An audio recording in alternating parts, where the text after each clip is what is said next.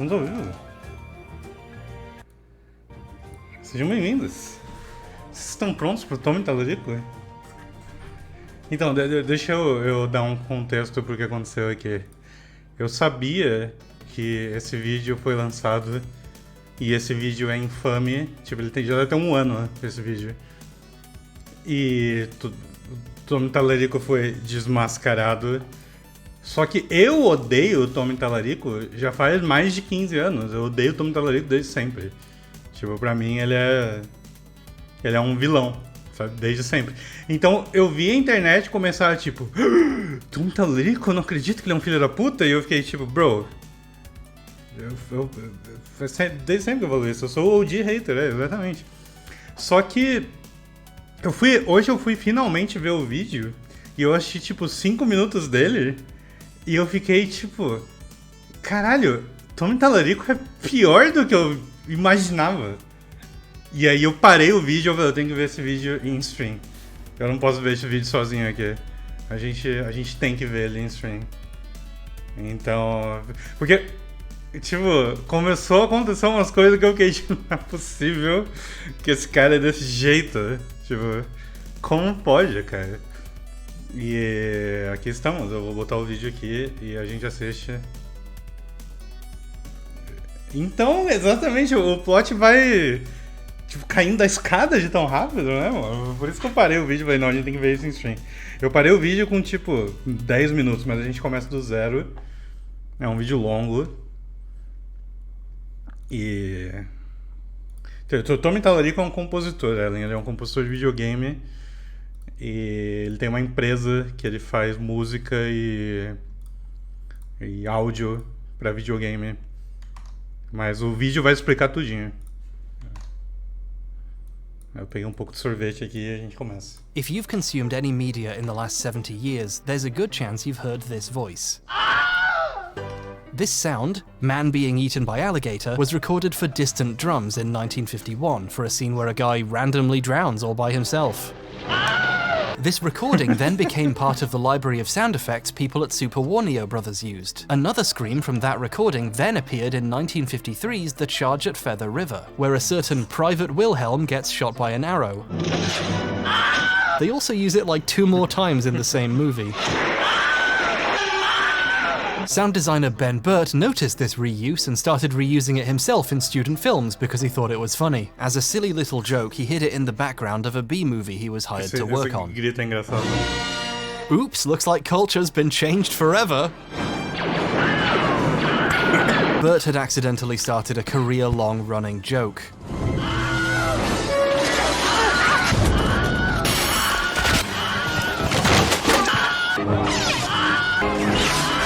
In his big cameo in Jedi, he does an impression of the scream when he gets killed by an OSHA-violating guardrail. Then other people started using it too, and now it's everywhere.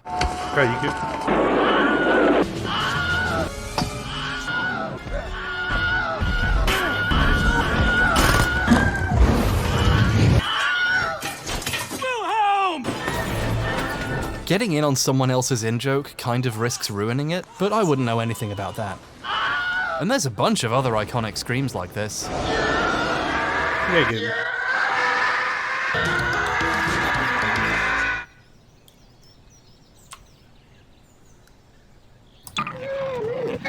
Oh, Jesus Christ! Like with Wilhelm, the source of these sounds are usually well documented. That scream comes from a popular sound effects library. And while we're ruining things, those sheep/goats screaming like a human videos you love so much?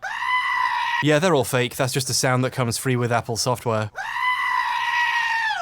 You're welcome. But for over a decade, one sound's original source was unknown. This one. This is all over internet video nowadays, but where's it from? Most people under a certain age are yelling Roblox at the screen right now. Roblox is a free online game/platform people can make additional content and games for, and they can even monetize what they make for a pittance. According to YouTube journalists People Make Games, Roblox developers receive less than 25% of the money from sales of content they make. This has led to the Roblox Corporation attaining a net worth of roughly $7 quadrillion.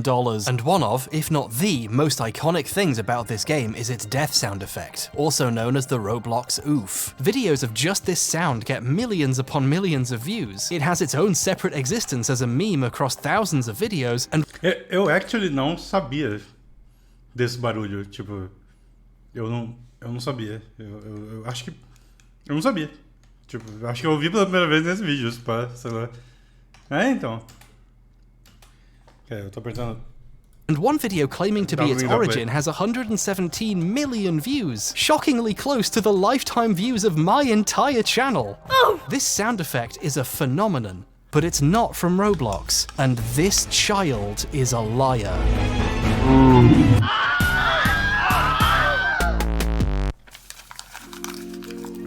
Now, I haven't played Roblox. I play mature games for grown-ups, like Fortnite. When I was the age Roblox... Eu queria dizer que pra eu começar a ver esse vídeo, eu tive que passar pelo meu preconceito de H-Bomber Guy, o cara que fez o pior vídeo do YouTube, que é aquele take tenebroso sobre Dark Souls 2, onde todos os pontos que ele faz são horríveis. Mas Roblox would have definitely controlled my life. It was instead being controlled by stop-motion animation, and then later by Gary's Mod, a game which did not monetize its content in increasingly horrifying ways, transforming its community into a digital sweatshop, but I'm sure the new way is fine too. So no, I haven't played Roblox, but I have played Messiah.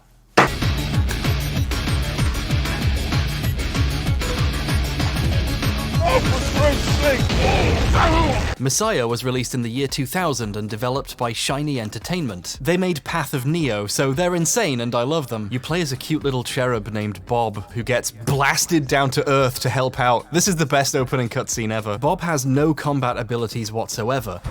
Instead though, he can possess other people. I'm a cop. You know, in real life, a huge portion of the angels who come to Earth end up in the bodies of police officers. It's true, Google 40% cops. Bob can possess basically any living thing, including rats when the developers feel like making you save scum. The player is constantly switching bodies, using their different abilities, credentials, and weapons. The pacing is breakneck, because doing so doesn't slow you down. I played Messiah in the mid-2000s when I found it in a Christian charity shop. I assume they didn't see the words sex, religion, possession, death on the cover, and then I threw it away. I bought this copy on eBay to use as a prop. I have to get this out for the rest of the video now. Then a decade passes, and in a random YouTube video, I hear a familiar sound. People tell me it's from Roblox, but I swear I've heard it somewhere else. Obviously, I immediately forgot about it and moved on with my life, until 2019 when someone else figured it out. User Plasma Node on Reddit was watching the ending cinematic on YouTube, for some reason, and noticed... Aquilo é o Palpatine? O avatar daquele cara é o Palpatine? Parecia. A very familiar sound. He posted his discovery on Reddit along with a clip from the ending. Someone stole and reposted his clip on Twitter. A large Roblox YouTuber made a video about that tweet, and then journalists started picking up on it. Although the articles do credit the wrong person with the discovery because their one source is a video that got it wrong. Why did the sound get so popular anyway? Well, if TV has taught me anything, children being injured is just universally funny. Let's not think about what that says about us. Here's an interesting fact, which I hope justifies me playing the entire game in preparation for this video. Everyone involved seems to think the sound effect is specifically in the ending, but it's actually all over the game. You can fly around and flap your little wings to float, and whenever you slam into a wall, Bob makes a noise, and that's one of the noises. It's also in the opening cutscene too. It's kind of funny it was discovered in the ending, the last possible place you would hear it if you played the game. Interestingly enough, there was proof in Roblox the sound was from Messiah all along, and no one thought to check. You see, sound files have this thing in them called metadata. It's extra information that comes with a file, you know, album art, list of the artists and people who worked on it, and so on. You know those pirated Weird Al Yankovic albums your friend gave you when you were 14?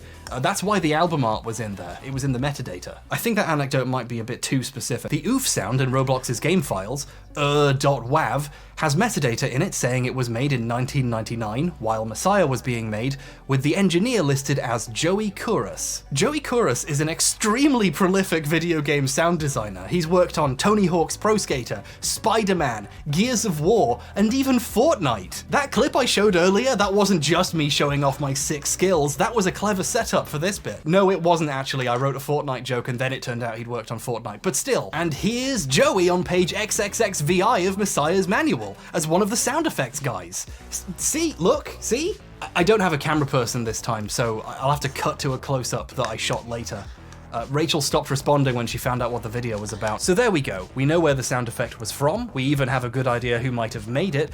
Mystery solved. We can all go home to our families. Just kidding, there's more. That's only the beginning of the story, you worm.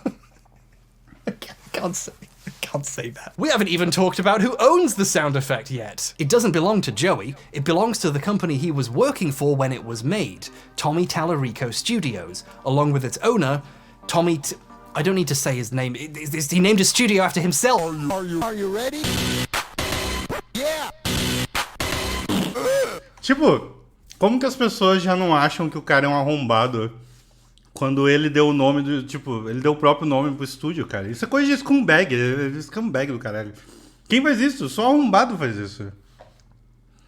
Estúdio Sakazama. Tommy Tallarico is a veritable video game industry icon, according to the first line of his biography on his website. I wouldn't personally go that far, but he was a fairly well-known musician and composer for video games in the 90s and 2000s.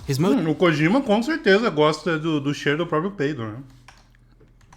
Ele tá bem ali. Most notable soundtracks include Earthworm Jim, MDK, and Advent Rising. His company was involved with the sound effects on lots of other games from this period too. That's why if you're my age or older, this is burned into your brain. Tommy Tallarico Studios. He was also on TV on the shows Electric Playground and Judgment Day, some of the earliest shows about video games, reviewing new releases and interviewing developers. If you were around for a certain era of game history, you remember Tommy from TV or played something his company worked on. He also co-founded Video Games Live, which produced symphony performances of popular video game soundtracks. VGL is universally recognized among gamers as a thing they think they remember hearing about that seems nice. Ok, aqui entra eu sendo chato. Quando o VGL começou a ficar popular aqui no Brasil, e ficou muito popular aqui no Brasil, porque esse corno vinha o tempo todo, sempre chegava algum amigo meu e falava, nossa, Saga, você vai no Video Games Live, eles tocam música de videogame. Eu falava, não, Tommy Tallarico é um arrombado e você não devia ir na bosta da orquestra merda dele. E aí todo mundo ficava chocado, porque eu tava sendo chato. Porque tava todo mundo feliz indo pra orquestra de videogame e eu tava falando, pra que você vai nessa bosta do Tommy Tallarico? Você não sabe ele é um filho da puta? E aí todo mundo ficava... Sabe? Então eu tô feliz que agora todo mundo sabe que o Tommy Tallarico é um arrombado. Seguimos. Royalties from his company's work over the years, Tommy's doing pretty well for himself, and he's spent his money on living in a very interesting house. It has themed rooms, a Spider-Man room full of all the original comics. Probably have about $50,000 in your hands right there. Giant statues of Lara Croft and the Fifth Element lady, an ancient Egypt-themed dining room. The list goes on. The first thing I built in my house when I bought this was a 7-foot waterfall.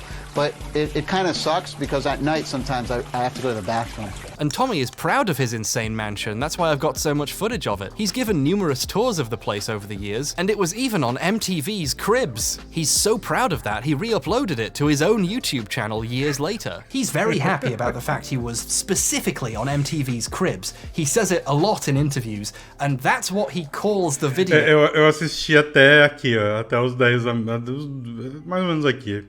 10 ou 12 minutos.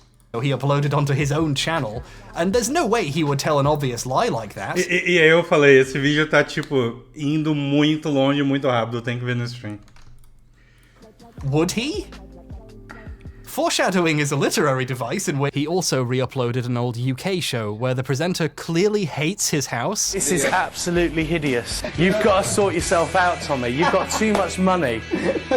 This is silly. It's not right, Tommy. No, but it is. There's children starving. And if you're the sort of person who's impressed by Guinness World Records, Tommy has a huge stack of them leaning up against a cabinet in the corner of his awards/Indiana Jones nook. The big one is person who has worked on the most video games in their lifetime. I actually have the Guinness World Record for the person who's worked on the most video games in their lifetime. He's such a big deal, he was handpicked Tipo, olha o tanto de red flag. Ele é uma walking red flag. Ele é um caminhão de red flag. by Shigeru Miyamoto to work on Metroid Prime. Metroid Prime with Shigeru Miyamoto. I worked with him for many years. And he was also the first American to work on the Sonic the Hedgehog franchise. I was the first American ever hired to work on the Sonic franchise. Can you believe that?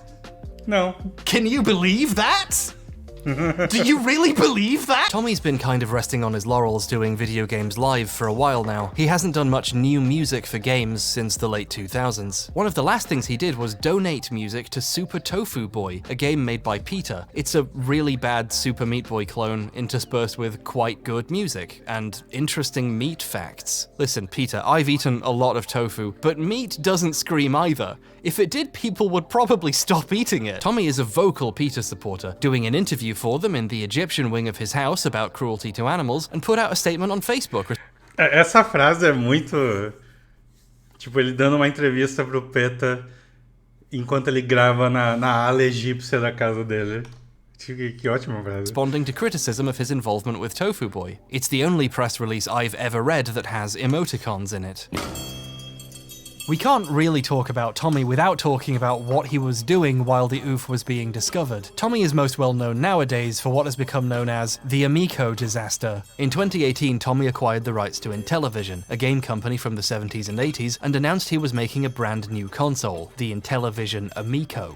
Amico aimed to be a truly family-friendly games console, with low age ratings on its games, and the bonus selling point of, not having online play. Apparently to get people playing in the same room together? Together again. Oh, some people would tell you online play is one of the best features of modern gaming and a nice option for people who can't easily be physically next to each other, and to that, Tommy's reply was, no. When I was growing up in the 70s, 80s, and even when I was working in the game industries in the 90s, you know, we didn't have the internet, right? With this pitch in Right. hand, how did the Amico do? Yeah, It didn't. It was delayed, supposedly due to the global pandemic, but then it was delayed many more times, and it still isn't out 2 years after the intended launch. It seems less like unfortunate supply chain issues and more like management underestimated how hard it is to make a new game console from scratch. As CEO, Tommy made the decision to open 2 company offices, in Irvine, California and Salt Lake City, Utah, 2 really expensive places to open offices in the middle of the pandemic. In his video tours, the large expensive spaces are mostly empty and unused, with the money guy in the back looking like he's working overtime trying to keep this operation afloat without a finished product. This is where the magic happens. Tommy wants money. This is in this box is where it all happens. As the money started to run out, they turned to crowdfunding investment website Fig. Tommy produced a video in his Spider-Man room, with other company leadership in his Egypt room and Tomb Raider-themed movie theater room, claiming the console just needs a bit more money to get going and release is just around the corner. The rocket ship has been built. We are on the launch pad, and we just need the fuel to take off. So strap yourself in, because it's going to be one hell of a ride. They raised $7 million more and the Amico still didn't come out. So they tried again, turning to second crowdfunding investment website, Republic. They even used the same pitch video. Come on guys, the rocket ship just needs a couple... Tipo, quem que dá 20 milhões pro Tommy Tallarico, cara? Quem que deu dinheiro pro Tommy Tallarico? Pro Amico? Tipo, que tipo de ser humano? Eu acho que a gente que compra Funko Pop, cara. Tipo, não... Deve ser. Couple more $1 million. Strap yourself in. They raised over $11.5 million more so they could continue to not release a console. They tried a third time on a weird, shady investor website that pretends to be a live stream but is clearly pre-recorded. The rocket ship is built, folks. We are on the launch pad. We just need a little more fuel. And then they turned to yet another crowdfunding website for more and cancelled it partway through when it became clear there's no one left to invest. Você tem vários Funko Pop, eu sinto muito, longe. Você podia ter comprado tanta coisa mais legal do que Funko Pop. Então, o mais doido é que, tipo, eu diria que o público-alvo de um console novo em television não é nem 30, 40 anos.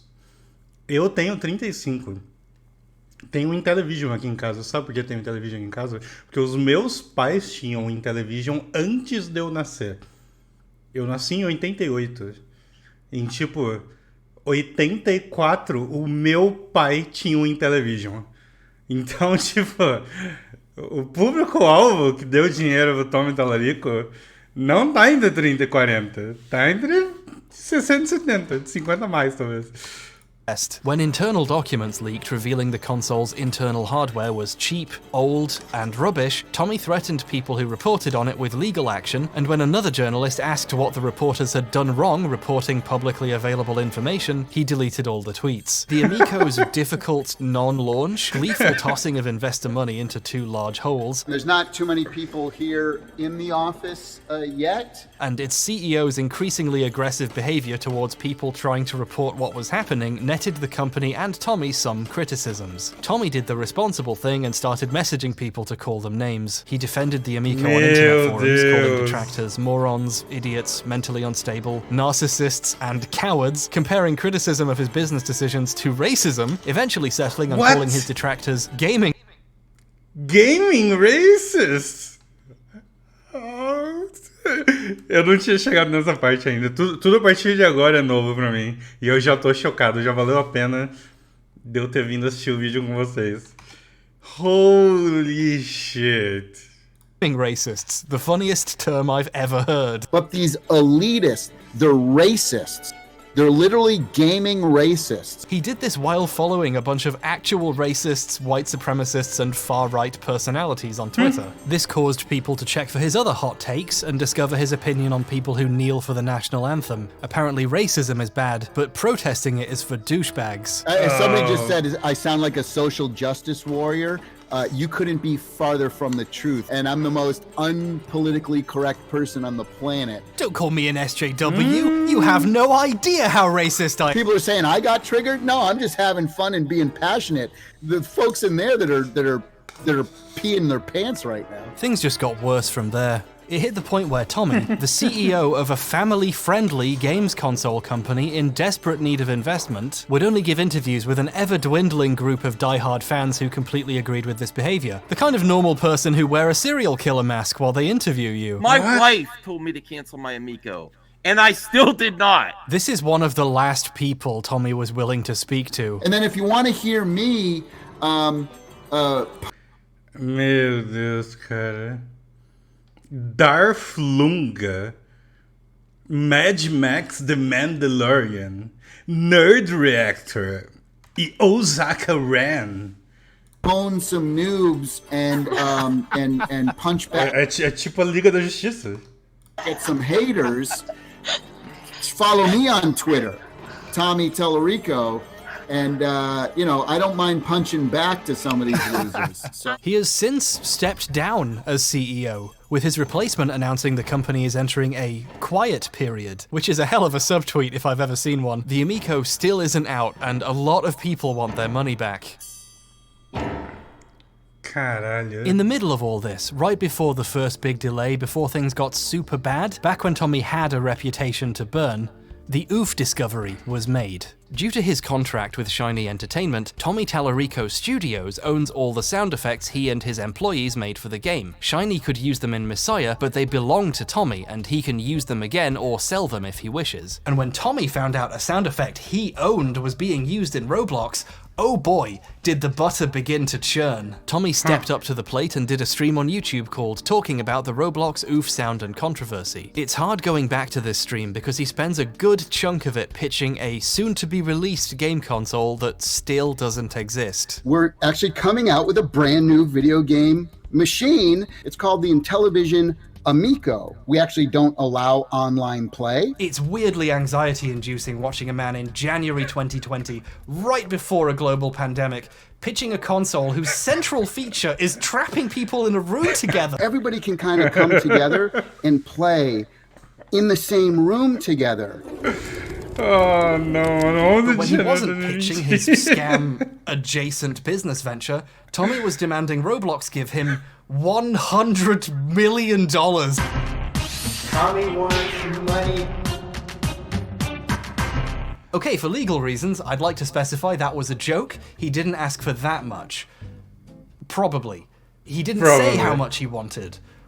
Almost like he was embarrassed to. Tommy made it clear he didn't want Roblox to remove the sound. He wanted them to keep using it, but to pay him for it. And if they didn't, things were going to court. They may think that, I'm trying to get the sound taken out of the game. I'm not. They may think that I'm currently suing Roblox.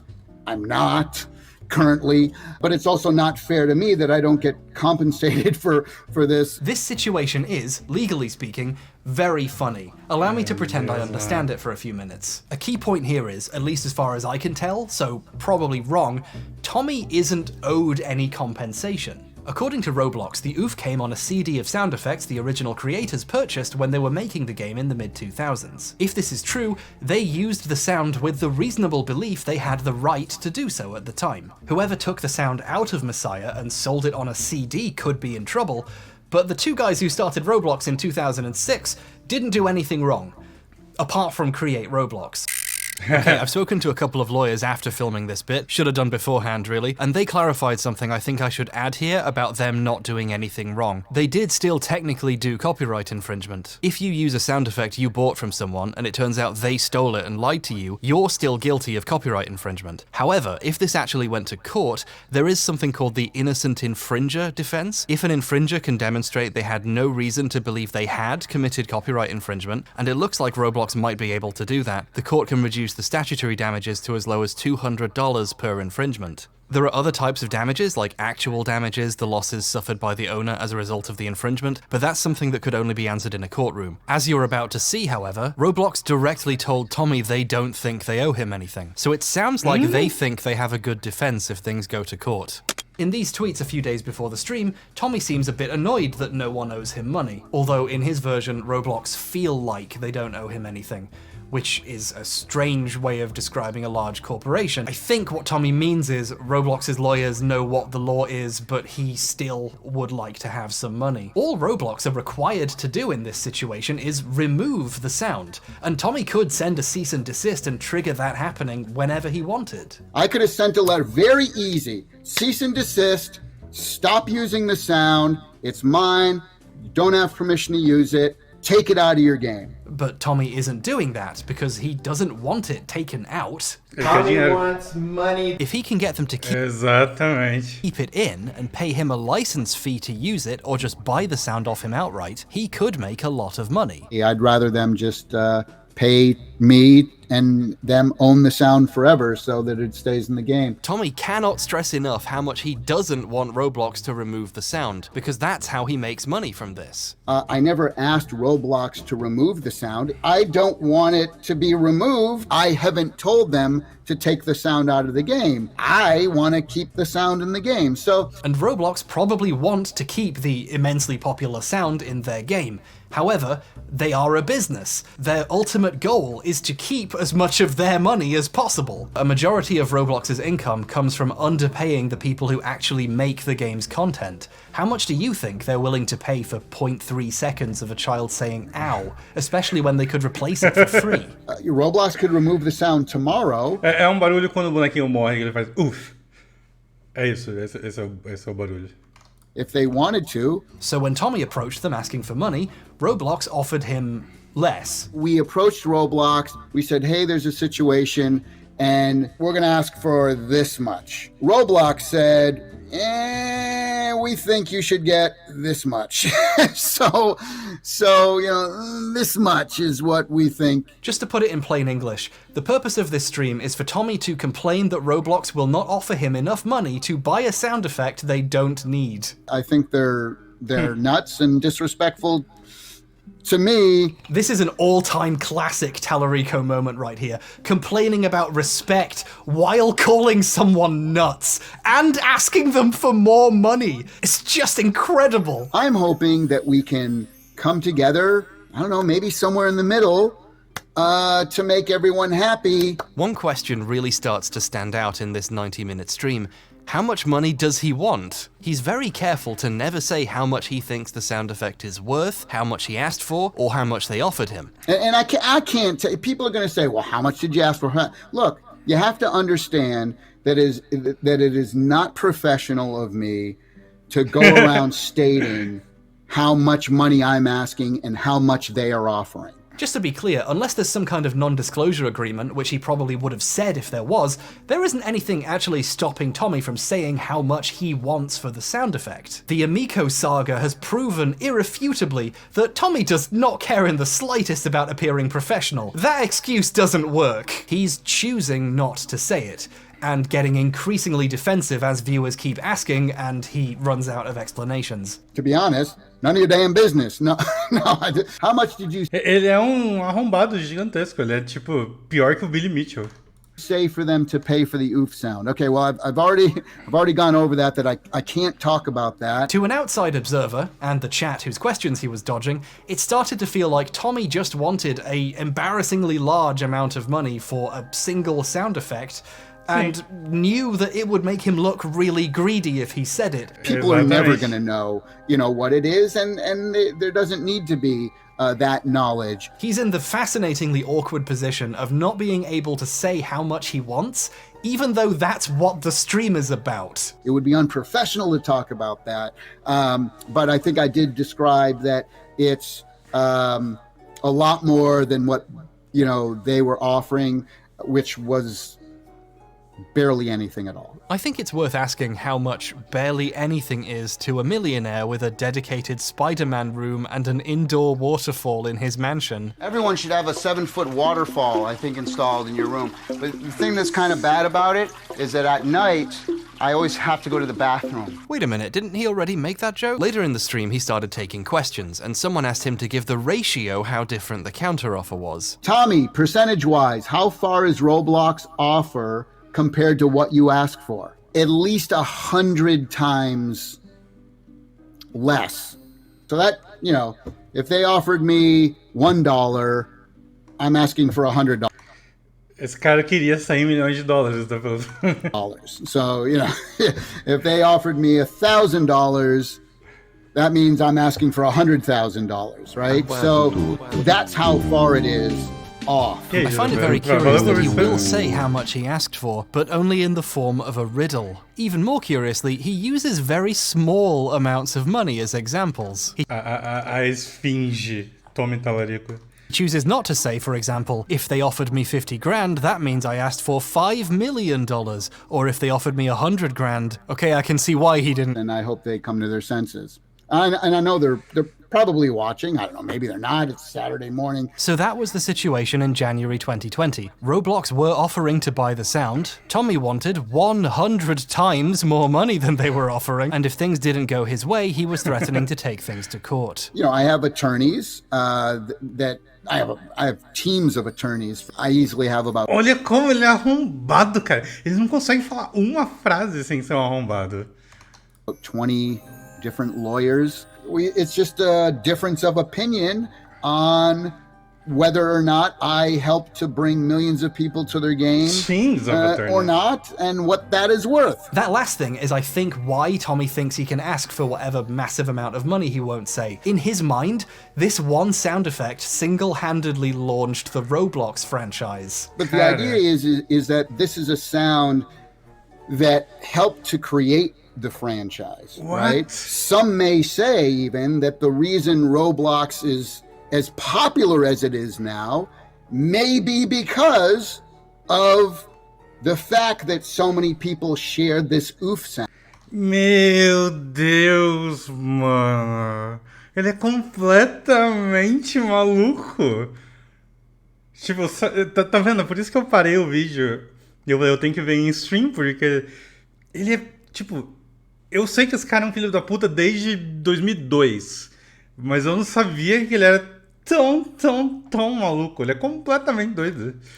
So, some may say, Tommy, you don't need to launder your arguments like that. You are the one saying that right now. This is something that helped to create the franchise itself. It's made the game Roblox go supersonic. It was part of the reason. How many millions of people found out about the game Roblox because of a meme that used because of the sound, right? We think we're asking for something extremely. Então, foi o que eu comentei no começo da live, Nozaki. As pessoas adoravam ele aqui no Brasil. O lance é que, assim, esse cara fundou a bosta da orquestra de videogame dele, a VGL.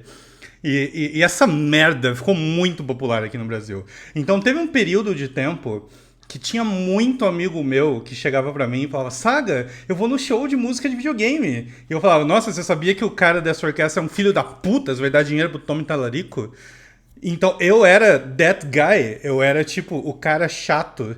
Quando as pessoas vinham felizes pra falar que iam na bosta da orquestra de videogame do Tommy Tallarico, eu jogava um balde de água fria nos meus amigos e falava: você tem certeza que é essa merda? O Tommy Tallarico é um filho da puta.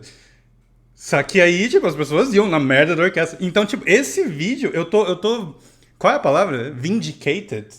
Tipo, sabe, eu tô feliz que esse cara desapareceu da internet e que a moral dele foi pro esgoto.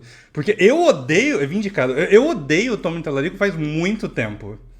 Tipo, não me entra na cabeça. Se você acessar o site da VGL, provavelmente ainda existe o site da VGL ou o site do Tommy Tallarico, na biografia desse corno, diz que ele foi o cara que transformou música de videogame de blips e bloops pra música de verdade.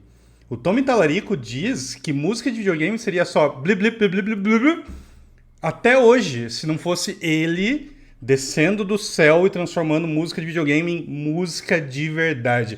E isso tinha no folheto de PR da orquestra merda dele, da VGL. Tu pegava o folheto da VGL e tava escrito isso. E as pessoas liam aquilo e falavam: uau, é um concerto de videogame. E elas iam naquela merda. Tava escrito no papel. Como que as pessoas liam aquilo e falavam: eu quero dar dinheiro pra esse cara? Mas eles iam, o brasileiro ama a VGL. E eu odiava ele por causa disso e eu odeio ele faz muito tempo. Sabe, tipo... Vamos continuar. Fair Senão eu vou ficar travado falando mal do Tallarico. Considering what it has done Tipo, eu nem vi o resto do vídeo ainda. for the franchise. These claims are hilarious, exaggerated, but most of all, wrong. Take the sound effects from Minecraft that are really popular and people use a lot in videos too. They have a huge presence online as well, but they didn't make Minecraft popular. They're popular because they're in a game million. Muito bem, Mads. Você deu dinheiro pra fonte do Tommy Tallarico, a fonte no meio da sala. Você financiou a sala egípcia do Tommy Tallarico. Você financiou o quarto do Homem-Aranha do Tommy Tallarico. Muito bem. Children have Tá de parabéns. The Roblox OOF took off in mid-2017, when Roblox was already a pretty mainstream thing. The cause and effect is completely backwards here. While it might not be entirely impossible for a single sound effect to make a game very popular, I would like to remind everyone that this sound effect was already in a game, and that game was such a massive critical and commercial failure that no one noticed a sound effect had been stolen for 20 fucking years. Come on, bud. Roblox didn't become a multi-billion-dollar company because of it. Messiah é bem ruinzinho, by the way. Vocês já jogaram? É um jogo de computador. Eu joguei ele quando eu era novinho e ele não é muito legal. Sound effect, they got there by being evil. Speaking of evil, Roblox eventually worked with Tommy to turn all of this into a whole new way of monetizing their empire of nightmares. Instead of paying Tommy for the sound, they're making the players pay for it. In November 2020, Roblox announced the OOF sound was going to be removed, but they were updating their developer marketplace so players could purchase sounds to use in their games. And once this update was complete, the OOF sound could be purchased and used through there. I assume Tommy would get a cut from this. Simultaneously, Tommy announced he had produced a sound effects pack for creators to use in their Roblox games, including the OOF. I have done a brand new sound design library just for Roblox. Creators could buy a range of sound effects packs costing from $10 to $250 and use... Olha que eu...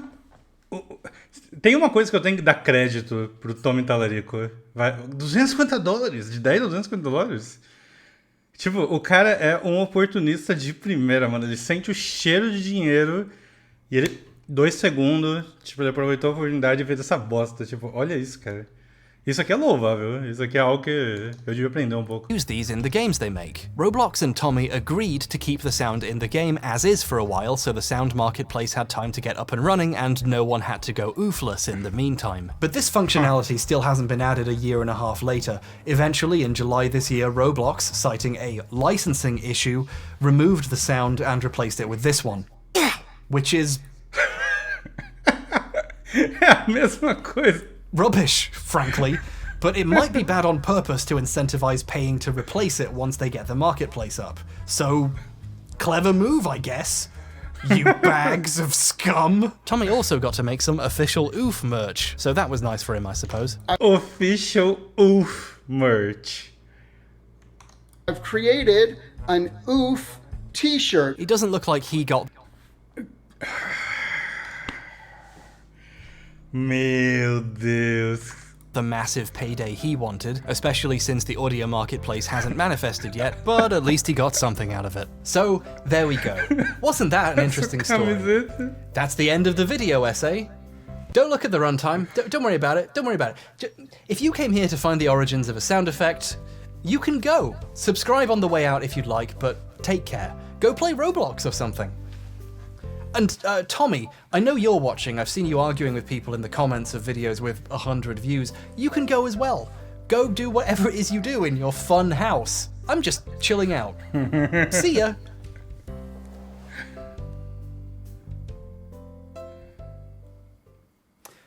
Okay, I think they're gone.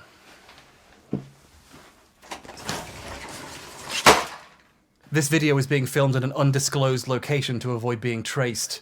Also, Mum went on holiday and she locked the garage so I can't get to my set. And no, I have no idea why the back wall of this room is also green. The last guy who lived here had terrible taste. Anyway, I think he's gone. Okay, we need to talk about Tommy. This is where the video was supposed to finish. So I was writing up the script and doing a bit more research, and then I re-watched Tommy's E3 2021 pitch for the Amico. Bro, o vídeo era pra ter 31 minutos, o vídeo tem 2 horas. And I realized something. He takes credit for creating the oof in a very particular way. I'm even the guy who did the oof sound for Roblox. He made the sound for Roblox? I thought I misheard him, or maybe he misspoke, but no, that's how he says it. The thing that you might know me the most from is the guy who created the beloved oof sound for Roblox. That's right. The sound wasn't made for Roblox, it was made for another game and reused by mistake. That's what this whole thing was about, Tommy. He said that one in the commercial for his sound design kits he's selling to put it back in the game. Why is he saying it like that?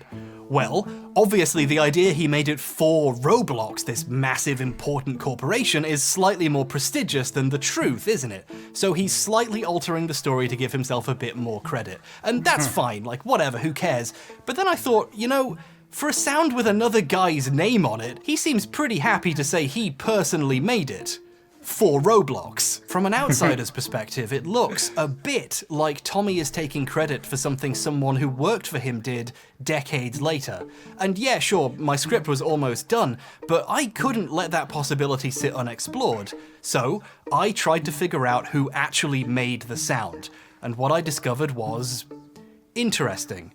And then a bunch more other shit happened and now the video is this long. I'm so sorry. Damn, e pensar que eu não gostava do H-Bomber Guy por causa do vídeo merda Dark Souls 2 dele. Agora eu amo ele agora. Yes, Joey's name is on the file, but that doesn't necessarily mean he created it. If he did the final exporting of the sounds Tallarico Studios made for Messiah, his audio program would put his name on them regardless of who recorded, edited, or mastered them. Instead, let's look at how Tommy talks about who made it. Let's rewind the clock a little. Back in 2019, Tommy quote tweeted that one video that was a repost of the thing Plasmonode put on Reddit. He indicates that his company created and owns the sounds used for Messiah, and that the sound effects was created by my lead sound designer Joey Kouros. Notice that he specifically doesn't say that he made it. He says his company created and owns it, and then specifically credits Joey, implying little to no direct personal involvement. I believe this version of Tommy's story is true. However, soon after writing this, To put it bluntly, it looks like Tommy realized how popular the sound was. He's said in many places, including the livestream, that he didn't really know that much about Roblox until he found out one of his sounds was in it. So on a timeline, it looks like he wrote that tweet and then started looking at the sound's presence online. In his next tweet, he says he's surprised to discover the sound has tens of millions of views online, and then all of a sudden it's a sound we created. And he adds this in parenthesis, like he's trying to sneak it into the story at the last minute. And I myself recorded. This is a bit of a change, isn't it? It's also just a weird way of talking about something you created. Like, if you found out something you had made, was in a huge game, you would go, hey, I made that. You wouldn't go, as you can see, my company created and owns that. It was made by someone who worked for me decades ago. Oh wait, the sound's really popular. I mean, we made it, and I myself recorded it. And to his credit, I think Tommy noticed how this sounds too, because 30 minutes later, he tried again. He started a second thread where this time it's a sound he created, Joey edited, and he owns. Oh boy. Note that he specifically used the word created again. So he got his story straight in the end, at least. Good for him. But that does mean this first tweet is a bit embarrassing, isn't it? Now, you tell me, what one thing would make Tommy look more like he was trying to rewrite the history after the fact here? Deleting the tweet, right? From my perspective, that would be a very stupid thing to do. But I must be missing something because he did delete it. It's gone. I am not accusing famous industry veteran Tommy Tallarico of lying about who made a sound here. I don't know for sure who did what on this sound. But Tommy should. And if he's telling the truth, why did the truth change when he was surprised by how popular the sound was? In a very short span of time, Tommy's version of history went from Joey created it, to we created it, to I created it, and then later an attempt to delete the fact he said Joey created it. I know how it sounds. It would be weird to assume someone just wants to brag about making this one sound effect this badly. But he does brag about it. He put it in his Twitter handle. Creator of oof. It's part of his pitch for the Amico. It seems very important to Tommy that he doesn't just own the sound, that he personally created it. To most people younger than me, that sound effect could be the most well-known thing on his resume, which is a bit depressing, really. And when he tries to describe the process of creating the sound, things get even weirder. In the OOF livestream, Tommy's happy to say he made the sound, but then he tries to go into detail about how it was made. I thought what first I would do is talk about how the OOF sound was created. When he talks about the work that went into making the sound, he doesn't say he did anything. He says we. Then what we did is we went through, all the different lines. We did a whole bunch of other stuff to it as well. So after we pitch shifted it down and then... Sometimes he accidentally says I and then corrects himself. I wanted to let folks know how I created the sound, how we created the sound, myself and my sound designer, Joey Curris. It just keeps going like this. We start to tweak the sound, each individual sound. So again, in OOF, we might have spent, a half hour trying to figure out exactly which way we should have pitched it down and what thing we would have taken and this and that. This is a strange way to describe something you did. Oh, Jesus. Parece que eles ficaram, 2 semanas pra criar esses sons. Far from being a sound he created and Joey merely edited, whenever he has to describe any specifics, all of a sudden it was done by committee. Tommy isn't lying about who did what here. Quite the opposite, really. He's specifically avoiding lying by being as vague as possible about something it would be easy to talk about if he actually made the sound himself. So I took this little girl's, we took the clip, right? And then what we did is we edited it and we kept the length of the sound. He struggles to come up with anything he actually did. Like his knowledge helped? And we'll say, I want to say this right. I mean, it took a lot of my... Por que ele não pensou nisso antes de abrir a merda do stream? Já que ele ia falar disso, ele quer falar que ele fez a merda do som. Olha a cara dele, mano. Que homem socável. Knowledge of Socável em Minecraft. Eu não socaria o Tommy Tallarico de verdade. Talvez em Minecraft, na vida real não. Audio to create this sound and make it sound unique. Now that em Roblox. people know about me, they know about how I created the Roblox sound. After seeing a guy specifically avoid saying I and say we dozens of times and then finish the story by saying, so that's how I made the sound, it just comes off really disingenuous. One quick indicator of what he could mean by we is, at one point he uses it to describe the act of exporting the sound out of the program. You know, compressing it and making it all, EQing it and doing all these crazy things to it before we ended up saving it out. So when he says we here, he just means Joey. It only takes one person to hit save on a file, and that's the one thing we know for sure Joey did. Like with the money situation, it's hard not to read into why Tommy is talking strangely. It starts to sound like Joey did most of the work, but then that would mean someone else deserves the credit for creating the sound. So all of a sudden, this 0.3 second sound effect becomes a team effort. That's Tommy's version of how the sound was made. He says we, but sometimes when he says we, he just means Joey. So... Cara, Joey Curious, tipo... Ele fala, eu espero que esse cara tenha falado com o Joey, eu tô muito curioso. What's Joey's version? Oh, Jesus, ok, vamos ver. He's been pretty quiet about all this, and good for him. His career's still going strong, unlike some people's. Ele não foi falar com o Joey. And I'm sure he has better things to do than litigate who made an ancient sound effect. Unlike me, who apparently has plenty of time for that shit. However, Chorus does have a website where he maintains credits for every game he's worked on since 1993, and he's still updating it today.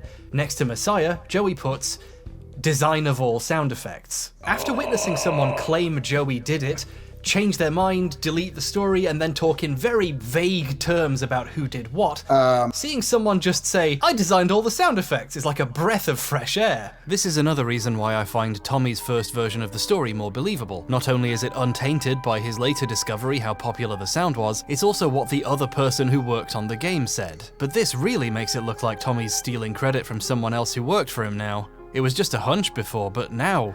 I don't know. And here's when the fun, easy video about the Roblox oof I was trying to make ended, and the horror of my new life began. Because while I was on Joey's page, I noticed something else. Design of all sound effects for Tony Hawk's Pro Skater. This was very confusing to read, because Tommy spent the last several decades saying he worked on Pro Skater. Tony Hawk Pro Skater, Tony Hawk Pro Skater, Tony Hawk Pro Skater. I was on the original Tony Hawk Pro Skater team. I was on the original Tony Hawk Pro Skater team. I'm not saying Tommy didn't work on it, it's just some places seem to disagree with him. Places like the credits of Tony Hawk's Pro Skater.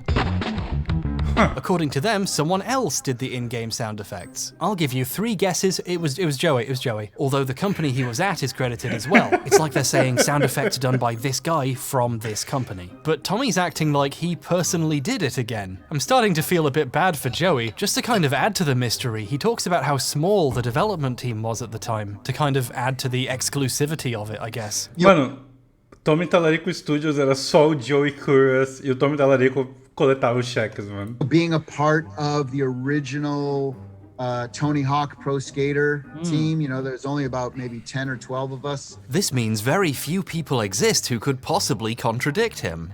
How convenient. It does make it even weirder, though, for such a small team to leave his name out of the credits. I guess Tommy could say his name is in there, but only because his company is named Tommy Tallarico Studios. So, who is responsible for the sounds in Pro Skater? The guy credited for it, or his boss who says he did it now? In an older interview / house tour, Tommy got a bit more specific. He said he'd buy skateboards, we'd buy skateboards. We buy skateboards. And then Tommy would help this mysterious other person record the sounds. He says one of the pain sound effects, ironically also a kind of oof, is his actual voice. The actual sound in Tony Hawk that you hear when the guy falls off the skateboard and cracks his head open, that's me falling off, cracking my head. So Tommy might have helped with some of the sounds, or at least at some point Joey recorded him falling off a skateboard. Strangely though, while he says he was on the Pro Skater team nowadays, at the time things were very different. You see, as I mentioned earlier, Tommy was on a TV show about games while Pro Skater was being made. The thing about journalism is, it's usually frowned upon to cover or review a product you helped create without disclosing you worked on it. And, to his credit, Tommy's very good at this. When he and co-host Victor cover games he was involved with, they make sure to say it. Take Advent Rising, a game he composed a ton of music for. Advent Rising. I'm not gonna comment on any of the music in the game because I am completely biased. This is, and I mean this unironically, ethical gaming journalism. Also, you might have noticed, but Tommy kind of likes to brag about games he's worked on. One time they reviewed an Aladdin game, and they brought up that Tommy worked on a different Aladdin game's music 8 years before. It was a great throwback to the 16-bit platformer days, and I know you worked on the original Aladdin game, so you must have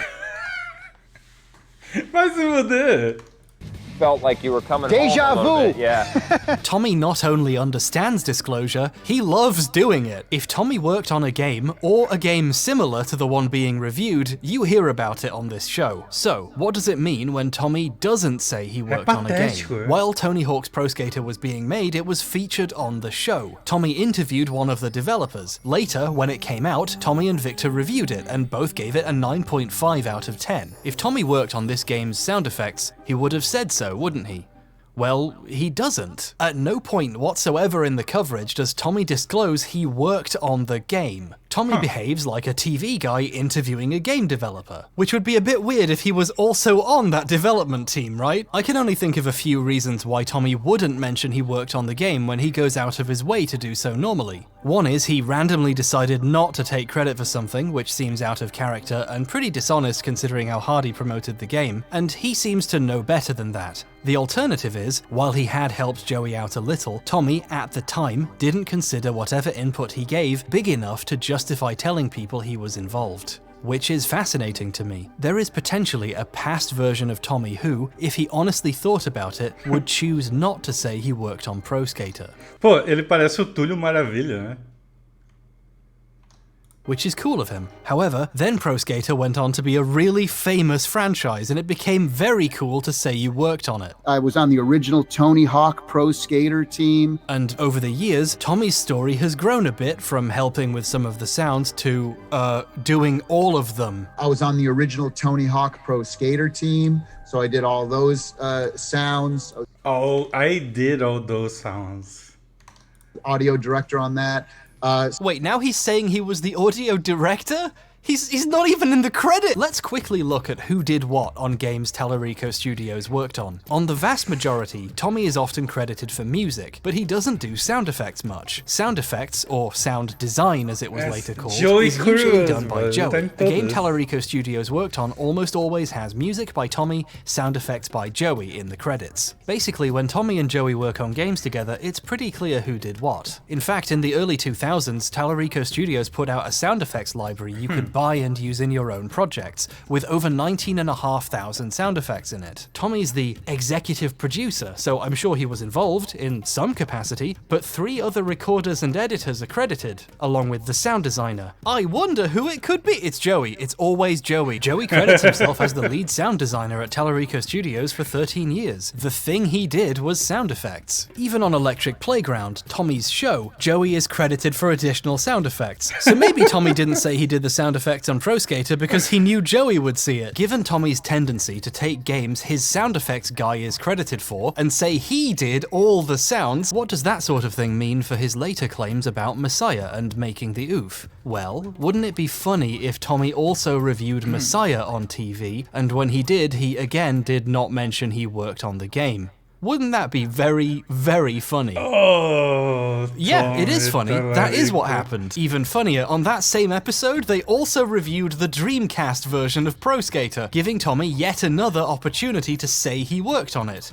Which he didn't. There's starting to be a precedent for Joey doing things, being the one credited for it, Tommy reviewing it and not mentioning he worked on it, and then years later deciding he did. Coming back to how he talks on the stream, we could mean we both worked on this sound, but to be cynical, it can also mean mean, Joey did it while working for me. Messiah is one of the 2 or so games I could find that Tallarico Studios made where they are both credited for the sound effects at once, so potentially Tommy might have been more involved with the sound effects on this than normal. So our candidates are a guy who mostly did music and not sound effects, reviewed the game on television and chose not to say he worked on it, and when he later decided he did and he made this sound, carefully avoided taking credit for anything specific, or the guy credited for sound effects on almost every other game, who says he did it, who Tommy said did it before he changed his mind the first time, and whose name is on the file.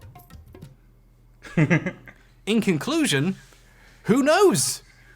Could have been either of them. Maybe it was both.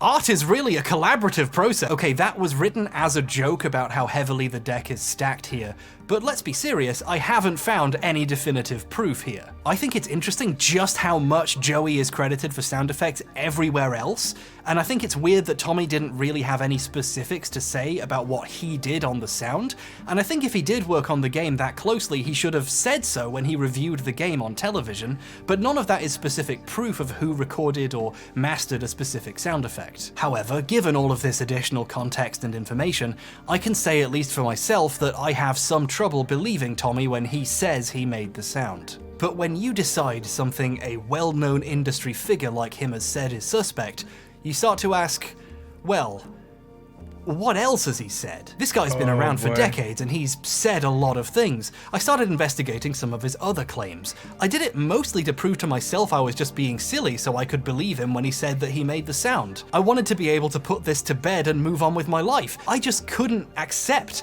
that the first American to ever work on Sonic would lie like that. Hey, wait a second! Yes, Tommy has repeatedly said he's the first American to ever work on Sonic. In fact, I was the very first American to ever be hired by the Sonic team back in the day. Are you serious? Very first American to be hired. One of the first. Como que ele tem coragem de falar isso? Tipo, de cara lavada, assim. First Americans to ever be hired by Sega of Japan for the Sonic team. I was the first American to ever be hired to work on the Sonic the Hedgehog series. But if you don't take Tommy's word for it and do your own research, by which I mean basically Google Sonic for 2 seconds, you start to see red flags. Sonic was being developed in America as early as 1992, when Sonic 2 was being made in California. Americans are all over Sonic's game development since almost the beginning. Which game did Tommy work on anyway? Sonic, some of the, or one of the Sonic games, Black Knight, that might have been in the 2000s. So Tommy was about 20 years late to the party of Americans working on Sonic. Okay, let's be charitable. Maybe he means first American to do music for the series? But if he thinks that, Tommy's been crushing too many 40s. That was terrible. I promised to live and learn from the... Oh, fuck. But this first American stuff gets even deeper. There are layers to this shit. One particular American musician, Michael Jackson, was rumored for decades to have worked on Sonic 3. This was seemingly confirmed by Yuji Naka earlier this year, actually. This would make Jackson the first American to do a Sonic soundtrack. Maybe there are some Americans who worked on one earlier. I'm not sure, I'm not deep into Sonic lore, I'm no Heriton Splimby. Now you could say, well sure, maybe that means Tommy is wrong about being the first American, but there's no way he could have known that, we only found out for sure recently. And yeah, to be fair, that would be true. Were it not for the fact Tommy has also been bragging about knowing back in the 90s that Jackson worked on Sonic. So I was really close with the Sega folks back in the early 90s. I don't know if it was ever confirmed or not, but I can tell you that he did do the music for Sonic 3. This was at a con in 2014, before he started saying he was the first American. So either he knew he was lying when he started saying that, or he made this shit up too. Which one is the lie? At this point, why not both? I don't trust this story about knowing about Jackson either, frankly. I think he just made up a story to seem involved with another important piece of history. That seems to be his MO at this point. This is just one example of what we could charitably call exaggeration, but realistically we call lies. The more I tried to check things Tommy said to prove to myself that any of it was true, the more it all came apart. Okay, so what about the Metroid Prime thing? He said in a bunch of places, including the OOF stream, that he worked on Metroid Prime. Eu gosto muito que esse stream de 1h30 dele, querendo dinheiro do Roblox virou Ulfstream. Metroid Prime with Shigeru Miyamoto. Worked on that for a couple of years. And I worked with him on Metroid Prime, the first one. And we worked together for about, gosh, I want to say 4 or 5 years. Metroid Prime, I worked with that with Shigeru Miyamoto for 5 years. Wow. I worked with Shigeru Miyamoto, the creator of Mario and Zelda. Worked with him for 5 years on Metroid Prime. He doesn't just say he worked on it, actually. He says Shigeru Miyamoto was a personal huge fan of his work and always wanted to work on a game with him. We always talked about working together. We're like, oh man, I really love all your Mario stuff. And he'd say, oh man, I love all your stuff that you do. Like, oh, Peraí, ele não conseguiu lembrar de... Eu acho que na cabeça dele se passou que, tipo... Shigeru Miyamoto nunca diria que, tipo... Ah, eu amo a trilha que você fez em Earthworm Jim. Eu amo a trilha que você fez em Terminator pro Sega Mega Drive. E aí ele só falou, tipo... Quer saber, eu não vou falar nada. Eu vou só, tipo... All the stuff you did. we gotta work together sometime, you know? I don't know if that part of the story is Meu Deus do céu, true, velho. but Tallarico Studios was contracted to work on Prime. Not music, by the way, Prime already had a composer. They just did sound effects. That might turn out to be important later. But early in development, Retro cancelled all their other projects to focus on Prime. Foi o Joey. O Joey fez tudo. Tom Tallarico não fez porra nenhuma no Metroid Prime. E ele não para de mentir. Suddenly didn't need outside help to get the audio done, and his contract wasn't renewed. Tommy will confirm this part of the story himself. My contract was coming to an end was around the same time that Retro's projects were all getting canceled except for Metroid, and they had an internal audio department. So he did work on it.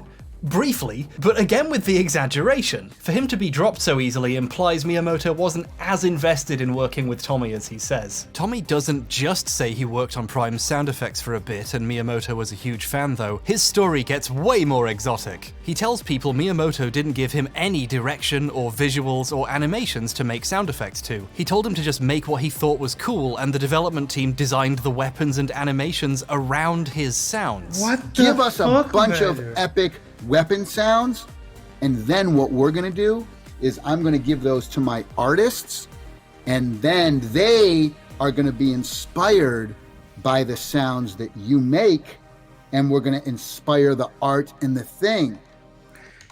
Cara, como que...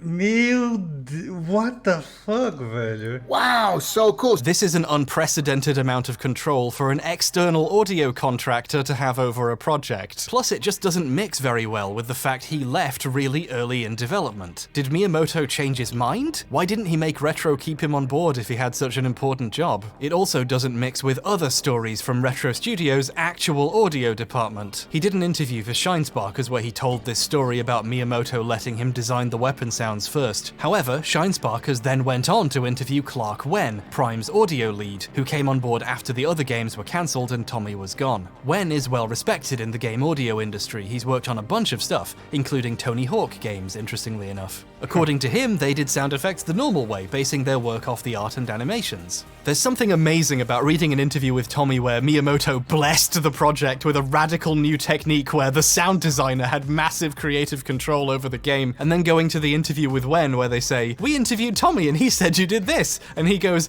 "That sounds cool, but no." Wen says 1 or 2 weapon sound effects were done when he got... O mais engraçado é esse cara sendo extremamente respeitoso. Tipo, nossa, que ideia legal. Mas não, a gente não fez isso. E a ideia não é legal. E provavelmente ele não acha que a ideia é legal.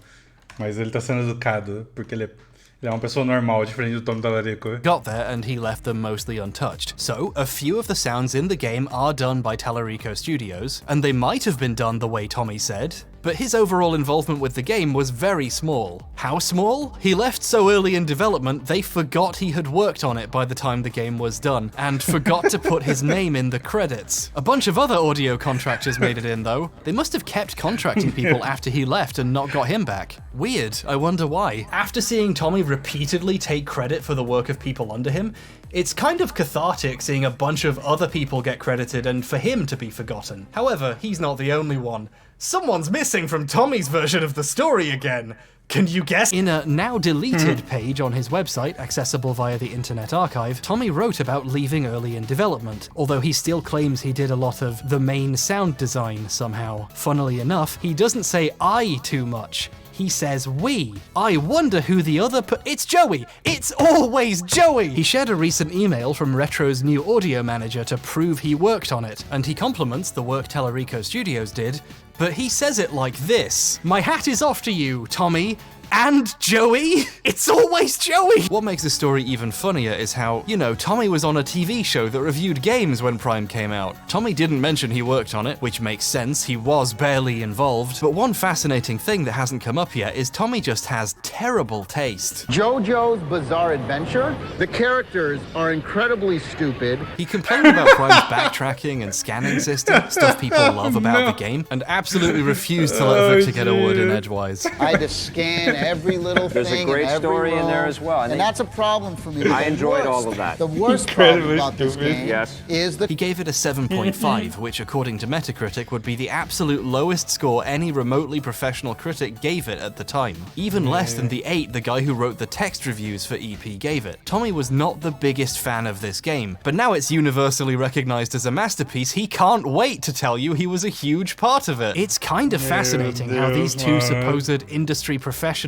each talk about their work. Joey doesn't mention Prime at all on his site. Presumably, he doesn't consider his work a large enough part of the finished game to go on a resume. Meanwhile, Tommy talks like he worked hand in hand with Shigeru Miyamoto. Tem uns bangers naquela lista de jogo que ele trabalhou ali.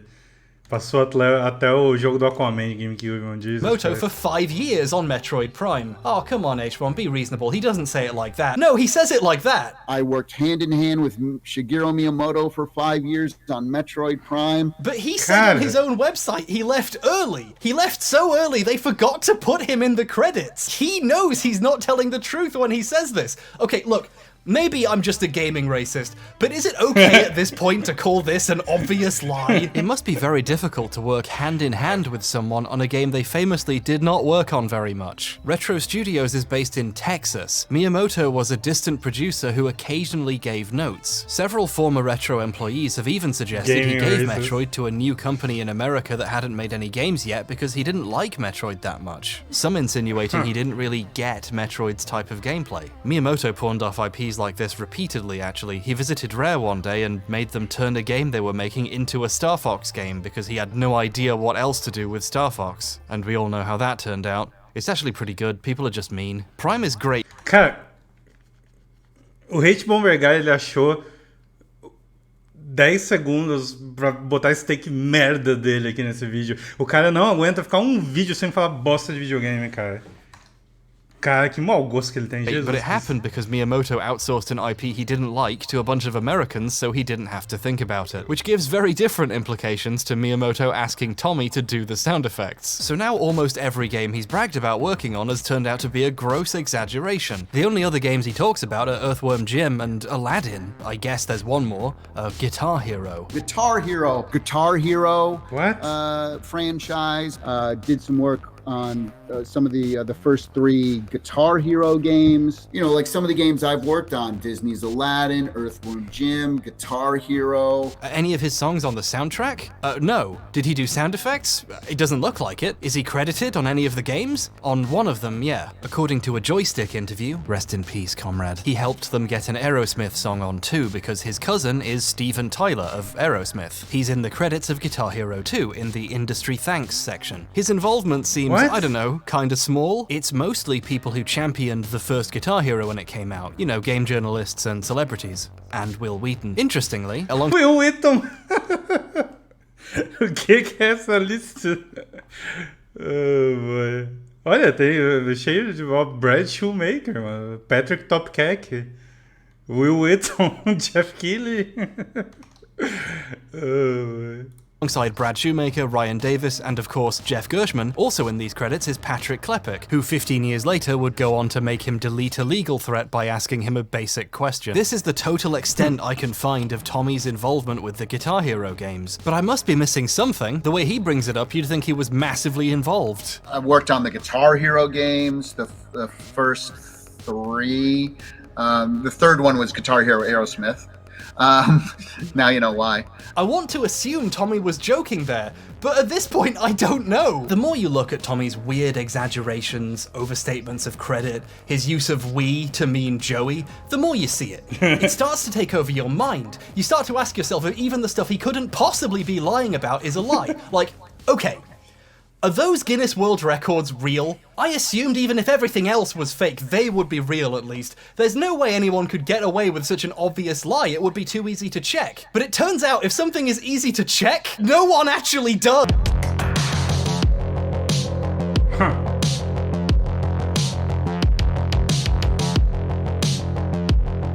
Let's start with the big one.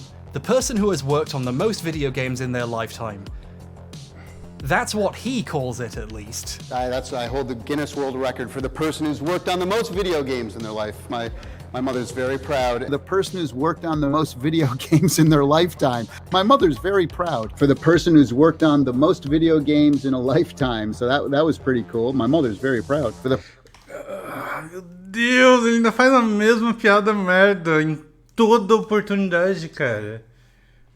Puta merda, que sujeito detestável. Person who's worked on the most video games in their lifetime, which is kind of crazy, kind of a cool honor. My mother's very proud. Até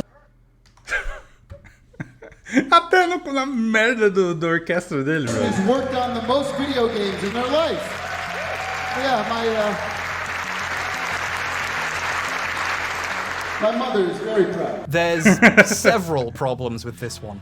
Let's start with how the number of games he's worked on keeps expanding, and not in the sexy way. By the time of his first Guinness World Record in 2008, he'd worked on the production of 272 games. Around this time, he stopped doing music for games and started focusing on video games live. Video games live takes up such a huge part of your time and your career, so have you ever considered going back to like full-time video game composing? No.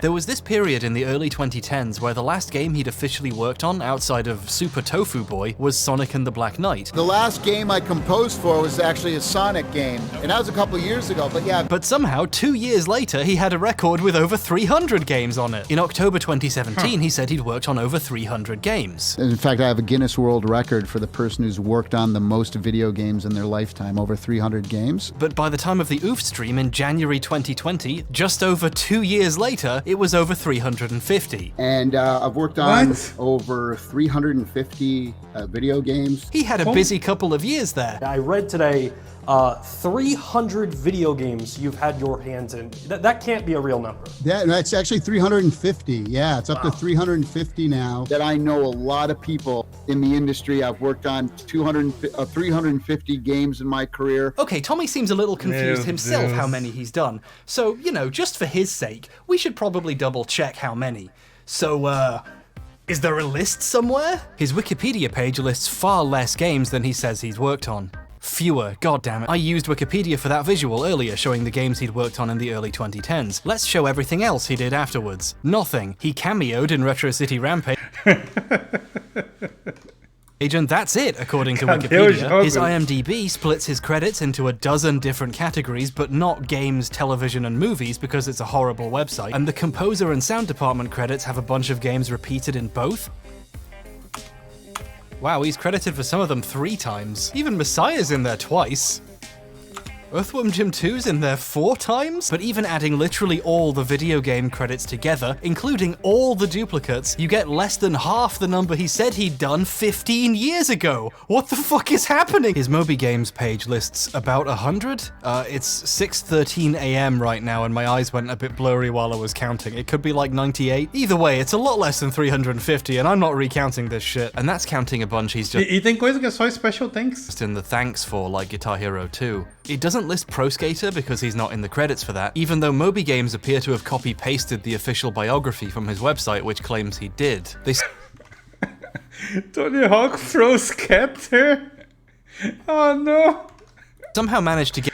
Ai, tiração Tallarico. Get Pro Skater to link to the correct game page, but not to get the spelling right. Okay, none of these websites can be trusted. Thankfully, Tommy has taken it upon himself to make his own list of games on his website. This list is larger, and I mean a lot larger than the others, and since Tommy wrote it, there's some dubious names on here. Pro Skater and Guitar Hero are on there, and so is Metroid Prime. Obviously, he Não dá cara Tony Hawk de Engage ali, mano, Jesus.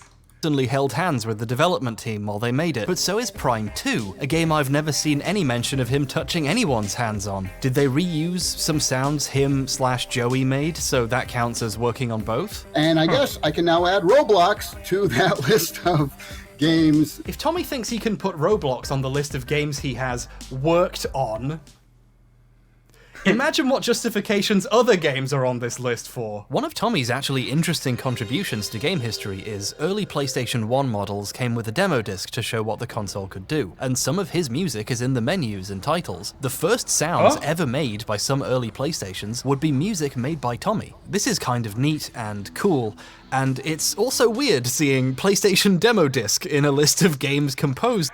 First Sony PlayStation demo disc. For. In general, this list has quite a bit of what we call padding. Tallarico Studios did additional music for the first Blood Rain, so that's one game worked on, right? Well, it's on Tommy's list 5 times, as each console version along with PC. Ah, ele colocou cada versão que saiu de Blood Rain na merda lista dele, cara. And Mac. I'm not sure why you'd want to give Blood Rain such a strong presence on your resume, but each to their own. He also did the music for Earthworm Jim 1 and 2. An Earthworm Jim game is on his list 18 times! Meu Deus. For Tofu Boy, a free Flash game Peter made he donated music to, is on here twice. You can run Flash games on the Mac too? Wow, that's an extra game worked on.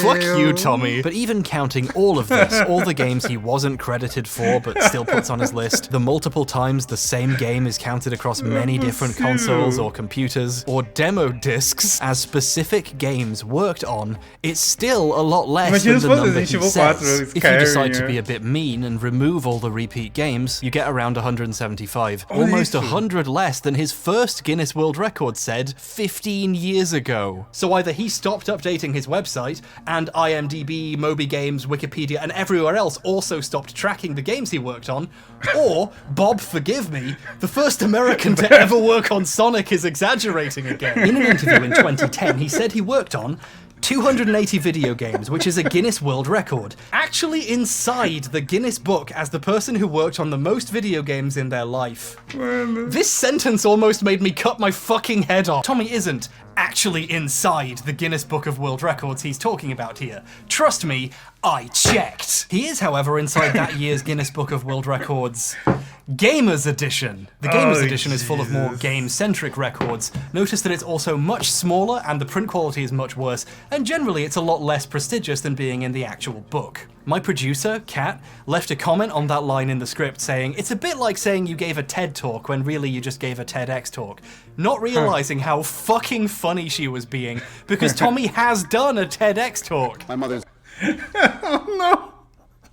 Eu não tô me aguentando com esse cara, não é possível. Very proud. When his biography on his website calls it a TED Talk. He is exactly that guy. She is so cool. I love her. Tommy is at least featured in the Gamers Edition. It's a 2-page interview about his career and video games live. At the beginning of the interview, the author claims Tommy has worked on more game soundtracks than anyone else. They don't say how they verified this or provide the list of games. It seems a bit like Tommy just told the interviewer this in the interview and they repeated it as a factoid assuming it was true, because why would someone tell such an obvious lie? Whatever evidence he has backing up his claim is becoming difficult to find. Luckily this wasn't too expensive on eBay. Supplies are quite low, but the demand... it's just me, basically. I mentioned how surprisingly cheap these were to Mandalore Gaming, and he started bulk buying them to leave in Airbnbs he stays in, like a sort of Gamerdian Bible. So if they seem more expensive now, it's because he's artificially inflated the price.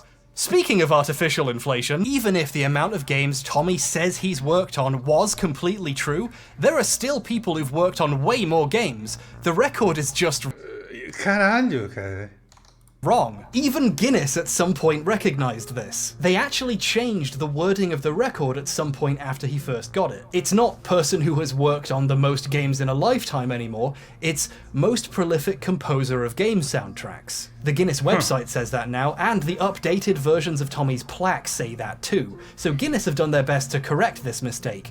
Tommy, however, has continued using the original name anyway for over a decade. In fact, I own the Guinness World Record for the person who's worked on the most video games in their lifetime. My mother's very proud. Another one of those Eu não sweet aguento mais. little lies we've become accustomed to Tommy using. Although I can kind of understand this one, because the new name is even more obviously a lie. I know for a fact Tommy has not made 280 video game soundtracks. We need to acknowledge just how bonkers this clip is. He's saying most... O Guinness é um scam, basicamente, né? Tu paga os 2 mil, 3 mil, 5 mil, 10 mil dólares e eles tacam um recorde ali, grande merda, sabe? video games in a lifetime while showing footage of the new record with a different name. Bonus points for the fact the record says more than 300 games, but then it cuts to a list he wrote with less than 300 games on it. And just in case it needs to be said, no, Guinness are not a real record-keeping organisation. They're a novelty book company. It's already a pretty common joke that most of their records are just silly stuff someone made up so they can have a record. Like, most baseball bats broken in 1 minute. That's a silly one I just made up now. Just kidding, it's real. I don't really mind if Guinness track a bunch of silly records. It's just a bit of fun, really. But they are an utterly for-profit organisation, not just in terms of sales of books, but also sales of records. Guinness has an entire subsection on their website dedicated to business marketing solutions, promising they can help with PR and marketing campaigns, complete with... Vamos pagar para maior fã de pastel do mundo. A gente desbanca o cachorro do Henrique, o Torresmo. The case studies section showing over a dozen pages of companies they got attention for by helping them come up with a new record to break, like Canon with its longest digitally printed photograph. If you have the money, you can pay them to help you break a record. I have my suspicions a lot of the silly record holders are independently wealthy people. You know, some people just want a record to call their own to give their empty lives a sense of meaning. Guinness aren't purposefully keeping track of who's broken the most bats or wasted the most money on a Pokemon card. Having a Guinness adjudicator on site to verify and give out the award on the day is super expensive, at minimum $10,000 plus transport and hotel costs. This stuff gets expensive fast. They aren't a neutral party tracking human achievements, they are a paid service, and many of their record holders are basically just customers. You'll notice that when it became clear someone else should have the record for most games made in a lifetime,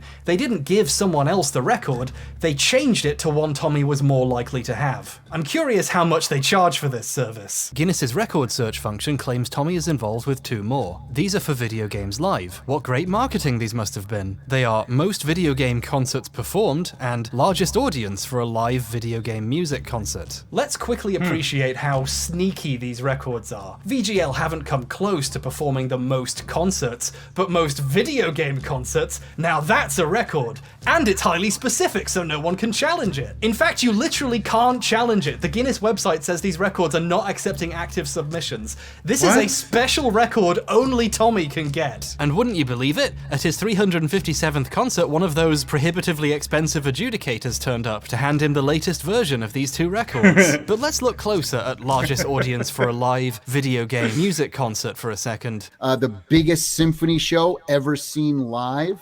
Over 752,000 people watching us live in Beijing, China. This would be pretty impressive.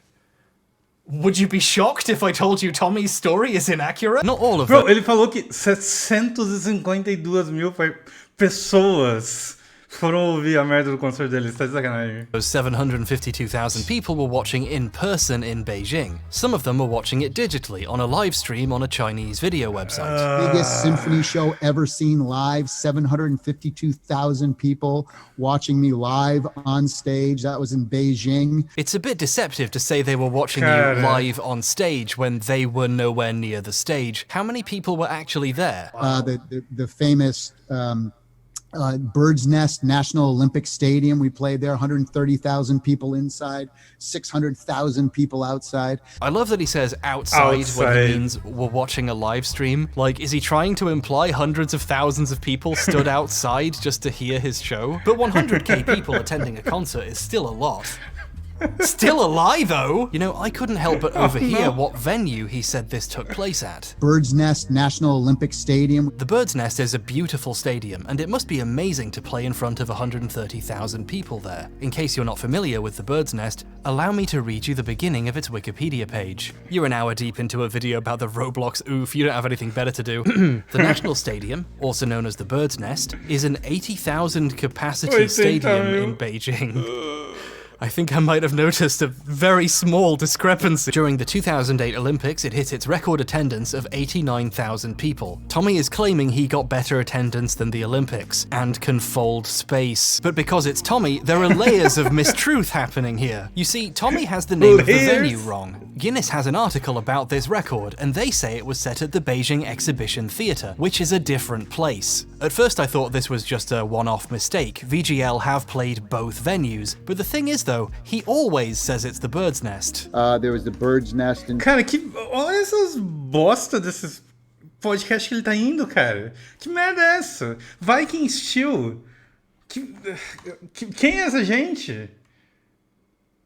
China, Beijing National Olympic Stadium, 750,000 people. Now, maybe he just has the names really mixed up in his head. They are both in Beijing after all, although it is a bit weird to forget where you set your Guinness World Record, but whatever. But is there maybe a reason he says the name of this theatre while claiming he played to hundreds of thousands of people? Well, there's one. It would be even more impossible to play to 130,000 people at a theatre with only 2,700 seats. The Guinness article also happens to mention the actual number of people physically at the concert, 2,086 people. So even when Guinness has the numbers, he still makes shit up. Tommy, anyone can check this. What are you doing? I don't trust that many people were watching the live stream either. There's no easily obtainable record of the live viewership from the Chinese streaming platform this appeared on, so we, and apparently also Guinness, just have to take Tommy's word for it that almost exactly 750,000 people watched this live. And considering we just caught him lying about this exact thing, I have my doubts. Even though he has a Cara, ele só mente o tempo todo. Record with a specific number written on it, the number keeps changing. In an interview in the 2017 Guinness Book of World Records, the Gamers Edition of course, he directly claims over 1 million people saw that show live. I cannot stress this enough. He is literally lying to Guinness about a record Guinness just gave him. I can't fucking believe it. I can't fucking believe it. That's all 3 of the records Guinness appears to have on file for Tommy Tallarico. Tommy seems to know better though. His list of awards on his website says he has 4, the 4th one being most video game concerts in a year, a record I cannot find anywhere other than his list of awards and other interviews with Tommy. So I don't know, maybe he has 4. Well, his biography says he currently holds 5, so I don't know, the numbers just keep going up. Can he at least get the record straight on the number of records? Okay, to be fair, he has recently just make updated shit up, it. fam. Lately, he started saying he has 7. I have seven Guinness World Records for different things. So what are all the others? You know, for a guy who, let's be frank, fucking loves bragging about all the shit he's done. I've worked with everybody. I was the first American. Tommy is uncharacteristically modest. The first American. About saying what these other 4 records are. In a Reddit AMA a few years back, he said he has 7, but just to avoid wasting people's time, he only listed 3 of them. Would you like to guess which 3? When someone directly asks him to list the records, he sheepishly adds most game concerts in a year. O Tommy Tallarico trabalhou na WF. É ele que faz a voz do T-Pepe. Yeah, but that's it. The others are like ghosts. Tommy, how many Guinness World Records do you have? So I have 7. One of the ones I have is the most symphony. Ei, não vamos rir do podcast Casa Nova, o podcast número 1 do Havaí. Tá escrito ali. Hawaii's #1 podcast. Shows in a single year. But I would say there's three big ones. The three big ones are most shows, biggest live show ever seen, biggest live show ever seen, the most video games. So I have a total of 7, but there's 3 big ones. Ele começa a tropeçar na própria frase, cara. Eu não consigo. Esse cara, mano. Meu Deus. Doesn't even have a riddle prepared for this one. He just refuses to tell people. He's so shy all of a sudden. Luckily for us, in Tommy's investor videos for the Amico, we can see at least 5 of them. So let's just take a look and find out for ourselves. In the center we have most prolific composer of soundtracks. Okay, can't verify he's done that many games, but we at least know that one. The 2 either side say most video game concerts and largest audience. Those are the 3 we know he has. Now for the mystery ones. To the right we have the record for the most video game concerts This is the same record. This is the previous version. This one's from 2014 with 293 shows. What about the one on the left? The longest video games live, which has performed 260. These are the same 3 records. It's starting to look like there's a good reason the other 4 records don't get mentioned much. In one house tour he gave in 2017, he has them all laid out on the floor, where they appear to have sat for 5 years now. Look at that dust bunny. And Tommy calls them 7 different Guinness World Records. There's 7 of them.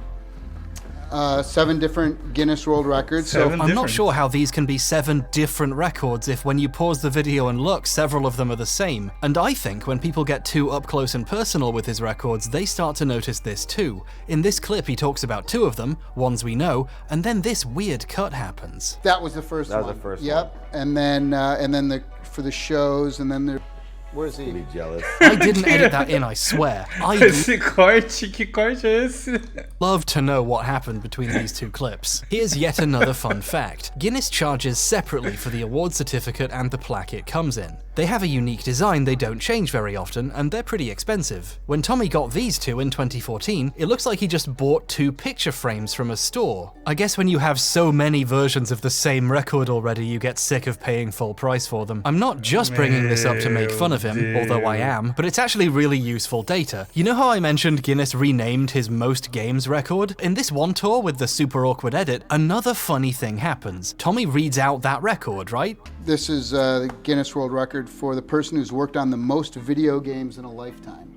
Wow. But because he got a shitty frame for this one, we can check and see the record he's reading from says something else. For the person who's worked on the most video games in a lifetime.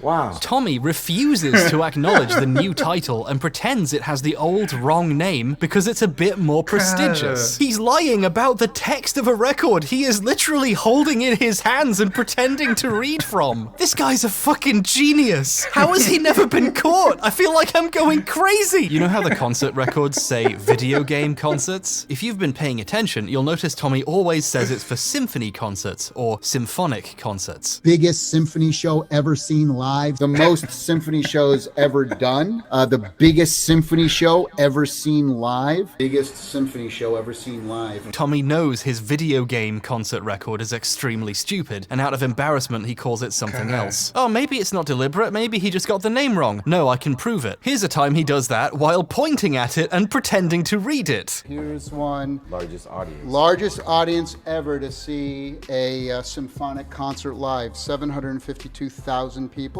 We can see what the record says in the previous shot, Tommy. Okay, let's wrap this up. How many records does Tommy have? Through a list of games that cannot be found but keeps exploding, and by making up new definitions of concert, it looks like Tommy has about 3. But he owns 7 plaques of them, so he tells people he has 7 different Guinness World Records. And maybe he does have a most video game concerts in a year one and it's just never visible in shots of his records. Guinness only has 3 records in their search though.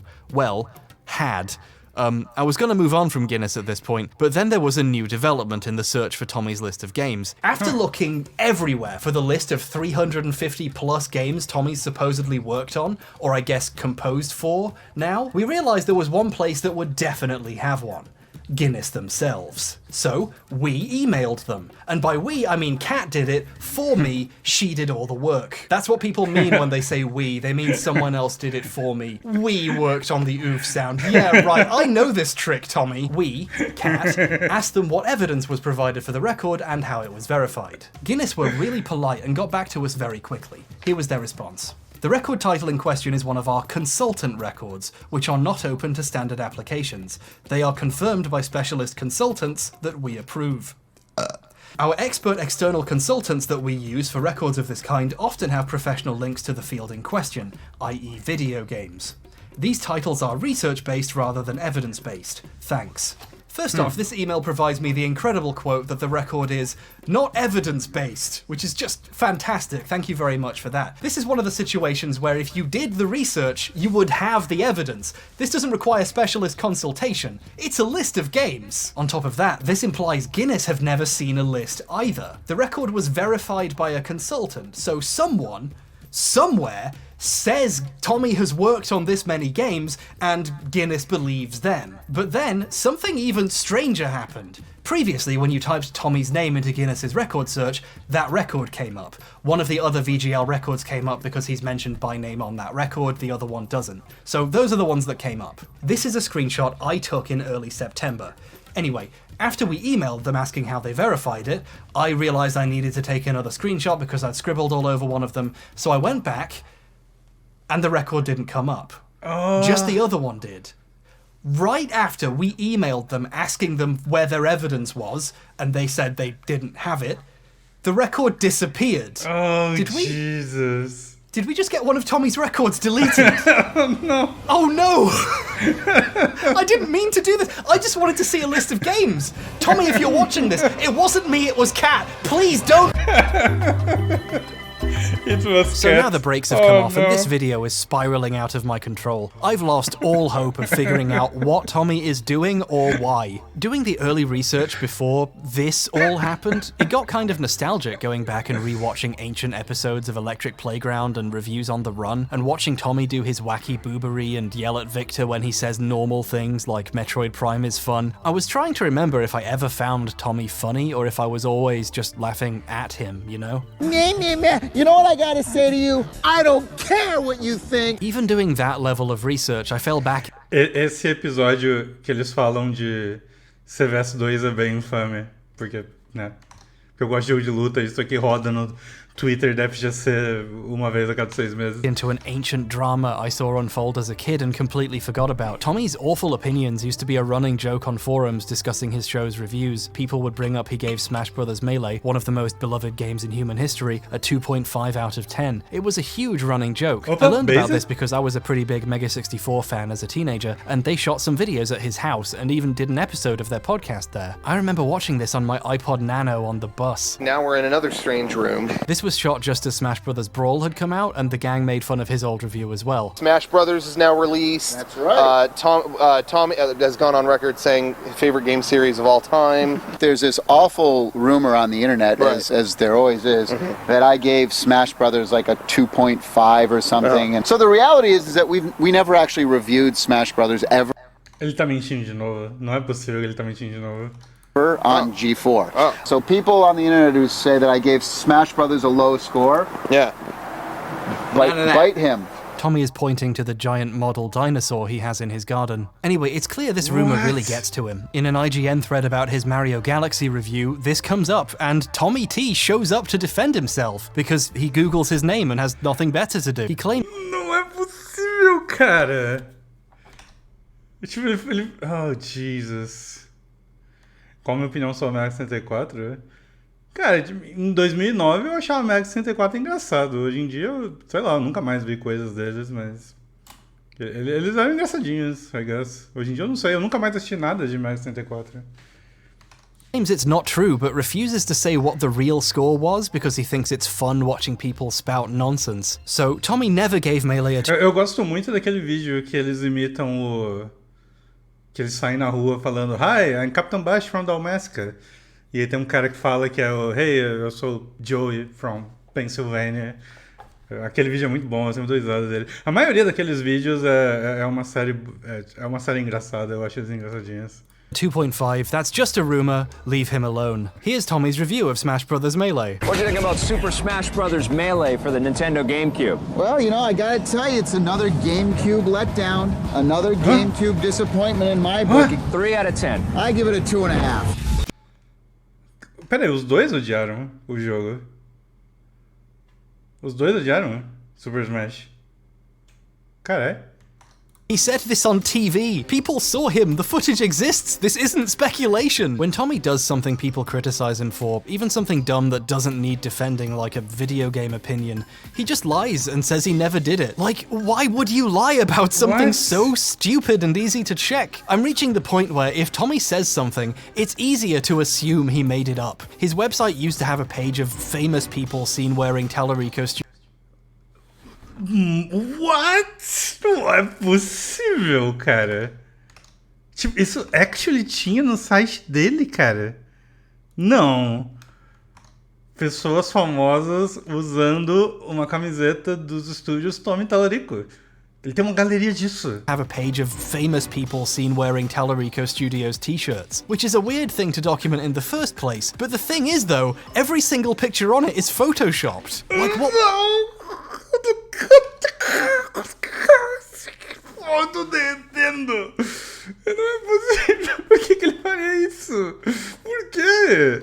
What was his goal here? What is he even trying to do? Tommy's stratospheric levels of clout chasing have hit a point where I literally can't tell if he's joking. Ele é pior que o Billy Mitchell. He has a gallery page with pictures of him performing and in magazines and so on, and there's a celebrities section showing off all the cool people he's stood next to. Wow, he's really proud of some of them because he keeps reposting them. This Jamie Lee Curtis picture pops up on his Twitter when she's in the news or it's her birthday. She's a wonderful, kind and talented human being and a fan of my video games live show. But one of the pictures on here is really strange. This one is of the Dalai Lama, apparently. Before the Amico... What the hell? Meu Deus. The situation deteriorated to the point he stepped down. He used to post on the Atari Age forums, and people were discussing the Amico's Karma gaming engine, a feature Tommy later admitted he made up, by the way. During the conversation about Karma, someone referenced the Dalai Lama, so of course, he reposted that picture and said he met him in London and he liked his music. The issue here is this later... It turned out to be a wax statue of the Dalai Lama from the Madame Tussauds in London. This is an example of what I've decided to call the Tallarico event horizon. Tommy has lied so much about so many things, I can't even tell if this is meant to be a joke. Is he doing a bit? Is Tommy Tallarico a CIA experiment to see how far you can get in the liberal games industry by just making shit up? Is Tommy Tallarico just a shadow on the wall of a cave? I started making this video because I thought a sound effect was funny! I can't tell if he's joking or if he genuinely wants to convince people he met the Dalai Lama. Like I said, this was in a conversation about an Amico feature it turned out he made up. We have something that's called our Karma gaming engine. And what that means is that everybody, no matter what your skill level, can feel like you have a chance and that you're in the game. I'm interested in the fact that you're using the Karma gaming engine. Where did that come from? Okay, so the Karma gaming engine is just some shit we made up. Like he literally made it up to get people to invest and admitted it later. Everywhere you look. Cara, as pessoas deram quase 20 milhões de dólares pro Kickstarter dessa bosta, cara. Mais até lá. Tommy is trying to build more prestige in ways that make no sense. Once Tommy had fled the Atari Age forums after calling everyone a gaming racist and stepping down, people started posting about how weird he was being, and a guy told a story there about how he ran a display at the Houston Arcade Expo in 2018 showing off old Intellivision stuff, right when the Amico had just been announced. So he asked Tommy if he wanted him to put out some business cards advertising the Amico, which he did. His display won an award at the show, and when he mentioned this to Tommy, he allegedly asked him to mail him the award. If this story is true, Tommy just assumed that this award belonged to him. This is just an allegation. Normally I wouldn't bother putting this in the video, but the problem is it tracks so well with a lifetime of taking credit for things he didn't do and making up awards. I find this story too believable not to mention. Still, this doesn't mean Tommy hasn't done good work in the industry or had any legitimate achievements. To properly recognize the good work he's done, we ought to talk about GANG. The Game Audio Network Guild is a group of industry professionals dedicated to improving the craft, helping people network, and recognizing people's achievements with awards. Tommy has won a lot of awards from the guild over the years, at least 16 by my count, and he's clearly very proud of them because he puts them all up next to his Guinness World Records. Tommy Tallarico is also the founder of Gang. Recently, I founded a nonprofit organization called the Game Audio Network Guild, or GANG. It's really funny seeing Tommy give tours of his house in his Gang t-shirt and of his office with his Gang desktop background, and then going to his website and seeing 16 awards from the group he founded and was on the board of directors of at the time. Tommy Tallarico, composer and sound designer for video games, also the president of the Game Audio Network Guild, also known as GANG. Gang even gave an award for Best Sound Library to that sound pack he made, with Joey's help. They've only Cara, como pode ser desse jeito? given out that award 4 times. Tipo, como que existem pessoas assim no mundo, cara? In their 20-year existence, by the way. And again, these are award-winning sound effects. At least we know the sounds in the Roblox kit really are award-winning. Like, at this point, research for a video that was supposed to be about the Roblox oof has gone so far off course that I needed, like, something that was baseline obviously true to hang on to so I could return to sanity. So, I asked myself what I thought would be the most obvious question. Was Tommy even on Cribs? On YouTube, like I said, there's videos. Não é possível. What? Of your house and MTV Cribs I was on. It's awesome, right? You did it, MTV Cribs? Yeah. Yeah, they tour my house. Didn't you have an episode of MTV Cribs back in the day? Yeah. Like, he tells people it was Cribs. He uploaded a video to his YouTube channel saying it was Cribs. So was it? No! Cribs is, you know, a TV show. It has lists of episodes. You can just check. It was obviously a lie the entire time. I don't know how no one called him on it. Do gamers just not know what Cribs is? Cribs went to the home of massively successful musicians like Snoop Dogg and Maroon 5, or other really big celebrities like Tony fucking Hawk. They did not go to the home of the guy who might have made some of the skateboard sounds for his game. Absolutely no normal person watching MTV in the mid-2000s is gonna know who Thomas the Tallarico Engine even is. He did the soundtrack to Earthworm Jim. He's not a celebrity. Nobody gives a shit about his fucking fountain. A waterfall here. What? Which makes me want to pee at night, oddly enough. My mother's very proud. Cribs had very specific motion graphics, and they always showed the same factoids at the beginning every time, using the same visual. This video just has a wall of text. MTV had a very specific vibe with its backing tracks. This thing uses easily identifiable stock music. So identifiable, YouTube flagged it. But if it wasn't Cribs, then what was it? Someone in the comments says they saw this on a disc that came with a gaming magazine back in the day, but What? think they're thinking of the other times he did that. Because Tommy's a massive narcissist, his website has a video section with a meticulous collection of his appearances, and links to them on YouTube, some of which he uploaded himself. He links this one and calls it MTV Cribs here too, along with 2 of his PlayStation Magazine appearances. But here's the thing, Tommy's website is ancient and has several much older versions preserved on the Internet Archive. On the version from 2004, before YouTube was a thing, he would just put the videos on his own site. Many of the videos on the old site ended up as links to YouTube videos on the new one. The PlayStation Magazine house tour and interviews are here, along with this Around the World in 80 Games thing. There doesn't seem to be a Cribs video on the old version of the site, which is a bit of a red flag. Additionally, there's one house tour that didn't seem to make it to the new one, done by Gamer TV. The video itself on Tommy's site wasn't archived, but Gamer.tv was a show from the UK about gaming hosted by Sam Delaney. One episode had a feature on ways to make money in the game industry, professional gamers, voice actors, and of course, a certain composer. Hey, I'm Tommy Tallarico, composer and sound designer for video games. Hey, wait a second. Hey, I'm Tommy Tallarico, composer and sound designer for video games. So this episode is using a cut down version of the footage we saw in Tommy's video. So now we know who really shot this footage. Gamer.tv used to have a website, Gamer.tv. Oh, that's clever. It's down now, but in archives it's clear the site used...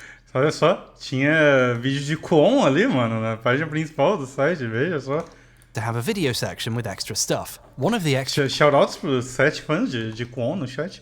videos appears to be about a gamer with a Ferrari and a luxury home. I think Gamer.tv met Tommy and toured his house, used clips from this in their show, and uploaded the entire house tour as a bonus feature to their website. The video linked here is sadly not archived either, at least not directly. It was preserved if, say, Tommy downloaded it and put it on his own website, and then later moved his video archive to YouTube. This is a kind of cool act of video preservation, except for the part where it somehow ended up being called MTV Cribs. How did that happen?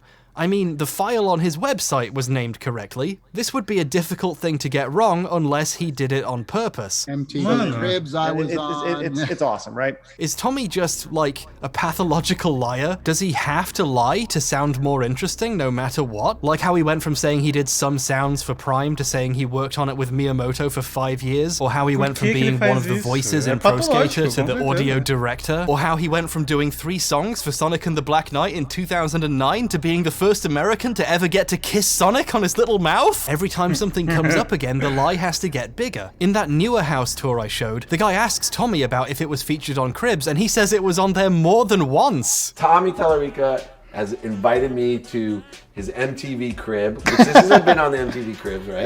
A couple times. Yeah. Why is he like this? Why are you like this? I know you're still watching, Tommy. Explain yourself. What are you doing? What are you fucking doing? What the fuck? Ainda tem 25 minutos de vídeo ainda. Yeah. Maybe every single thing Tommy has ever said is a lie. Maybe some of it is true, but bear in mind that even if Tommy has lied, that isn't like a crime. You can just lie to people. Watch, I am a trained helicopter pilot. See, you can just say things, no one can stop you. However, there are times when lying does become a crime. And Tommy would know this intimately because it cost him $100,000. In 2009, after putting on a video games live event in Brazil, Tommy returned to America with over... Claro que foi no Brasil, porque todo filho da puta amava ir nessa bosta desse videogames live. Todo mundo, Saga, você vai no videogame live? Eu falei, não, Tom Tallarico é um filho da puta. Aí fala, nossa, Saga, como você é chato. Aí, tá vendo? Eu falei, todas as vezes eu falei. Over $100,000 in cash on his person. When you enter America with more than $10,000, you have to declare it for money laundering and trafficking reasons. Tommy knew he had to do this, but for some reason he didn't. His business associate, who was also his brother, filed a customs declaration on their common behalf, denying they were bringing that much money into the country. Tommy knew this was false. When he was caught at a TSA checkpoint with a bag with $100 grand in it, there were some serious questions. He quickly made up a story to explain himself. He told them he didn't need to declare the money because he had distributed it among his band members during the flight in amounts less than $10,000, and then took the money back once they were through customs, so no one needed to declare anything. Tommy thought he was being clever, but he had just accidentally confessed to the crime of structuring, where you deliberately avoid regulations by pulling stunts like this. Structuring is... Ele é muito burro, velho. A federal felony, with huge fines and up to 5 years in prison attached to it. Later, he came clean and told investigators he lied and made up that story, and actually he just took the money over the border himself. So when I call Tommy a liar, that's not just my opinion. There is also a legal document signed by him admitting to it. Looking deeper into United States v. Tallarico, that's its name, Tommy pled guilty, was placed on probation for a year, forfeited the $102,000 seized by customs, and had to pay a $1,000 fine, plus a $25 assessment fee. America. There's a really interesting lesson here. In the game industry, you can just lie about what games you worked on, what sounds you made, and whether you worked on Cribs, and the only real repercussion is people finding you unpleasant. But if you try that with the TSA while carrying a large, unexplained bag of money, there can be consequences. There are other ways lying can be a crime too. For example, if you lie to potential investors to get their money. During one of Tommy's many attempts to find investors for the Amico, he told the exact kind of Tommy-esque tall tales you would expect from him, but in a situation where doing so can get you in serious trouble. In February 2021, he recorded this video for potential investors and lists the team of so-called Avengers working at Intellivision, one of whom was Kara. Meu Deus do céu, cara, lá vem. Aka, a former marketing manager at Mattel on Disney Princesses and especially Frozen, which would be a great find for the company, and thinking she was on board might well have helped convince investors to part with their money. If we scroll slightly higher on her LinkedIn though, we can see she actually left Intellivision. Less than a year. In 2020. But here's Tommy telling people in 2021, after she was gone, he has her on board, so you should definitely invest. Our VP of Global Marketing used to work at Mattel as one of the global brand managers over there, right? And she was in charge of the Disney brand within Mattel. So por que ele tá falando isso se a mulher já saiu da empresa, cara? That's a double bonus there. Is there a word for lying to people? For money? If this convinced people to invest, they have grounds to say they were lied to about the status of the company. You can't just pretend people still work for you. On their Republic crowdfunding campaign, which raised $11.5 million, the pitch video for these investors featured Aka heavily in Tommy's disgusting Egypt room as VP of Global Marketing. She was front and center as one of the intended draws to investors. She was basically the company's pharaoh. She's also still shown on the list of team members, including, ironically, a link to her LinkedIn, which will tell you she's actually gone. This crowdfunding campaign ended in 2021. There was a period of 4 months minimum where people were investing based on a video and information which was not accurate at the time and never corrected. The Intellivision website listed Aka as VP of Global Marketing as late as July 2021, according to the Internet Archive. Did the guy who ran the website quit too? Investors using this website as a source of information would have a hard time confirming who was actually at the company. Investors don't give you millions of dollars unless you have hard, cold facts. I certainly hope there's some facts I missed here. People gave this company millions of dollars. Like seriously, I hope for Intellivision's sake, Aka just put the wrong date on her LinkedIn, or there's gonna be some questions. In fact, if you click the invest button on the Intellivision website, it takes you to the same video with Aka still in it. You know the Avengers, right? Marvel Avengers, you know, they're the super team of superheroes ready to save the world. Also on Tommy's list of Avengers was Jay Allard, the co-founder of the Xbox and Xbox Live. This would make the company look like it was on the right track and had some really good minds attached to it. However, Allard decided he wasn't a good fit and left the company. In 2020. Here's another one. How about the guy who co-founded and co-created the Xbox, right? When Tommy was saying Allard was on the team in this footage, to get people's money, Allard was already gone. He was gone to such an extent, he didn't just change his LinkedIn to say he wasn't at the company anymore, he removed it from his page completely. Allard unworked at Intellivision. And after this happened, Tommy was shooting a new video telling people he was in the Amico Avengers. I mean, this guy doesn't even need to work anymore, but he loves our idea and concept so much that he joined the team and has been making huge contributions. This particular comment is incredible, because on another investment platform, remember Fig? Tommy had previously bragged about Allard's involvement in that investor video too. He was actually at the company when this one was made at least, and Intellivision's share offering documents on Fig also claimed Allard was involved and that he was the global managing director. A while after Allard had... Cara, a essa altura, tipo, eu tô suando já. Tipo, é muita mentira. Como que ele vive desse jeito? Left, the SEC noticed Intellivision's Fig was still advertising he was there. Investors were technically being deceived. Also, a major member of staff, like the global managing director, leaving could be causing problems with making the product they were promising to investors, you know? So, they asked Fig what was going on. Orally, someone at a government agency physically asked someone at Fig what the hell was happening at Intellivision. Fig asked Intellivision to clarify. Intellivision panicked and said they would change the documents, and product development was unaffected by his leaving because, to quote Fig quoting Intellivision, he has not played a material role in product development considering his contributions. He joined the team and has been making huge contributions. This is footage of a CEO right before his company tells a major government agency Allard is gone and hadn't made meaningful contributions, telling people he's on the team and has been making huge contributions to get their money. I'm not a lawyer, I'm just a helicopter pilot, but I don't think it gets worse than this. You know, this is the kind of thing that's like, really, I mean, talk about a slam dunk. The people working at the company are the main pitch for the Amico. Invest in me, I don't lose, I have the best team. I've been a winner in this industry my whole career. I don't lose. And what I've done is packed our team with other people who are winners. Several of his key team members weren't working there anymore when he recorded this. One of them had even scrubbed it from his LinkedIn. I don't think this is giving potential investors an accurate impression of what they're buying into. This is the exact kind of thing Tommy normally does, but in this context, it's really bad. And this brings us to the real question at the center of all this. The big thing we've been avoiding for the last hour while we circle the drain. But we can't avoid it anymore. Did Tommy make the funny baby sound effect?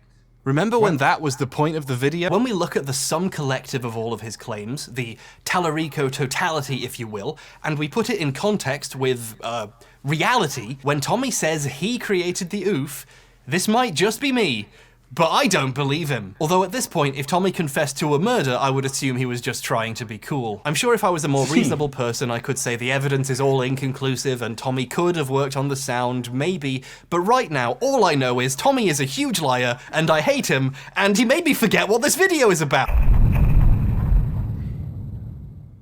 I promise you, when I started making this video, my goal was to make something short for once. Take a break from my longer projects to make a quick video, quickly, so people knew I was alive. I did not expect, while I was doing research, for a rabbit hole to open beneath my feet and to fall Wile E. Coyote style into an abyss of lies and madness, and seemingly getting one of his Guinness World Records sent to the fucking Shadow Realm. I didn't choose this. This happened to me, and I'm not happy about it. I wanted this to be a story about how, in our modern age, we don't take ownership of artists' work seriously enough, through the lens of a sound effect that had been reused without credit for over a decade. But the people not being credited in this story are the hard-working folks under Tommy who he has taken credit from over the years, and the original voice actor, none of whom will see any of the money Tommy makes from selling their sound today. It is incredibly easy for hard work to be exploited by corporations, and one of those corporations happens to be called Tommy Tallarico Studios Incorporated. But that's really a structural problem, and we already all know capitalism is bad. Statistically, your most formative memories are of a global financial crisis. You don't need that lecture from me. I think the unique lesson of this story is about, well,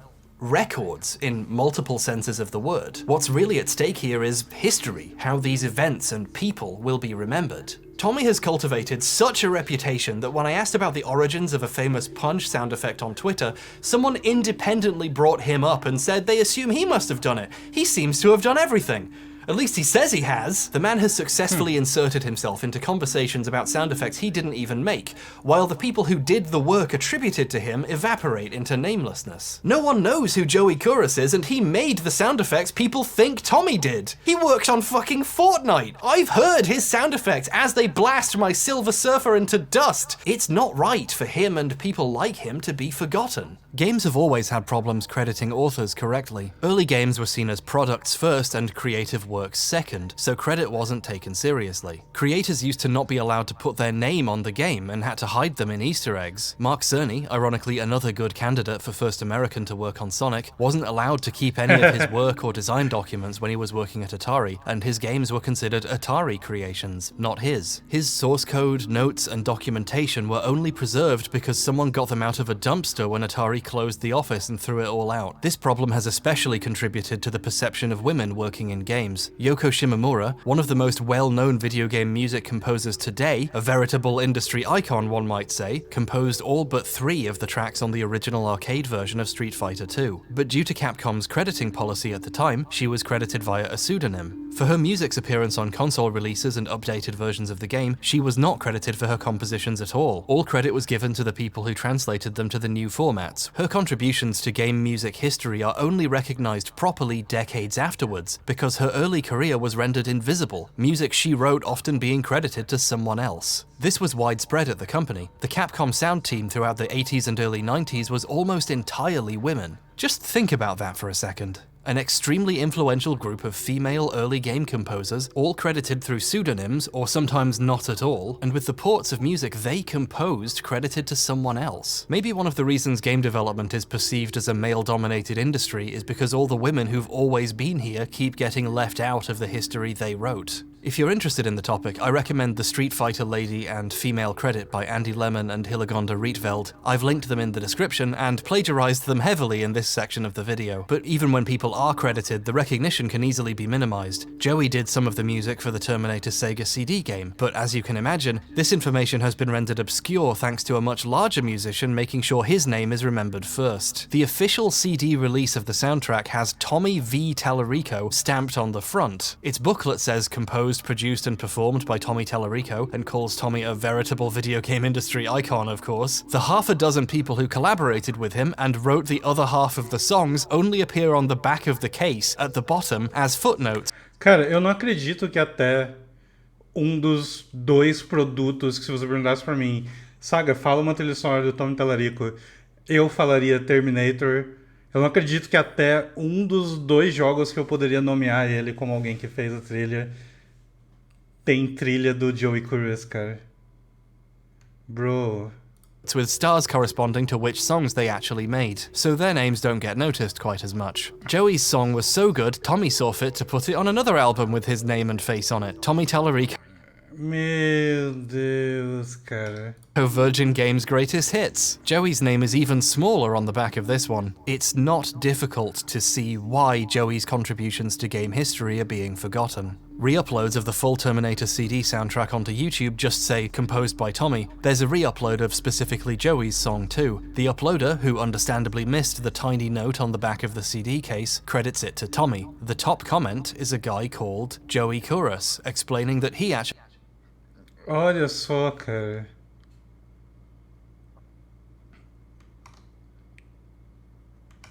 made it, but also thanking people for their kind words. We're at the point the actual composers have to explain they made the song in the comments of re-uploads of their work misattributed to their old boss. This extends back into the regular music industry as a whole, of course, but also into material we covered here. Michael Jackson's long-rumored, now semi-confirmed work on Sonic 3 isn't all it's cracked up to be either. Like a certain other composer, Michael had people who worked for him. According to Brad Buxer, an American keyboardist and composer who did a lot of work with Jackson, and actually is credited on Sonic 3, Jackson basically made him do most of it. Once you're well enough established, it only gets easier to exploit the talents of people working for you and build up your own status on the back of something you made someone else do. The industry is still constructed in a way that treats individual creators, usually the biggest names on the project, as the true authors, attributing a game's success to them and not the many people who did the work. Things are so bad even the recipients of this praise have called it out. To quote one of the worst articles ever written, there's a tendency among the press to attribute the creation of a game to a single person, says Warren Spector, creator of Thief and Deus Ex. The journalistic attitude to credit in gaming used to be so awful, it's not even clear who wrote this. The article is credited to IGN staff. Basically all success IGN staff and appreciation pours directly into selected industry figureheads, even when they're actively trying to stop it from happening. And a lot of them aren't, because even if it's a problem that benefits them. You can tell a lot about an industry by how it treats the people who actually do the work. In terms of the scope of time, the average game developer is fucked. The hundreds and sometimes thousands of people who work on games now throw away years of their lives, and so many of them go completely unappreciated. Meanwhile, the most asshole-ish men in the industry continue to promote themselves off the back of the efforts of the people working for them. Imagine making great sound effects for years and years, only for your boss to tell some guy in a Halloween mask on a live stream with 100 views that he did it. We don't recognize the work and achievements of people who make games. We recognize the people who exploited that work the best. It's so easy for history and credit to get wiped away. Case in point, we could have never learned that the oof was from Messiah and assumed Roblox made it forever. But it's not even the Roblox oof. In my household, we call it the Messiah oof. There are thousands of people whose good work on games will never be properly credited, who we might have already forgotten about. Gaming is still a young medium, but already the sands of our history are spilling through our Monster Energy sodden fingers. Entire games are at risk of being forgotten, never mind the human beings who created them. The most valuable contribution Tommy has made to the story is mentioning that the voice actress was the daughter of someone who worked at Shiny Entertainment at the time. Her father worked at Shiny Entertainment. The girl whose voice was the oof would be close to 30 now. She might even have heard it and not even known it was her. She might not even remember recording it. The people who know who this was, and the parent who worked on the game, those people aren't going to be around forever. We have a limited time to learn who this was. The thing about history is, it happens, and then it's gone. If we don't work to preserve it, eventually it becomes impossible. To quote a famous Nintendo quit screen, everything not saved will be lost. And just as a kicker how hard it is to remember things accurately, the popularized version of the quote is wrong. It's actually anything not saved. I'm not trying to be a pedant for once. It's kind of poignant how easy it is for things to shift like that. If we don't set a precedent of taking people's work and the accuracy of records of who did what seriously, we leave it to the liars and opportunists of the world to make up that history, to the spin-off of a beer company to tell us who did what.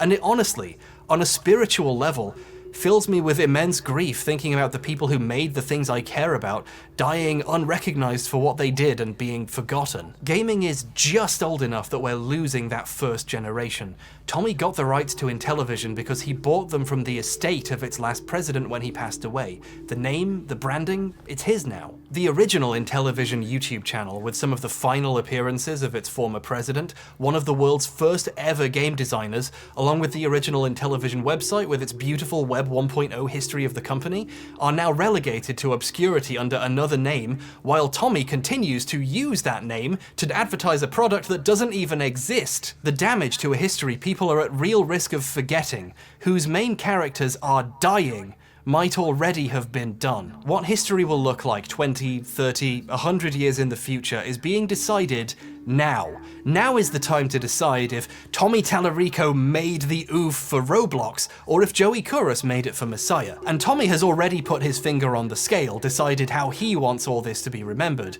If you buy his new sound pack, the metadata in the Roblox oof has been changed to say Tommy Tallarico. Okay.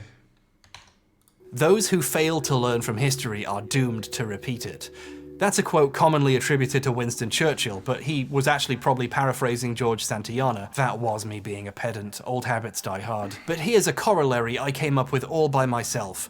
Those who let hucksters write the history they're trying to learn from are doomed in some other horrible way. And, for one, I don't think history gets to be written by a guy who wasn't even on Cribs. It wasn't even Cribs!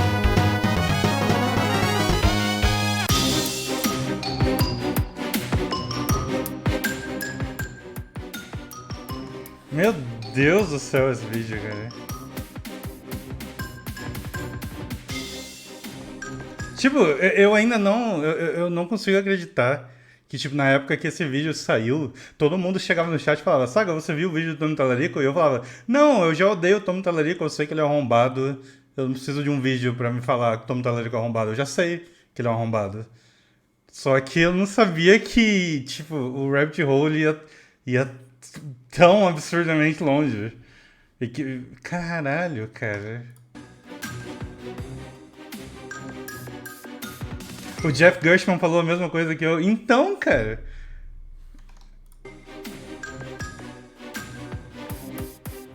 Cara, que insanidade, hello né? there.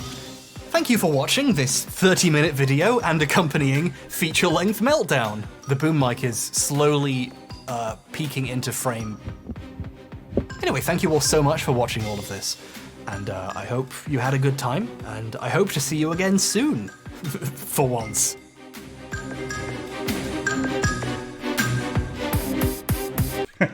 Gaming racists. Oh, boy.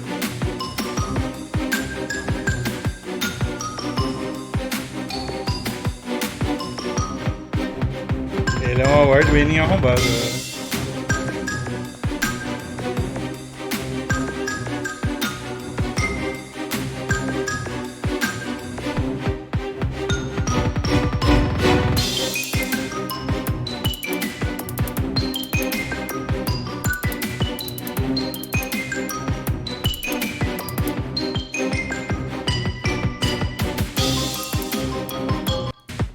Tem mais lore? Oh shit, tem um fim ainda.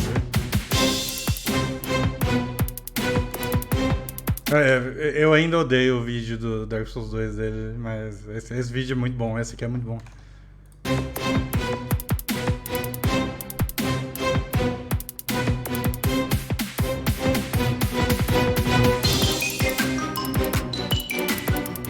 Tipo, é muito mau gosto.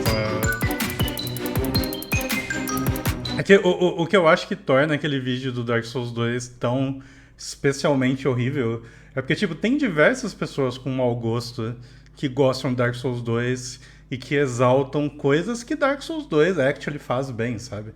Mas as opiniões dele sobre Dark Souls 2 são todas horríveis. Tipo, ele não exalta as coisas que Dark Souls 2 faz bem. Ele inventa umas coisas que não são boas.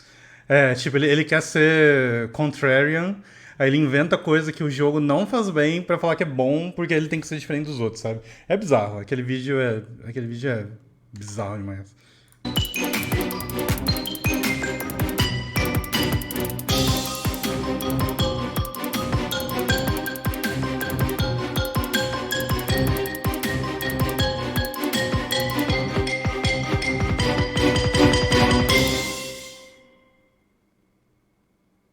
When I bought this Gamers Edition on eBay, you know, when I was flipping through it, a bookmark fell out.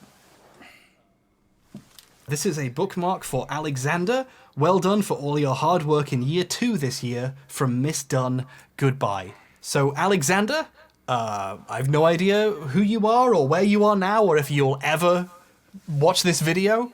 I hope you made Miss Dunn proud. I have no idea how old you are now. This book came out in like 2008. I'm not going to do the maths on that.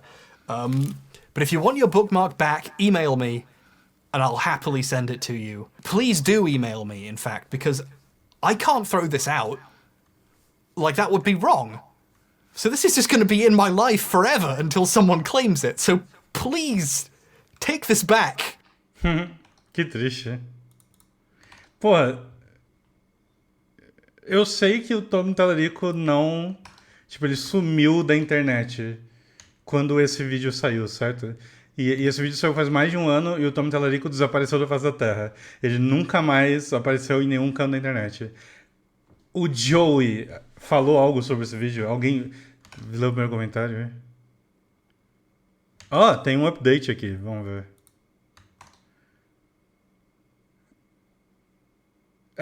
Tipo, exatamente. Ele desapareceu da face da Terra. Será que o Joey falou algo? Eu queria muito saber do Joey a opinião disso. Mas realmente, isso aqui é tipo... Cara, que loucura.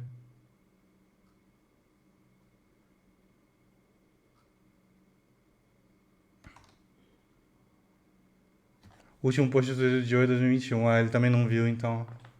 Ele é tipo um cara normal, né? Ele deve estar trabalhando. Mas, tipo, esse vídeo definitivamente chegou no Joey, certo? Tipo, esse vídeo tem quase 9 milhões de views em um ano. Tipo, esse vídeo chegou no Joey. O Joey viu esse vídeo. É impossível ele não ter visto.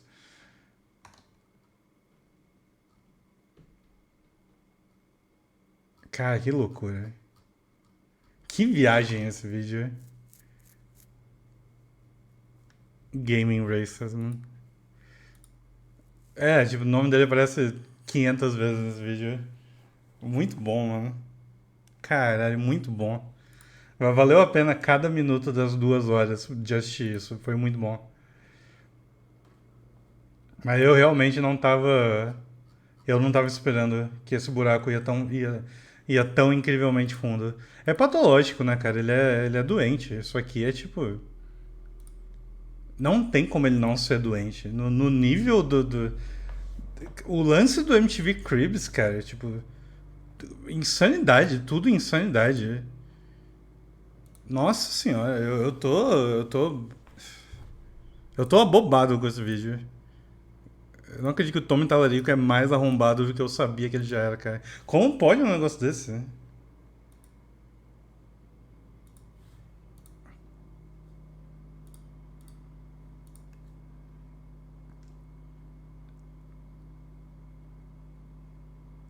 Niche internet micro celebrity banishes the man single-handedly responsible for all video game audio to the Shadow Realm. Oh, boy.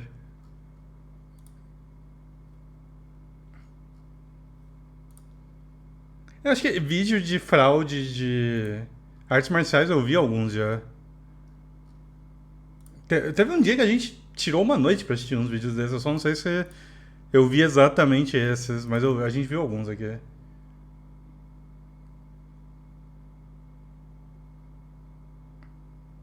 Então, eu acho que ele tem isso aí, ele tem que mentir pra tudo, né?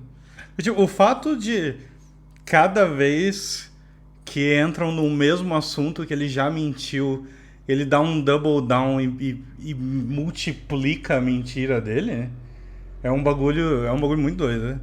Tipo, ele aumentando o nome, tipo, o número de pessoas que viram o show na China dele, ou ele aumentando o número de jogos que ele trabalhou, tipo, literalmente aumentando, tipo, ele mentiu que ele tava no MTV Cribs, e aí depois que perguntam, ele ainda manda um... eu apareci no MTV Cribs algumas vezes, porque, tipo, uma vez não é o bastante pra mentira dele. Quando perguntaram na segunda, ele teve que falar que ele apareceu mais de uma vez no MTV Cribs. E ele nem tava no MTV Cribs, cara. O Frank Dux é assim também. Eu não sei... Esses caras ficaram ricos só mentindo, cara. Puta merda. A gente tem que dar algum mérito pra eles, assim, porque, sei lá... Como pode, né?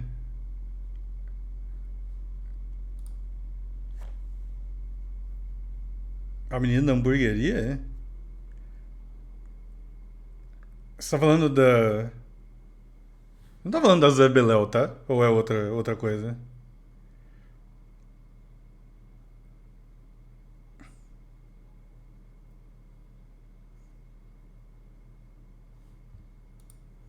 Zé Beléu.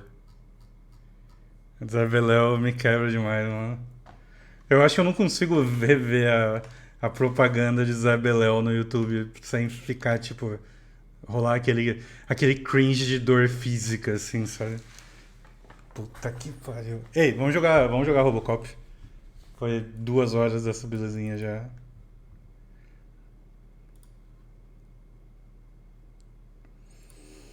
Ótimo vídeo. Valeu cada minuto. Eu preciso salvar Detroit agora.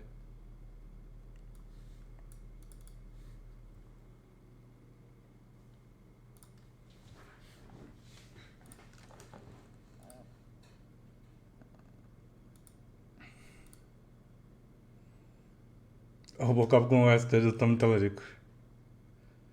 Droparam um Raptor de Zugurubi? Mas você não pode vender Raptor de Zugurubi, como assim?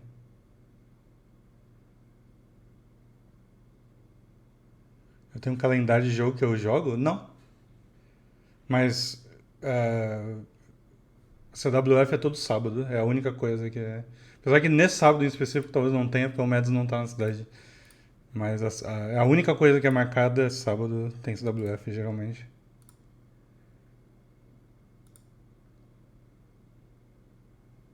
Robocop contra mentira. Rolou um leilão na REAGE? Por quanto venderam? Eu esqueço que fazem isso em WoW moderno. Mas isso foi no hardcore?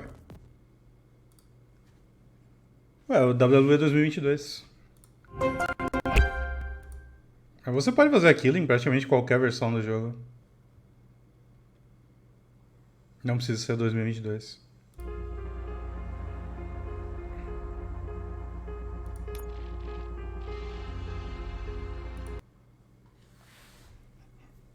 $10.000 de gold?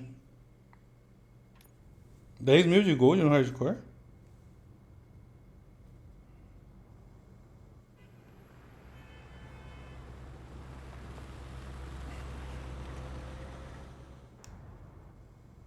There he is, the man of inventions. Before the attack, we all thought our money would be safe at the OCP bank. Yeah, glad we got Murphy on our team. Glad we got Murphy.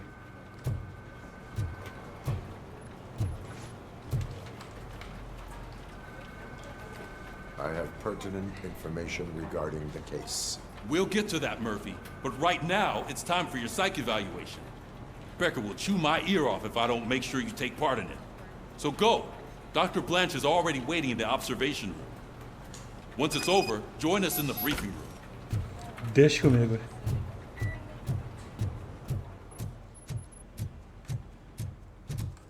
É nesse andar? Eu ainda me perco. What's the big idea? Piece of junk taser blew the fuse when I tried to charge it.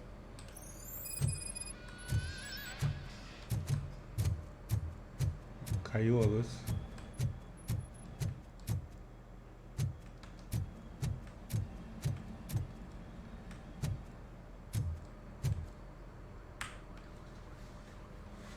Robocop, is that you? I can't see anything. I am standing in front of you, Officer O'Neill. Is there a problem? Oh, CP skimps on everything when it comes to the police. Fired our maintenance guy to reduce their costs, so now we are literally in the dark. We need to get the power back on. I am equipped to deal with such situations. Então, quando a gente mudou do 2019 pro 2022, teve alguns bugs que eles arrumaram e tem alguns bugs novos. E tem um monte de besteira que eu olhando no jogo eu percebi que tipo eles faziam e eles não fazem mais, ou que era bugado no 2019 e não é bugado no 22, ou que é bugado no 22 e não é no 2019. Acho que eles mais quebram coisa do que arrumam.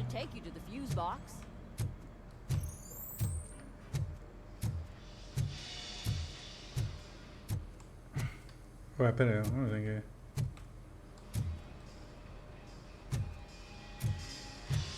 Fuse box.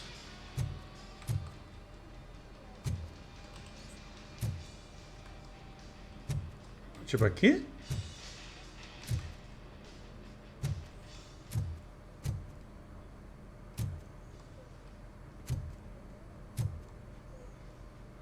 Tem Ring Collapse? No 19 acho que tinha, no 2022 nem sei.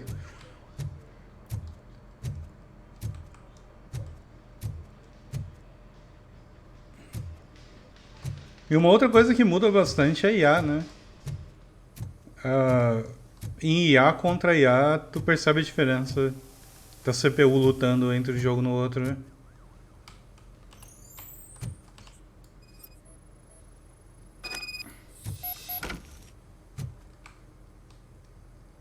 Follow the cables.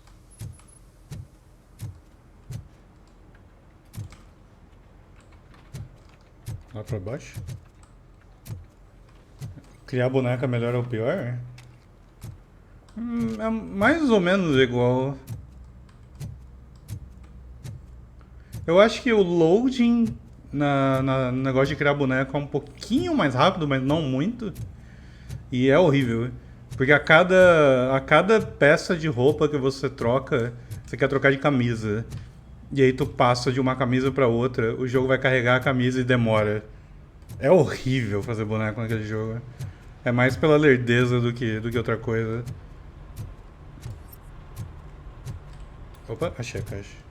É mais fácil eles só falarem que a caixa ficava aqui embaixo na garagem do que eu seguir essa merda. Exchange on Twitter following the wolf. Deixa eu ver.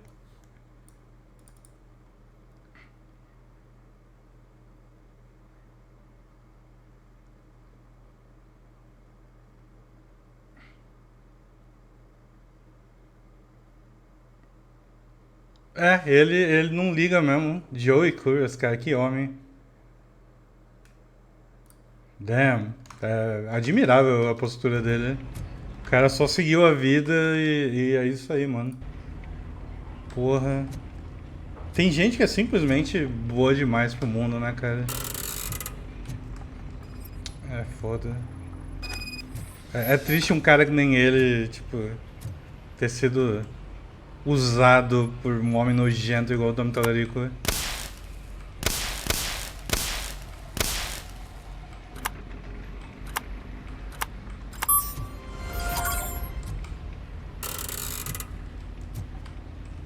O jogo é tudo normal, é normal.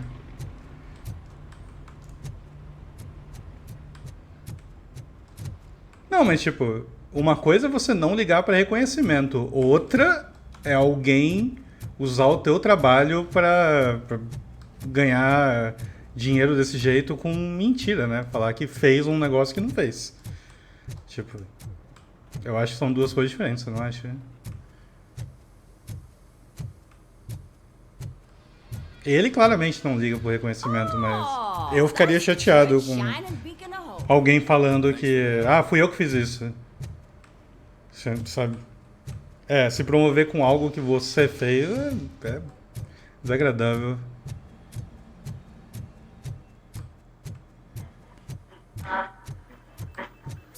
I'm ready for you, Robo. I'm afraid not. All Looks right, like OCP is let's really see cutting what's costs cooking like under hell. the hood. God knows what they'll cut Once next. I'm done, he's all yours, Doctor. Hey, what's that look supposed to mean?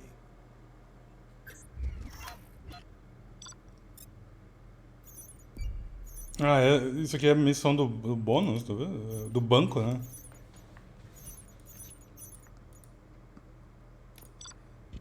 Ih, eu fui mal nessa daqui.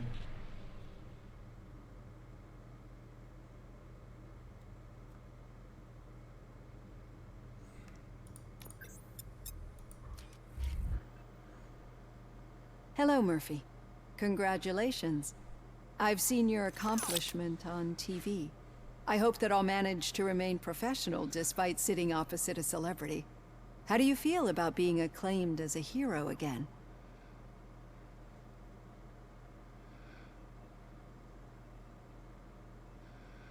I serve the public trust. I do not do it for fame. No. Your sense of duty is what drives you, that's clear. I'm sure you'd love to share this accomplishment with Anne Lewis. You've seen her at the hospital, haven't you? How is she? She is stable. You cherish that relationship, don't you? She's an important part of your life. Your past life, too. She is. Just like your family. You're very protective of your past. OCP cut me off from my family. And how do you view their decision to separate you from them? It was cruel. To everyone involved, I'm sure. Nevertheless, you still think about them, don't you? What comes to mind when you try to remember your Por isso os family? gajos da WF são reais. I see. Memories can be painful, especially when they're connected to the ones you love. They tend to remind us of what we're missing. The thief that broke into my house I mentioned before. He was my brother. He was an addict who'd come over to steal things to sell so he could buy drugs. As you can imagine, my last memory of us together is not a happy one. But despite that, I still wouldn't want to lose it. It serves as a Ideia que a reminder gente vai ter of que how mexer nos caras da WF e falar I've been que trying to rectify it ever since. o ending e a abertura foram feitos e editados pela Saga Kazama These Corporation. feelings, how do they manifest themselves? A gente vai ter que tirar o seu nome de ali, o seu nome de lá. Eu acho que você vai entender.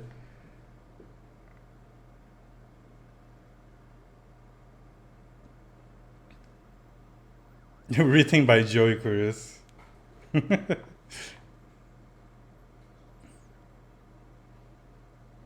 Additional animation. As system failure. But OCP sees them as obstacles that need to be removed. And now you're afraid that they sent me here to convince you they are right? Did they? What you need to understand is that regardless of outside influences, my client's well-being takes highest priority. Se a gente fosse um jogo no começo dos anos 90 ou no fim dos anos 80, nos créditos das WF o Hideaki ia estar tipo animação de ending, vídeo editado por, aí ia ter um pseudônimo, tipo, sei lá, McCartney, ao invés de Hideaki. Porque a gente não ia poder usar o nome dele porque a gente não quer nenhum headhunter roubando ele das WF. I've got plenty to think about for now.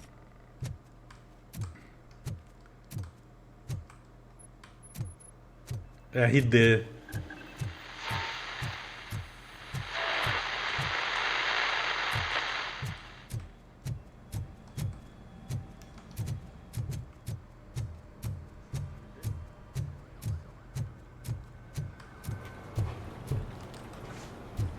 McCartney-chan.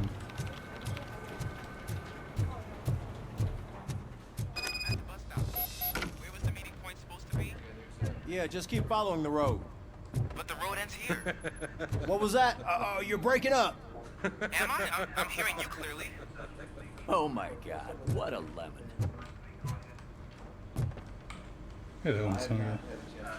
You two seem to be enjoying yourselves. Just having a little fun with our fellow dispatcher. Don't worry, I'm sure the kid has a sense of humor. It's just a little blue hazing. And he's an OCP stooge anyway. You're not going soft on us, are you, Murphy? OCP is never to be trusted. That's what I'm saying. You know that he runs tobacco with a stack of papers every time you two talk, right? He's a rat. We're just looking out for you, Murphy. Eu falei mal do molequinho, cara. Oh, não, velho. Quando salvou isso aqui?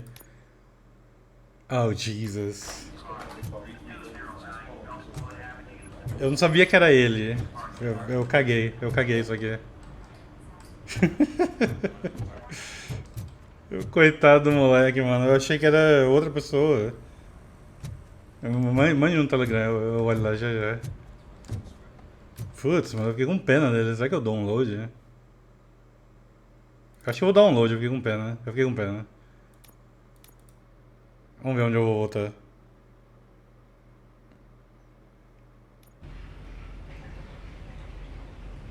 Ah, nice, aqui, beleza.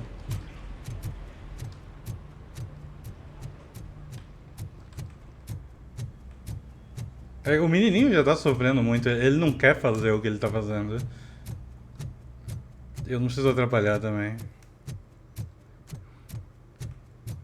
O Ulisses só quer ser um policial.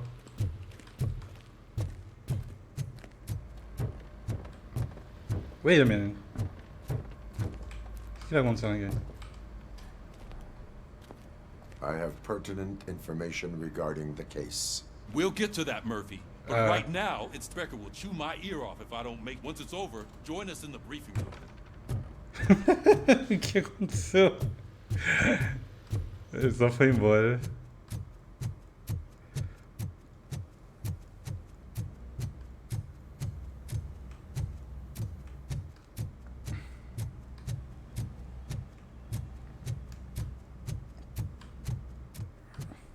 Só porque o Robocop é um robô, os caras tratam ele desse jeito, não é foda. Oh, that's Detroit shining beacon of hope. Thanks for the help, Murphy. Eu vou ter que fazer entrevista de novo, acho que não tem problema. Na verdade, porque ele copa. Mas o outro também é copa.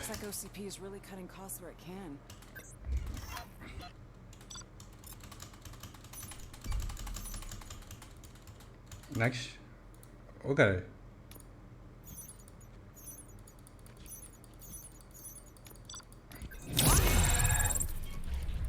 Essa foi a minha pior avaliação até aqui. Hello, Murphy. How do you... Hey, Elby. I certainly. No, you chair. She is. Just like you're very. OC. And how do you... It. To nice memory. He was an as you can. I do not. The. As part And did. what as I. Esse jogo é bem legal, eu gosto dele, eu curto. I've got plenty to think about for now. Ele tá basicamente a mesma coisa do demo, e eu já tinha curtido no demo, então... Eu acho que eu já comi, mas o meu era tipo... um miojo sabor curry. Ele não era tipo... curry.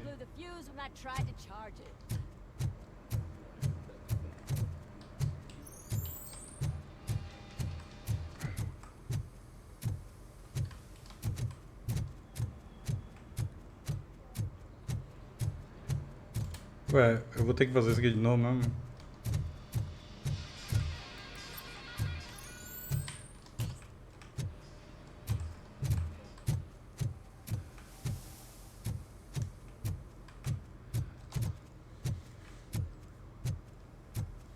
Eu comi algum desses e eu achei ok.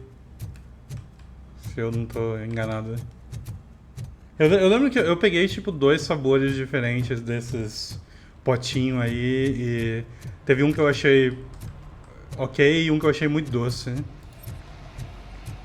Ih, cara, eu tinha que ter checado algo lá em cima antes.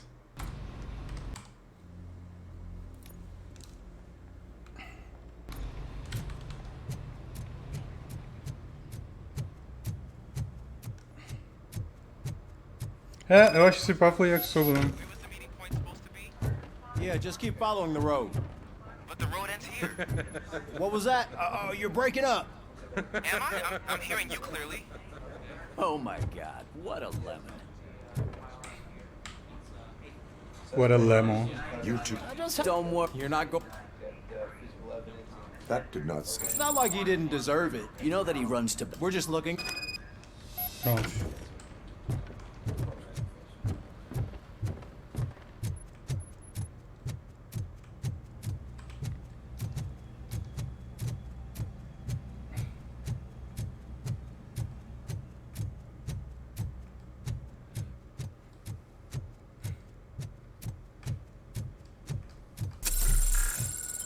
Pô, eu me curei, mano.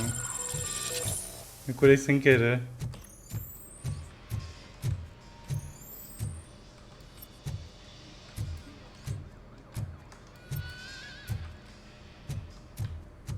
Quem foi que pede pra eu olhar a luz da outra vez? Era aqui? Achei que tinha um diálogo com ela, mas pra mim não tem agora. Por quê?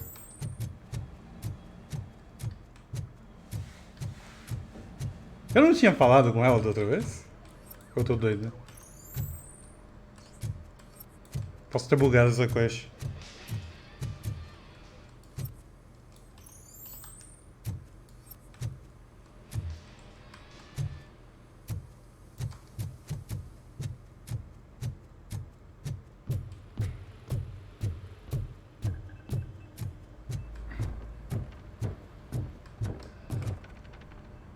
All right. The situation at the bank was contained in a relatively smooth fashion. So what did we learn from it? When it's their money on the line, OCP will send Robocop, the entire SWAT team, and a bunch of Ed 209s that actually work. Anything else? Wendell Antonowski no longer deals with the street vultures. That's right. There's been a rift in their midst, and I want to know why. Spike has proven to be talkative under suitable conditions. That's why I want you all to head to the city and do some actual police work. We need to find Spike. The attack on OCP Bank was a desperate move. I'm sure there's plenty of theories floating around. So we need to listen to what the streets are saying to find where the vultures are hiding.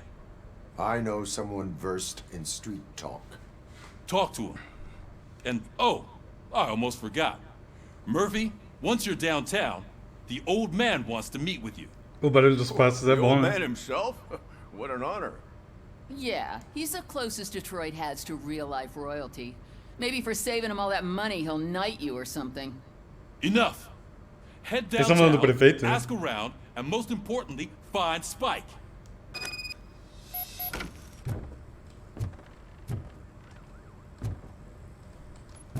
Robocop! Over here! You wouldn't want to make the mayor of Detroit wait, would you? May I help you, Mr. Mayor? Oh, it's me who's gonna do the helping. You know John Mills, I presume. The OCP puppet who's gunning for my seat as mayor. I've heard from a reliable source that he's planning to make you the highlight of his election bid. Judging by your expressive face, he hasn't talked to you about it yet, huh? That's what I figured. What a slimy bastard. Using your image to influence the good people of this city. And without your consent? That's clearly something that I would never do. But you know that I've always appreciated what you're doing for our city, right? So, the real question is, what are we gonna do about it together? Boy. Tipo, esse cara, ele também tá claramente querendo me usar, né?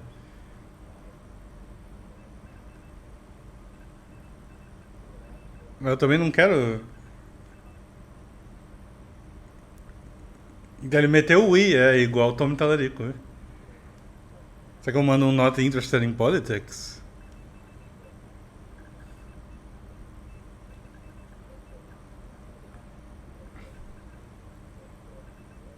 É porque eu também... Tipo, sei lá, viu? I would like to hear his arguments. Just be careful. He's a snake oil salesman that will say whatever it takes to gain your support. I need to go. Campaign season is busy, but let me leave you with one word of advice. Whatever you do, make it clear that you are not siding with Mills. You can be sure that they'll twist your every word and use it against you. That's what OCP does. Thanks for the talk, Robocop. Say no to Delta City. Vote for the neighborhoods, vote for Kuzak. Pô. Eu não acho que eu posso... O Robocop não pode votar, ele tá morto. Robocop is getting a face-to-face with the old man himself? I'd tell him all about how the OCP is fucking us over. No, you wouldn't. Hey, you Shiny. wouldn't say a word if you Got a actually job. met him. How are you feeling after the incident at the bank? Who gives a shit? I heard that you're heading to the city. Once you're out there, I want you to check one apartment for me. There's suspicion of domestic terrorism and corporate espionage, so expect a warm welcome. Should I assume hostility from the suspect? I assume you'll find sensitive data there. Look for it thoroughly and make sure it comes straight back to my hands. Ele não tem Tenement salário? across the street from the Boa arcade, pergunta, acho que não. apartment 12. Now go, Papinha I've gotta que eles prepare dão for pra a ele comer. And remember, if you won't take care of it, another cop will have to. Another cop that isn't quite as resistant to deadly surprises as you are.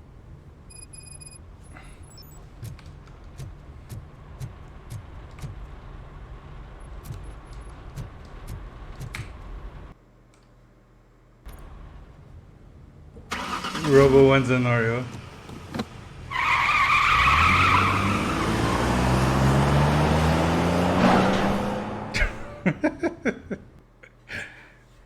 Toda vez ele bate o carro ali, de tão pesado que ele tá.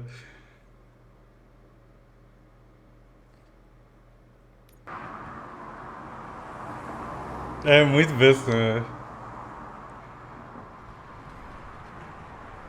Olha aquela plaquinha, we are still open. Puta merda.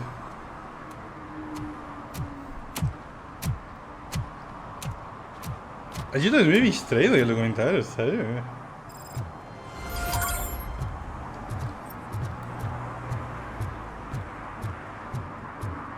Cara, tá cheio! Tá cheio de sidequest aqui. Tem 1 trilhão de sidequest aqui, boys. Let's go!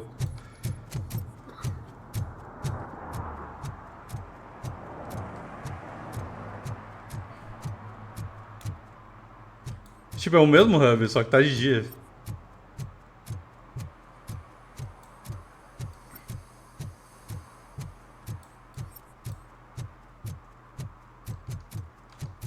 I'm sure I'm in the right place, but I can't see my FTO anywhere. Could I have his name, please? Over. Sure thing. It's Officer Rat. He should be in one of the dumpsters. That's the only place he belongs, if you catch my drift. Over and out. Right. So much for my field training. Ah, vamos multar. Multado, boys. Multado.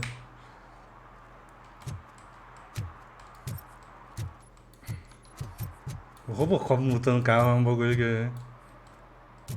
É muito doido, né?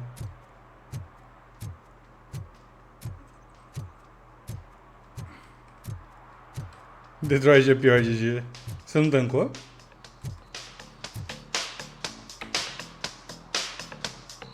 Hey, Robo! Do the robot dance! Watch and learn, young man.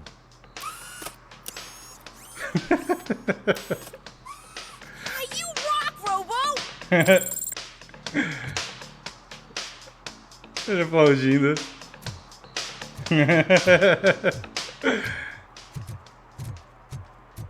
Do the robot dance.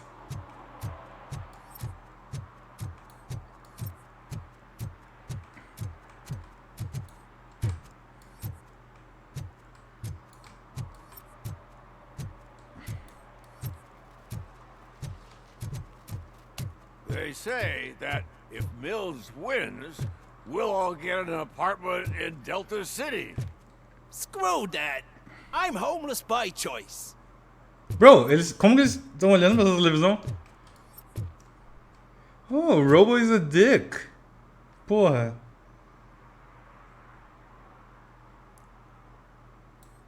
É foda.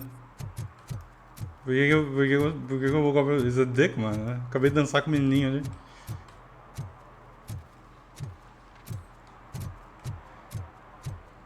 I don't care if OCP lost some money for once. Cara, parece o Space Cop, ó.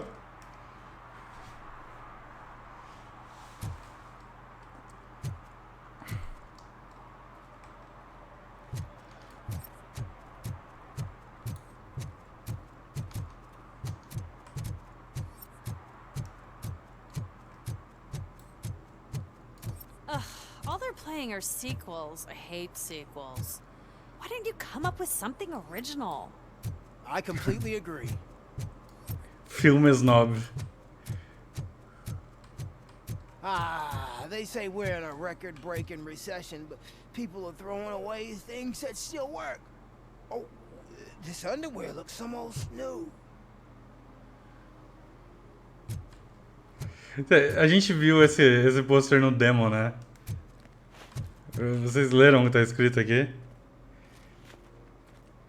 Que a última vez que ele foi visto foi numa convenção de anime e jogos de RPG em Detroit, né? Blue eyes, glasses, wearing cat ears, t-shirt escrito Happy Waifu, Happy Life, nickname Mitcher.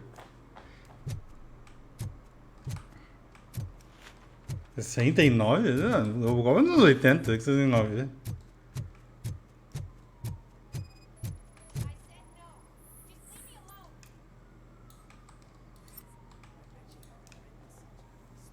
Ah, tava escrito no 69, an né? act of vandalism. Yeah, did the guy from the poster send you? Compliance with the law has no political affiliation.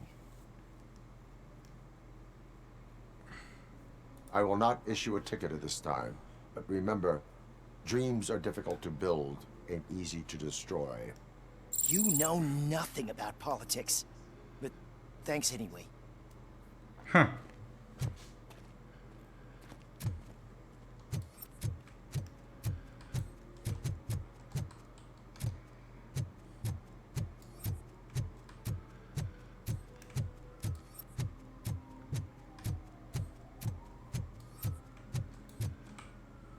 Abre.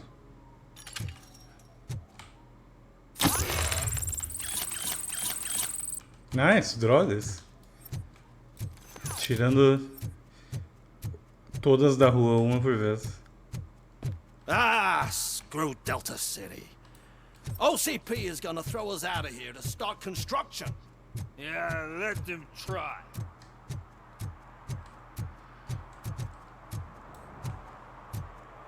Eu tô sendo bonzinho, né? Pô, os caras tão pichando besteira do Robocop, eu quero que a moral do Robocop fique melhorzinha.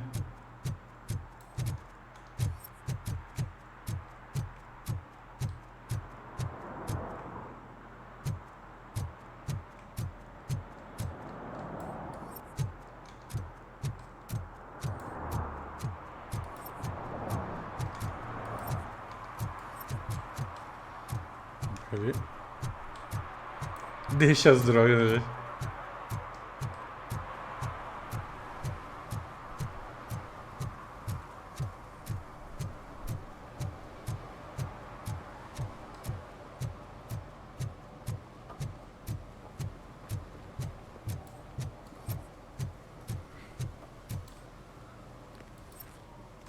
Cai dormindo. Acho que o Robocop não sabe nadar, né? É bem pesado, né?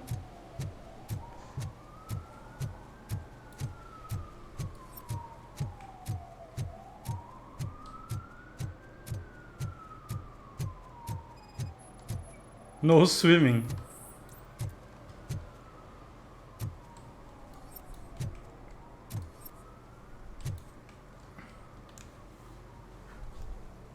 Entering the fountain is strictly prohibited.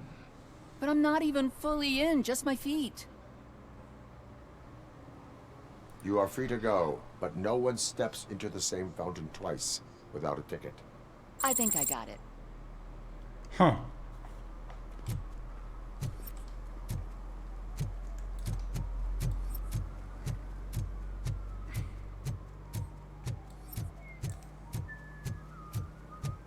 Patrulhar o fundo do rio. Quando é que o Robocop faz?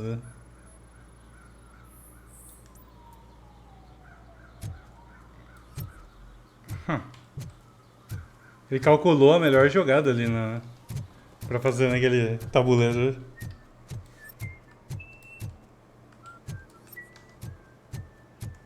Ele tá cantando o tema do Robocop.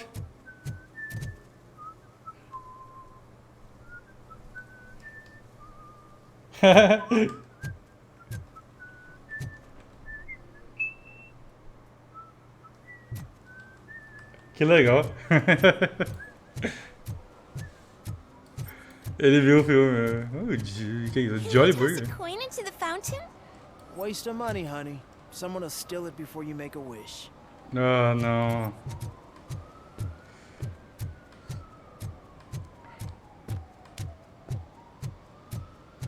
Tatuagem.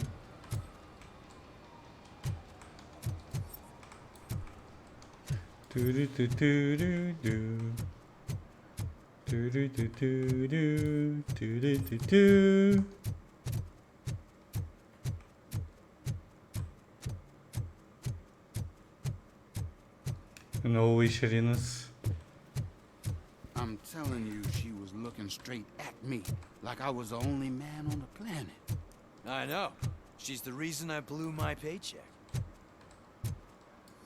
Pera, aonde tá esse Server Protect 2? Ali em cima, né? Mais pra lá.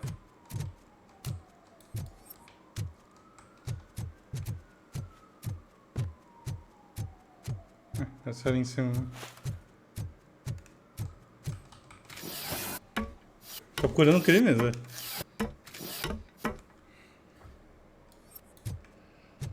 Ah, era aqui, ó. O que tá contando aqui? Garbage disposal? Ele só largou o lixo aqui em cima? Ou ele tá jogando lá embaixo? Is against the law. It's an act of revenge. I was loyal and she betrayed me. Trouble in a relationship is no excuse for littering. What? I mean my boss. She fired me after all these years, so I'm spreading confidential papers.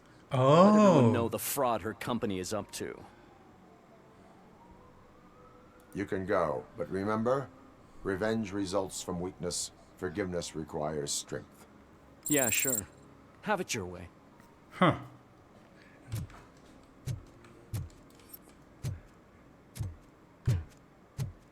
Eu vou ficar do lado da chefe dele ou do chefe dele, sei lá.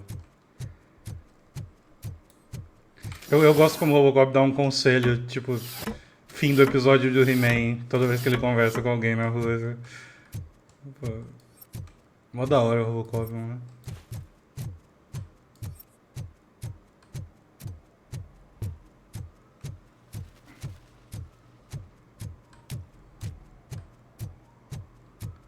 Vamos criar mais crimes aqui.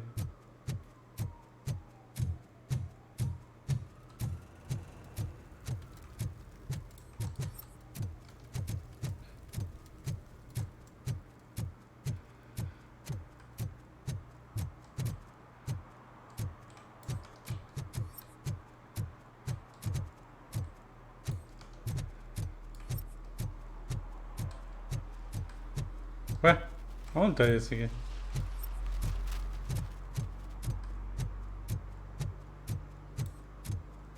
Putz, se você começou Hades, você vai ter que terminar ele antes, mano.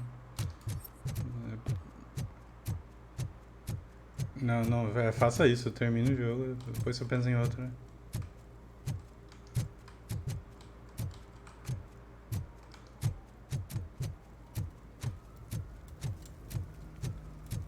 Hades é muito bom. Eu preferia ser o Robocop ou o Tallarico, que existe na mente do Tallarico. Acho que é o Robocop, né? Apesar que, tipo... Eu não queria ser um escravo da lei igual o Robocop é, né? Mas... Eu queria ser forte igual o Robocop, né?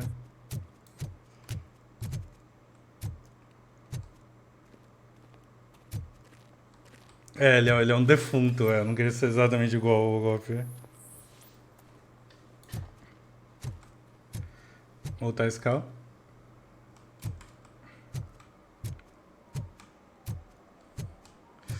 Robocop se vuelve. É tipo, o Robocop é tipo se eu morresse e aí o Mads chegasse tipo uma semana depois e ele rouba o meu corpo no meu enterro e ele fala: "Não, galera, fica tranquilo. Eu só tô ligando uma IA na cabeça do Saga e ele vai continuar streamando." E aí, tipo, Jesus.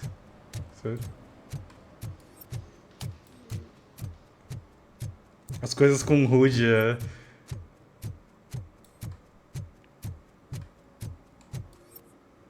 Classic Mads. É um negocinho pra WF, é foda, né? Eu queimei a ideia aqui já.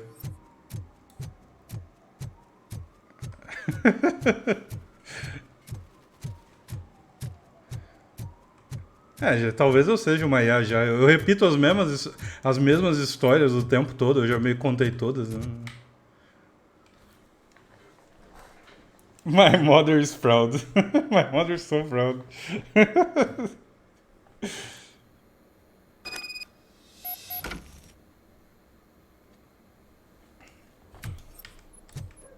Não, roubar o corpo no enterro, a WWE já fez e a WWF já fez, né? Na season finale da segunda temporada, eu acho. Que os esgotildos roubam o corpo do Pepe e levam ele pra Dubai. Ei, obrigado pelo resub, Henk. Muito agradecido. Eu gosto muito do final daquela season. Aquele negocinho é muito engraçado, eu gosto muito dele. Valeu pelos 6 meses, Link. Obrigado.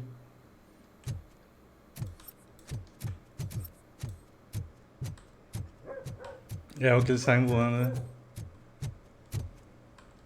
E tem a mensagem anti-drogas e alcoolismo do Cosmos e do Rinks no fim do vídeo também. Linda mensagem.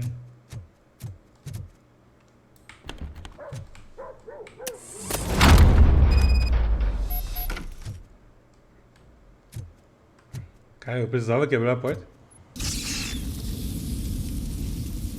Sleeping Gas.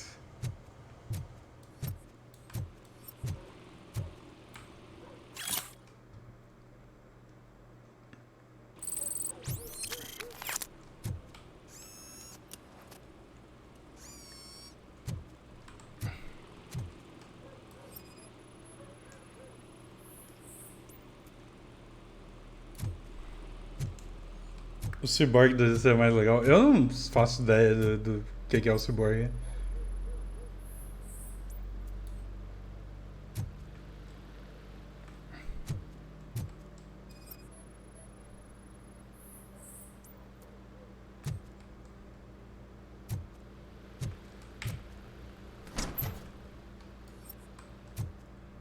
What the hell? O que é isso aqui?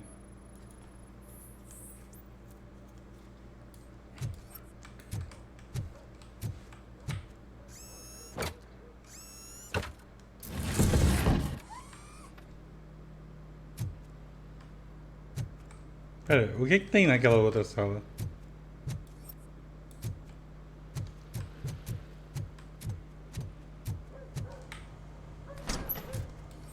Ah, um banheiro.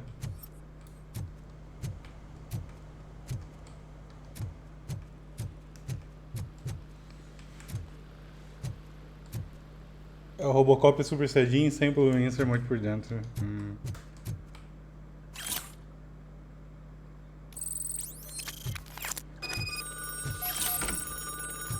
Ih, tá tocando o telefone. O Robocop vai atender. So OCP is ordering you to break into the apartment of a reporter they don't like? Any comment before I write a story on that?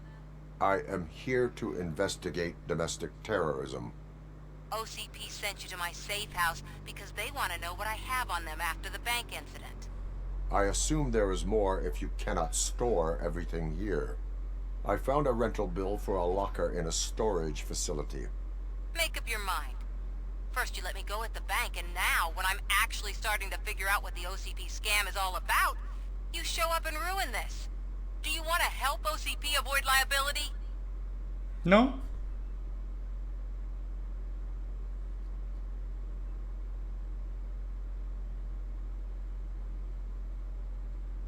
Show me your evidence, and I will make the culprits regret their deeds. So far, you're just making my road to the goal harder. It turns out I was right. That thing that OCP plans to do with charging residents of Old Detroit with additional costs, it is a loophole. It will lead to the illegal expulsion of thousands of people if you help OCP silence me. Explain. Not so fast. I need to be able to trust you first. At the bank, you proved that you are more than just a tool programmed to obey OCP, but now, the stakes are higher. What is it that you expect? Since you're here, I fully expect someone from OCP to go and check my locker.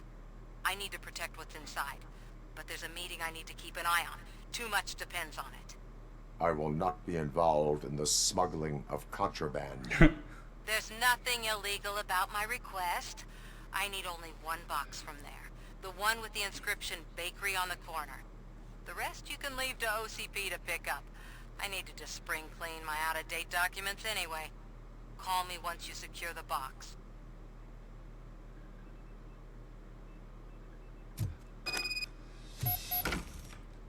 Tem uma foto do Robocop aqui. Outra foto do Robocop aqui.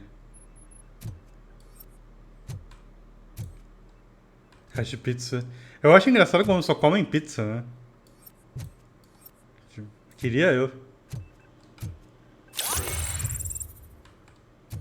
Cara, eu tô com 6 skill points available. Oh, let's go, boys. Eu nem comeu a borda, né?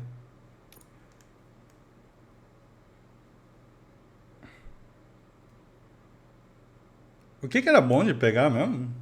Eu já tô com deduction no máximo, agora eu peguei o negócio de engineering aqui.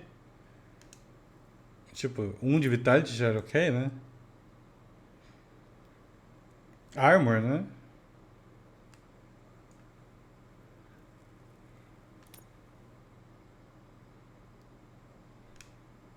Psychology?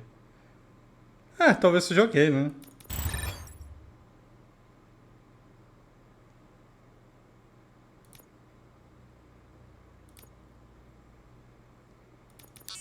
Assim tá bem útil.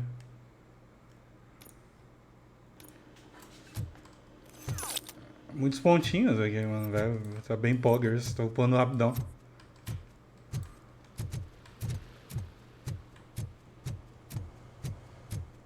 O Robocop não vai nem parar o vazamento de gás, vai largar aqui até que o prédio inteiro morra. Muito bem, Robocop.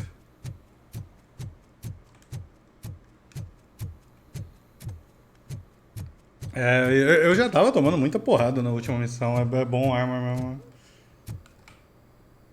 É só o gás de sono? É isso que tem na sua casa? Por isso você dorme o dia inteiro, Larry? Caindo na deitadinha?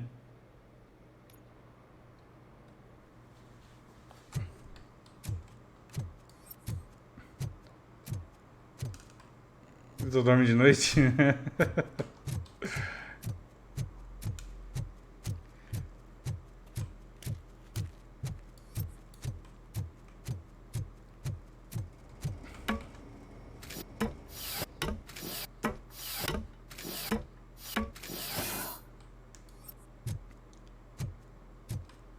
Nada aqui dessa vez.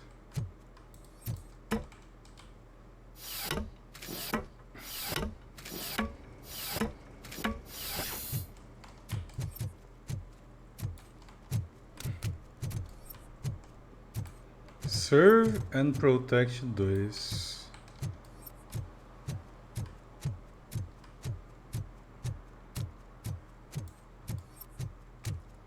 What do you mean, $1? It's $23.50.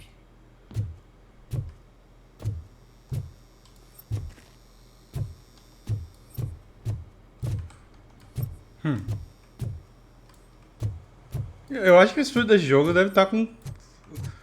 Talvez, não sei, uma sequel disso ou outra coisa, mas já devem estar trabalhando em algo, né?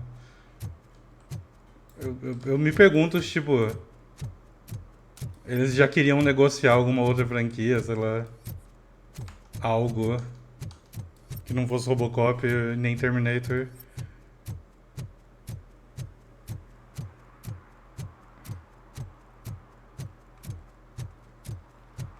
I hate the day shift. Milady?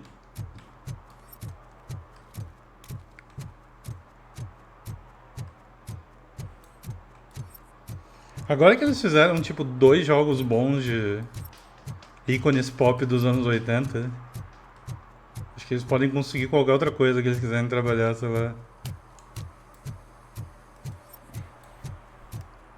O que tá acontecendo aqui? Então, tipo, eu não joguei o outro, mas falaram que tem um Terminator que é bem legal. Smoking is dangerous, not to mention illegal. I don't give a shit about either. Then you must suffer the consequences. No one in this country values independent thinkers anymore. Esse cara foi arrombado, eu mutei ele.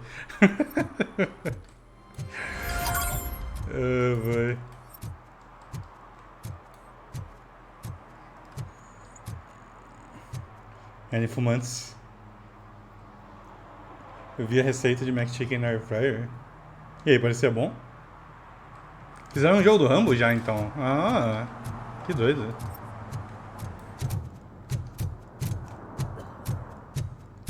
Quem no chat falou que tem um nugget que é tipo bem parecido com o do McDonald's que vende no mercado? Qual marca que é?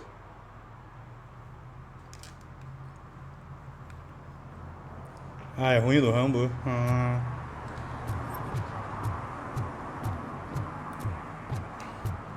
É o Seara, ok.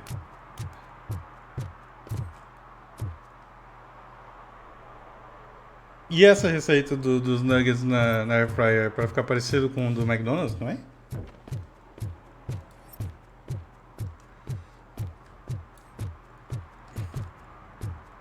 Você tá assistindo Uncut Gems, o filme que é um ataque do coração em forma de filme. Hey you, the old man is waiting for you upstairs. This entrance to the building is off limits. You have to use the staircase. Doesn't matter. Just open. Ah, o hambúrguer. Chicken Supreme Saga. Sim, o Mads fala que ele fica com ansiedade assistindo esse filme. É tipo Kaiji, kinda. Kaiji você ficaria com ansiedade vendo também.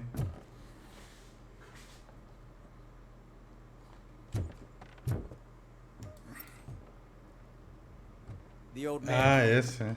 So, it's true what they say. You do have some kind of defect. Kaiji é muito pior, Kaiji é bravo. Eu gosto muito de Kaiji, mano, é bom pra caralho. Kaiji eu assisti numa época que eu tava muito, especialmente morto por dentro.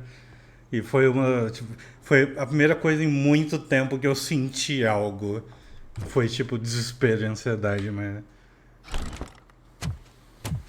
Foi muito bom. It's good to see you, my boy. Leave us. I want to talk to him in private. You have to excuse me for not getting up. I'm in a rather unfortunate state. Huh. You did exceptional work at the bank. I want you to know that I am deeply grateful for your service to OCP and the city of Detroit. See, I grew up in this very apartment, or what's left of it. It used to be a thriving neighborhood. Nothing like what you see right now. Thriving neighborhood. I always dreamt of turning it into the most prosperous district in the city. A new heart of Detroit. Can you imagine? Or do you think it's just an old fool's pipe dream?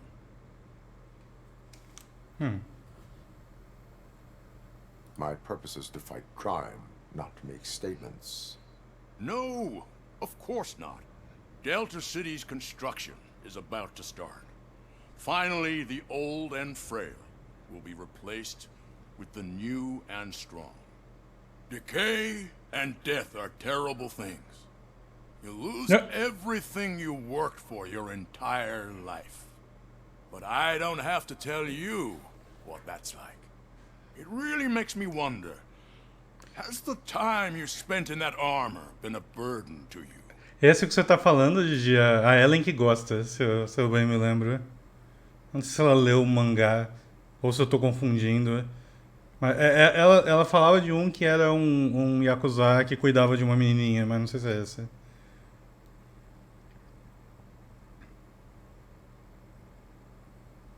Ou um menininho, ou...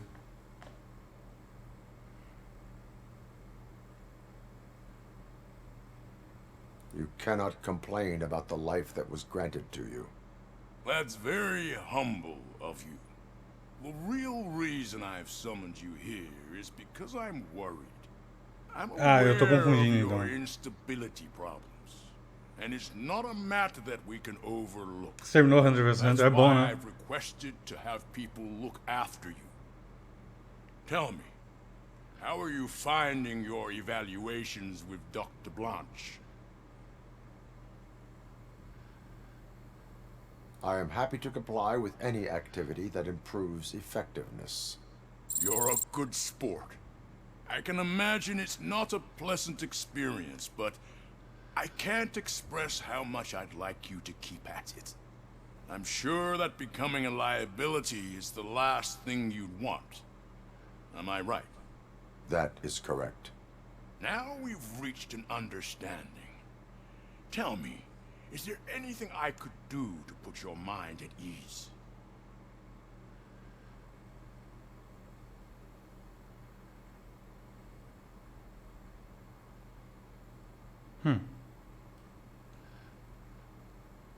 Será que faz diferença o que eu respondo aqui? Ei, boa noite, Gabe. Valeu por ter assistido. Até a próxima.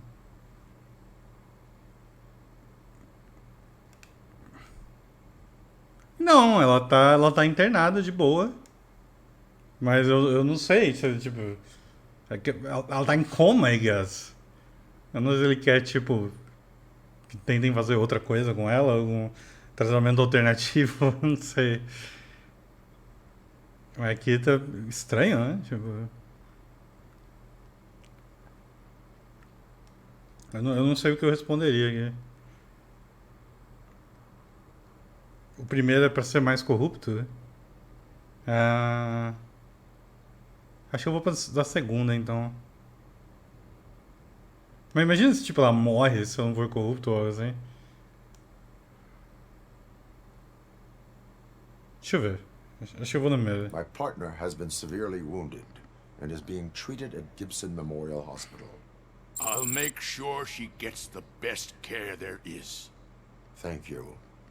I have to say, you brought a lot of hope into this old man's heart.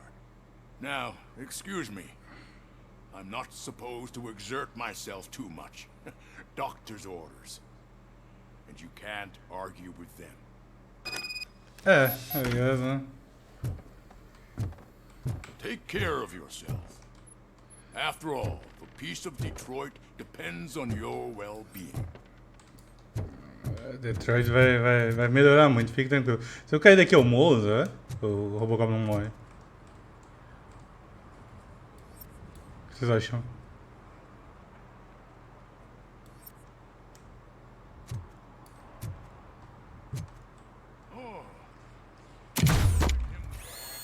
Just look at him go. Holy shit, what was that? Robocop. Not such a piece of junk after all. Eles reagiram eu pulando. Que legal. Muito bobo. Holy shit.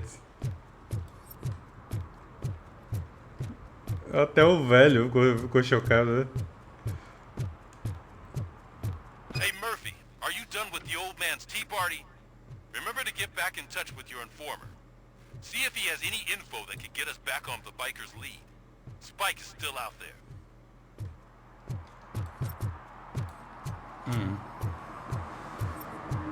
OCP wants to raise towers of glass and steel? Go ahead. Just not where we live. Go ahead. Eu também fiquei surpresa. Vocês cagariam todo. Aquele velho provavelmente já tá se cagado, já tá cagado todo.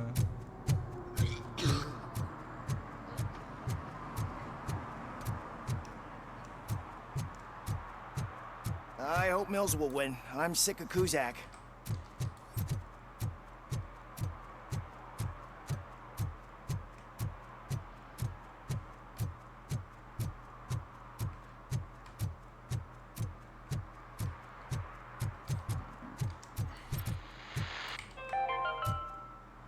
Are you like me? Are you a true environmentalist? Do you appreciate? Eu liguei o rádio e entrei aqui, agora a gente não vai poder ouvir. Scanline é tipo, às vezes mostra em verde pista que eu tenho que pegar e coisa assim. It's Robocop. So what? We're just sitting here enjoying the moment, nothing suspicious. Right, officer? Shouldn't we give the fellas the signal? We should just shut up and smile like the exemplary citizens that we are.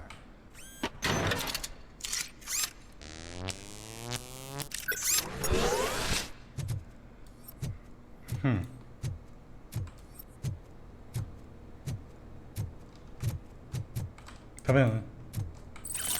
Às vezes você vê umas coisinhas.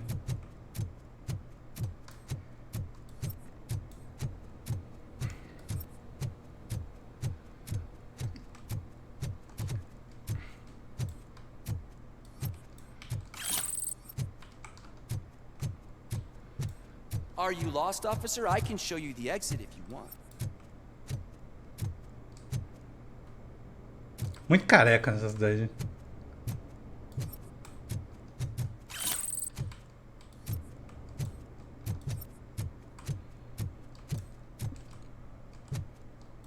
Tem que não ficar com ela ligada? Ah, dói o dedo, né? Vai pra casa então. O Robocop é careca também. Seems that I forgot the key, but You will tell your story at the station. Are you sure you have enough seats in your car to take us all? Aí, ó, chegou mais um. If you do not come quietly, I will not need any. Oh boy. Robocop is here!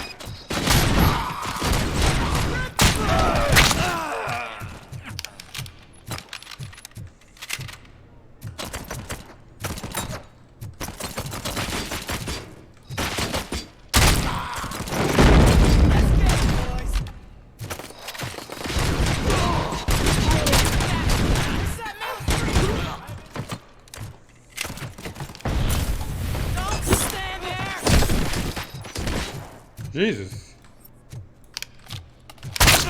Jesus! Eu atirei no reflexo. O cara... Ele tava levantando.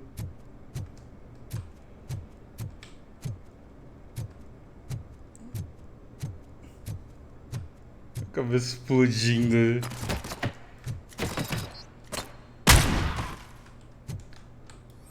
Aí, tá vendo? Vamos investigar isso aqui.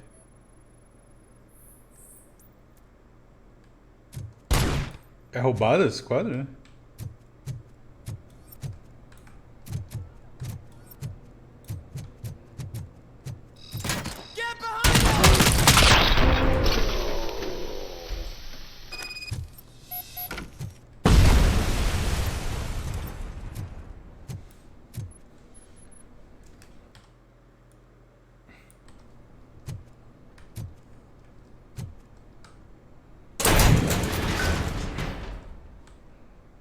O que temos aqui? Ó, comida de gato.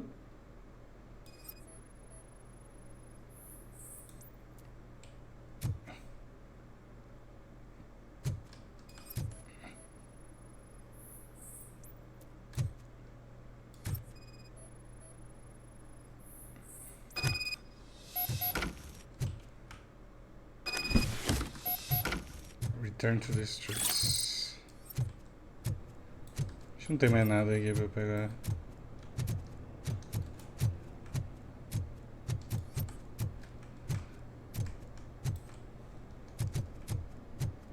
Eu não entendi qual foi a do quadro ali, mas... I guess, tipo, eu ter aquela informação me ajuda, sei lá.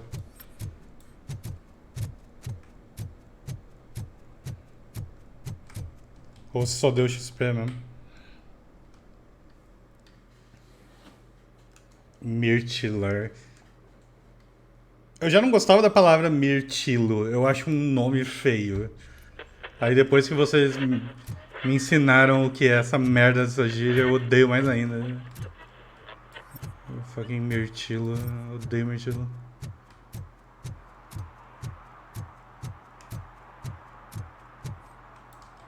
Tá acontecendo? Well, well, well. Looks like Mr. Becker was right. You're up to something behind his back.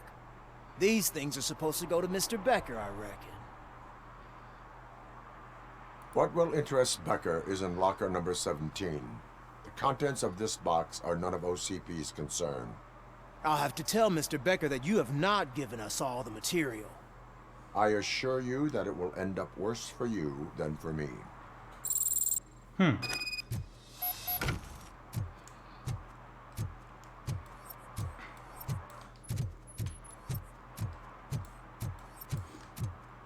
Você nunca ouviu o mirtilo? Então, eu também nunca tinha ouvido. Aí acharam aquele tweet que cleptomaníaco usa em rede social pra se gabar das merdas que eles roubam em loja.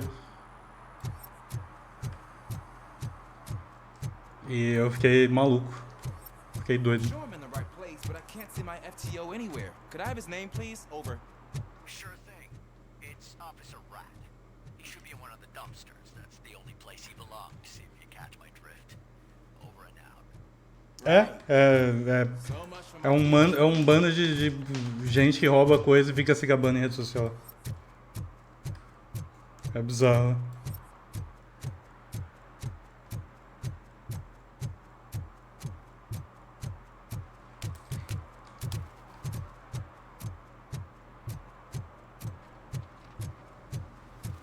Qual é esse? Spike no Hairstyle? Não, Spike no Hairstyle.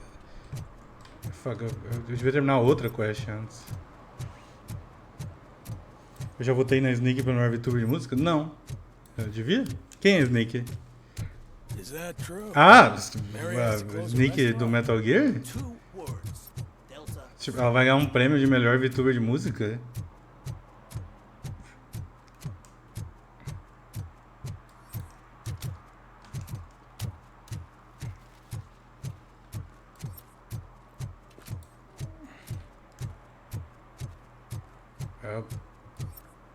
Se eu tivesse feito uma música, eu poderia parar isso de acontecer, mas eu não fiz. Officer Washington, I will be your field trainer for today. Requesting readiness confirmation. Yeah, thanks for the offer, but maybe the others are right. I might not really be cut out for field work.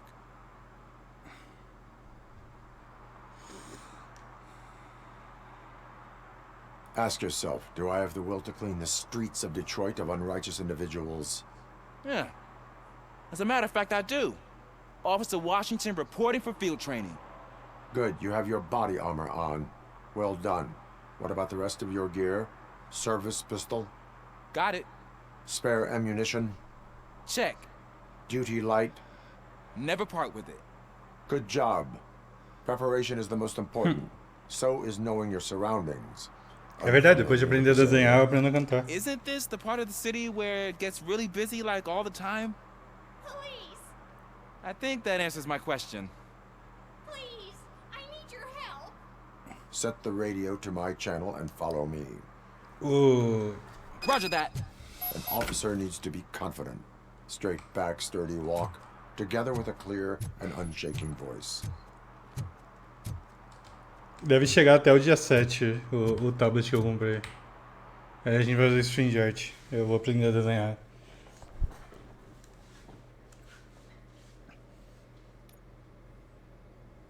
Officers, thank God you're here. I really need your help. What happened is...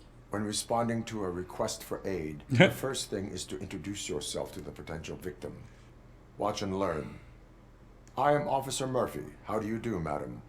Well, to tell you the truth... The second thing is to reassure the victim of their safety.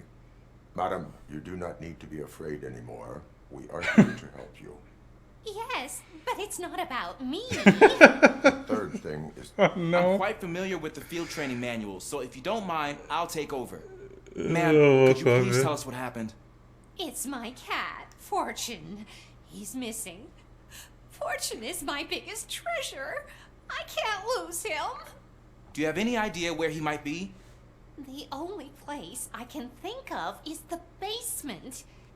I've also heard some ruckus coming from downstairs today, but the lights aren't working and my eyesight's not so good anymore. Is it okay for us to investigate the basement? Yes, it makes an excellent opportunity for low-light training. Let us proceed downstairs. Vamos achar o gato. The cat has that name for a reason. He really brings fortune. So don't you come back without him. Turn your flashlight on. Right. Duty light can be advantageous, but it can also be a liability. Keeping it close to you creates a clear target for the violators. It is good practice to hold the duty light away from your body. I don't remember reading that in the field manual. Did you get it from a different book? No, from experience. Huh.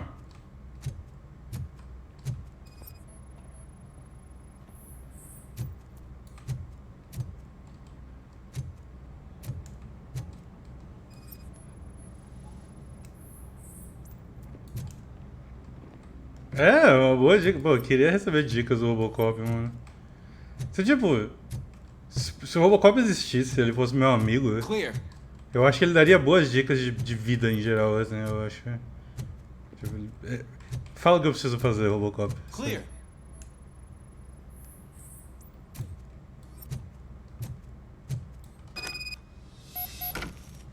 Hey, I think I just saw the cat. You think I should try to remove these planks? Go ahead.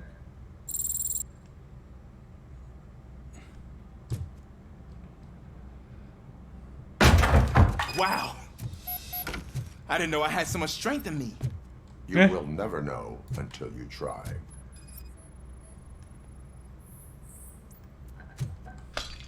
What was that?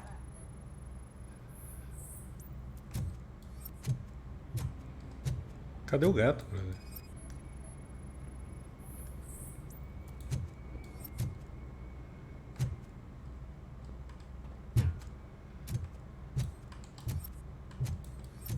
Oh man, I walked into a mess. And now my shoes are covered in strawberry jam. When chasing a suspect, do not rush head first. Take blind corners as wide as possible. Cuts down on being surprised. Esse é bom pra Ready or Not.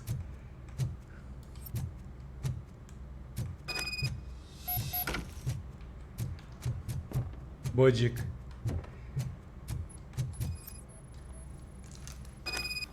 The fugitive has left a trail. This time, pace yourself. Do not get out of breath during a foot pursuit. You will need stamina to engage the fugitive later. Oh, looks like he stopped by the spilled paint can.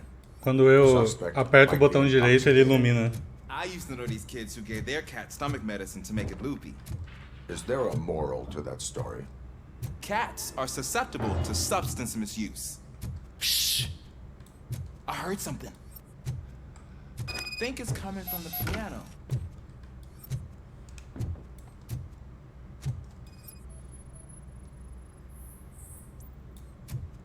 O emoji deles. That cat must be hiding inside. Let me lure it out. Go ahead.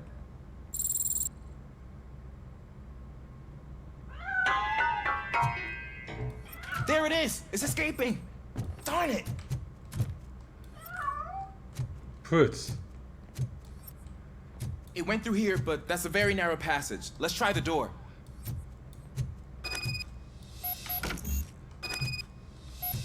Shit. It's locked, but I can try to squeeze through that gap. Go ahead.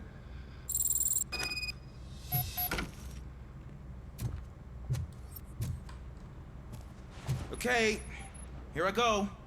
It's actually not as bad as I thought. Cool. Now let me get that door open for you. Muito obrigado.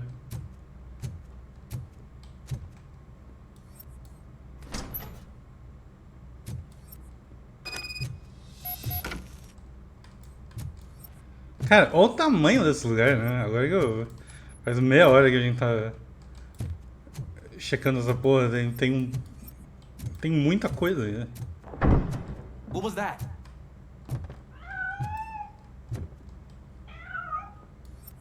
I'm afraid this time it's a one-way street, Mr. Cat.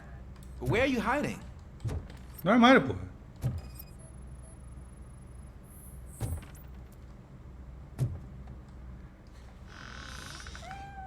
There he is. Oh gosh, Fortune. You look a mess. You think he's alright? The cat is fine. You can take it back to its owner. I will clean up any remaining mess. Okay, see you soon. The cat is fine. Tem mais algo aí pra eu pegar, talvez? Acho que nada, não. Nada de valor. What the hell? Tiro?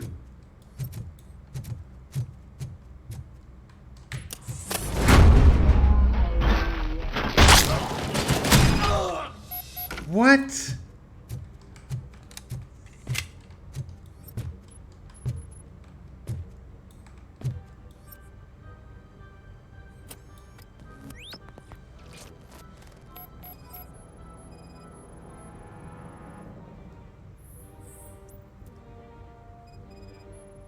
O que tem na cabeça dele? Deram um tiro nele. It's Washington. Do you read me? Loud and clear. What is your status? We got a problem. I'm on the second floor and have a visual on multiple armed suspects entering our location. Most of them are heading your way, but I can hear some coming up the stairs. Do not engage yet. Take your time and find the most advantageous location. Got it. Officer Washington? Sir. Keep cool. I am coming up to have your back. Glad to hear that, sir. Keep cool. Tô subindo.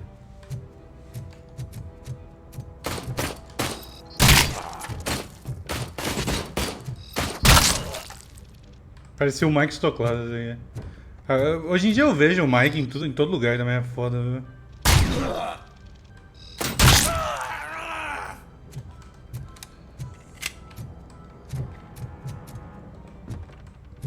Imagina o rádio do Ulisses, né? A voz do Robocop vindo gritando e ele escondido. Outro Fido, ó.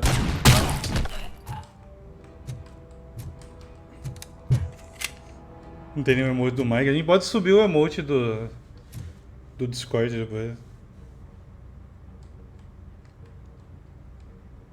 Se vocês quiserem. E aí, Richard?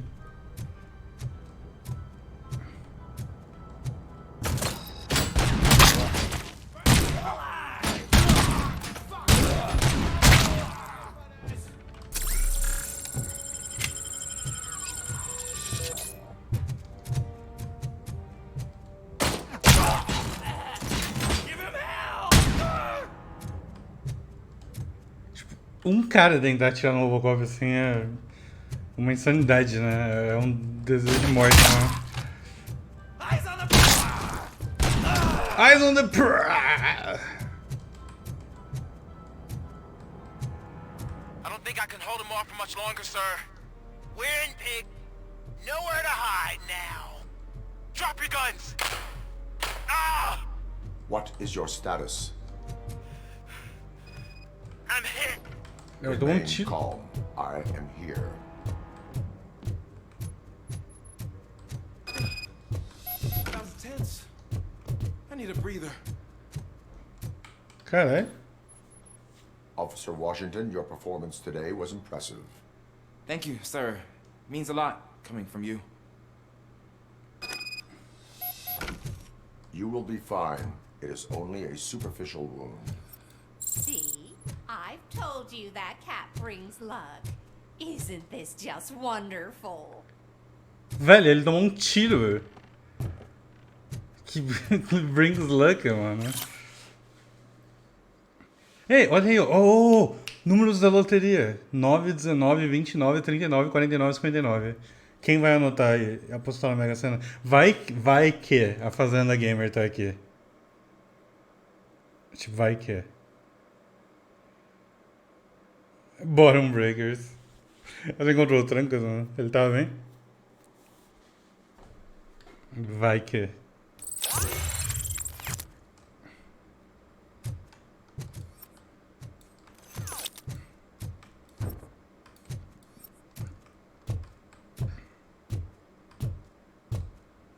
Mano, eles queriam assaltar, velho. Ah, não, mano. Olha só, Jesus Christ. Que bom. Ó, fizeram um bolão. Vai que é.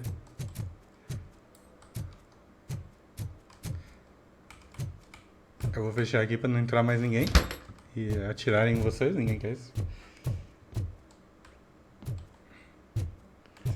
Se sair esse jogo e ninguém apostar, não, alguém vai.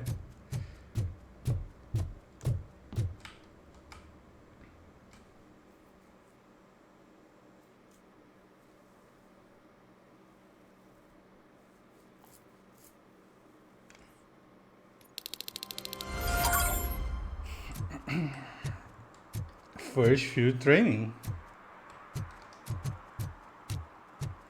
Eu ganhei mais um potinho de... Potinho? Pontinho, né? De talento.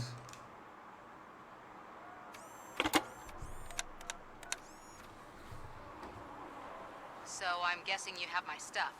Did OCP arrive at the party? They tracked my location. Because they trust you so much. Speaking of which, the box. What if I lied about it? Complexo gamer. There may be a bomb inside. Não explicou quem é essa gente. É Detroit, acontece. As pessoas invadem as casas e atiram.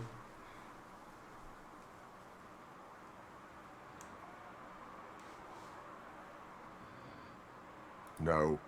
The sound of your voice does not indicate that you are lying. Just don't depend on your lie detector when you talk to politicians. In the box are my personal belongings. Letters, memorabilia, things that actually matter to me. When you become too tough to hit directly, the scum will try to get to you through your loved ones. I understand. So we have even more in common. Once OCP takes care of my old documents, I'll have the space to deal with the Delta City issue and help the people of Old Detroit. You've helped them already, though. Thank you. Ronnie's Grocery. Leave the box there. Sim, seria melhor mesmo, né? Vou levar aqui pra...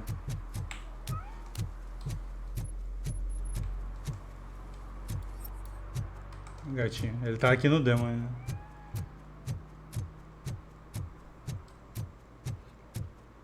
Integrity.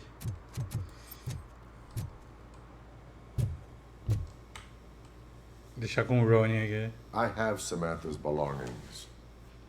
Yes, I'm glad you're helping her. Without that girl, OCP would put us all on the street. Still might. They did a number on a lot of families, hers included. Samantha's mother took it worst. But that's not a story for me to tell. Anyway, leave the box in the back, next to the cat. É que era de noite, né, no demo. Talvez ele troque de lugar. Agora tá de dia.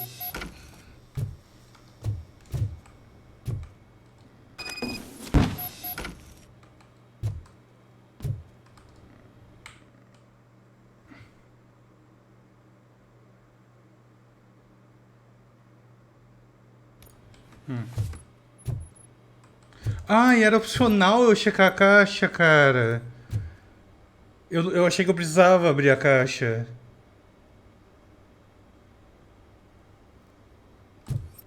Putz. E ele nem fechou a caixa, mano. E agora? Que bosta. O último save, 11h38. Já foi depois do tiroteio?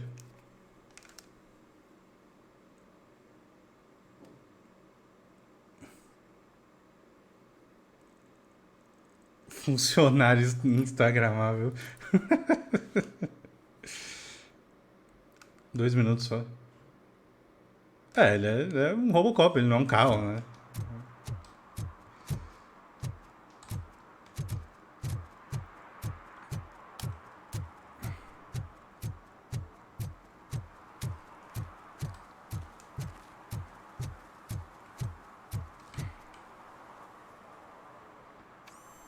I'm getting. They There may be a No. in the when you be. I- So we have once of you help Ronnie's.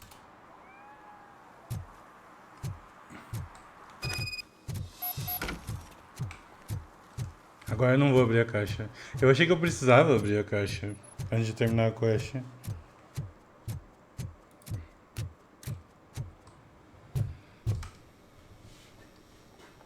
I have. Tough, but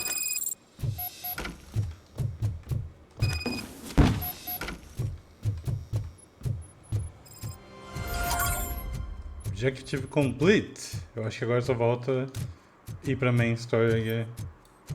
Eu podia procurar item e tal, mas que se foda.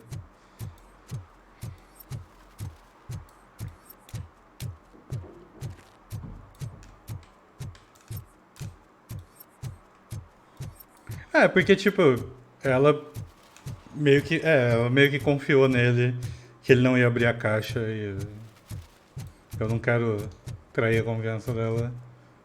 Eu preciso da confiança dela.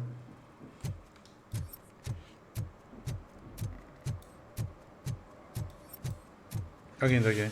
Whoa, it's getting so cold. Greetings. Jesse Pinkman. Waiting for the movie screening.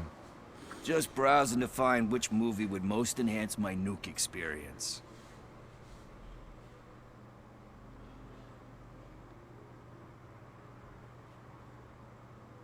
The longer you stick to a path, the harder it gets to abandon it. Amen to that. Nah, tell me, what's the next job for the police's finest duo? I need information on Spike's whereabouts. That SOB. I'll never forgive him for what he did to Briggs. Luckily, there ain't much left of the street vultures after the bank heist. They're probably laying low. But now you mention it, I heard about a biker who had a crash near the riverbank just behind the mart. So, your best bet is to check out the scene of the accident, or maybe hit up a nearby mechanic to see if they know anything.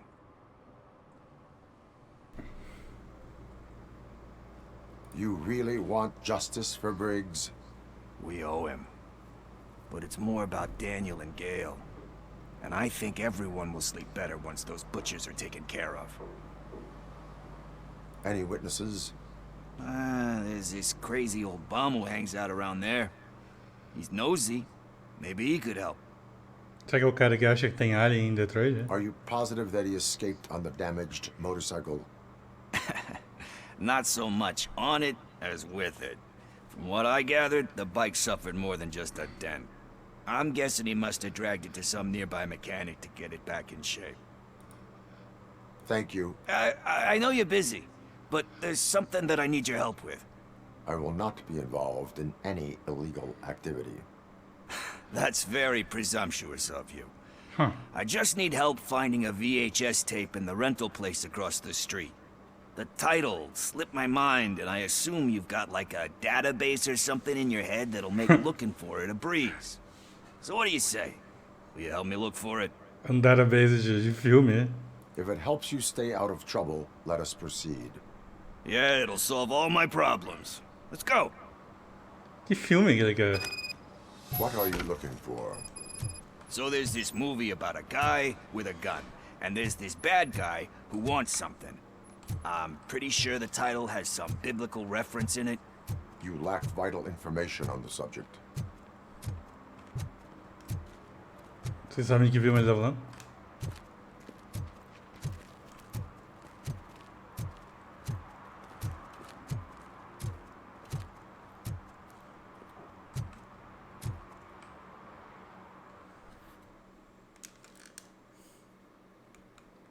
Do de matar? Okay, let's start searching. Remember, the title has something to do with the Bible, saints, cosmos, so... Let's start by checking the thriller and drama sections. Should we ask the owner? Forget him. He has no idea about movies. He thinks that Salamanca deserved the Golden Piston for the best picture. I heard that. And it did.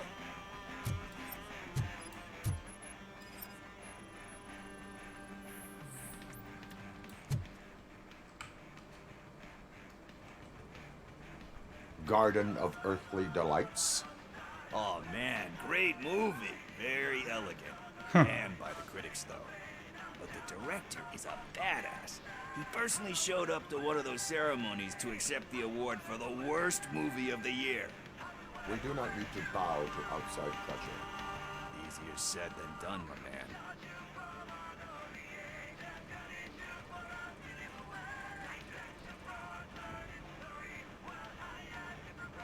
It takes courage to not give in to the pressure. Oh yeah, it does. But hey, if that director can resist it, then why the hell can't I, right? But let's get back to it, because that's not our tape. Esse jogo é bom, não é, mano? Esse jogo é muito bom.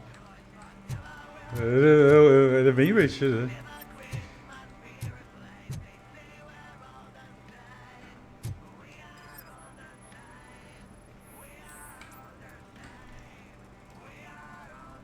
Kind Shepherd?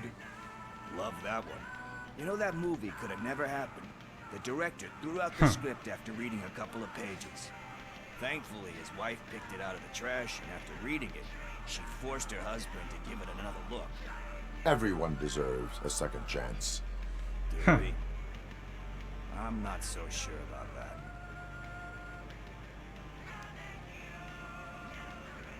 Alex Murphy was given a second chance. But I mean, you really deserved it. Which is something I couldn't say about a lot of people. Tipo, olha sabe, essa cena, I don't né? want to spoil the mood, but that's not the tape we're looking for. Ele tá tipo ajudando o Pickles com esse diálogo, é bonitinho. Okay, how about you check in the sci-fi and action section? I'll have a look at horror.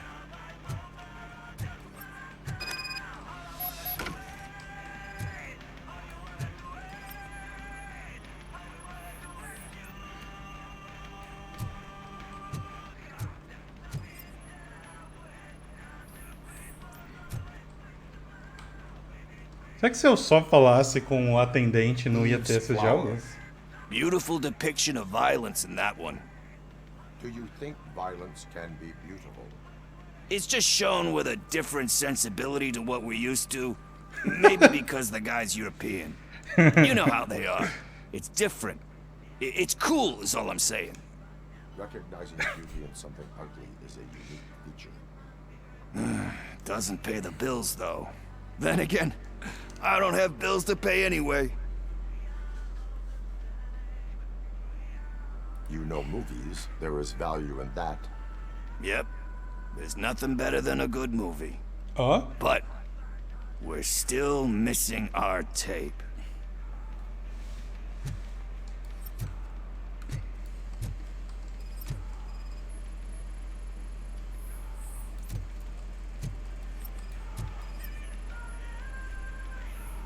Filmes community, TV Luizão.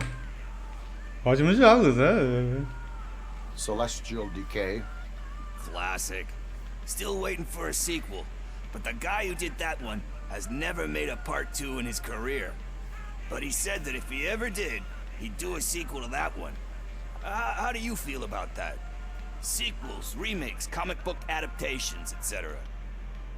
Huh.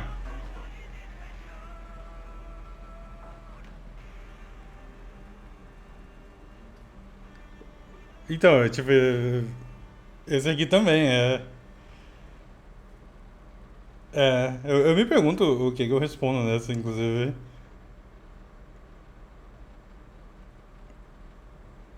O que vocês responderiam nessa?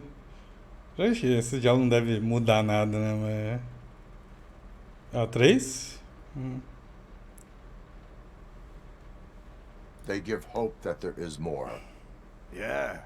Plus, you get to meet the characters you liked again. That's why I don't hate them. Anyway, risking to sound like a broken record, that's not the tape we're looking for.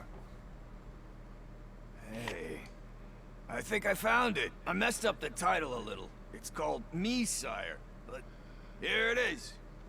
Não é muito bíblico. Isn't that the tape we're looking for? Tape? What? What tape? You like movies? Do you want to shoot an action movie? I think I'll wait till it comes out on VHS. Lights, camera, action! Tipo, olha isso. Crap! I need a hand over here! Do you need assistance? Oh, felizmente o Robocop tá aqui.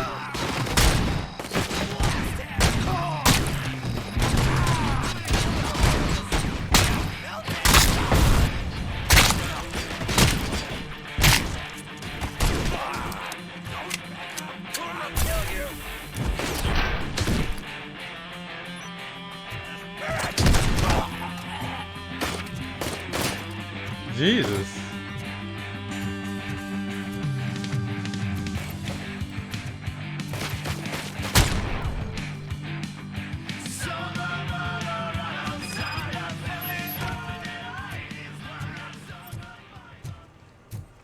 Pô, acabaram com a locadora, cara. Pô, alguém já tinha morrido? Que porra é essa? Ah, é só cabo. Eu achei que era aqueles traçados de, de cadáver. Só um monte de cabo branco, vai se fuder. Tá num formato muito engraçado. Aí é foda. Cadê o Pickles? O dono da locadora também desapareceu do Vaza Terra. Vocês iam em locadora sem ter um filme em mente sobre algo? Sim, sim. Inclusive, tanto pra alugar videogame quanto pra alugar filme. First, I hear a bunch of movie puns, and then everyone starts shooting. It all happens so fast.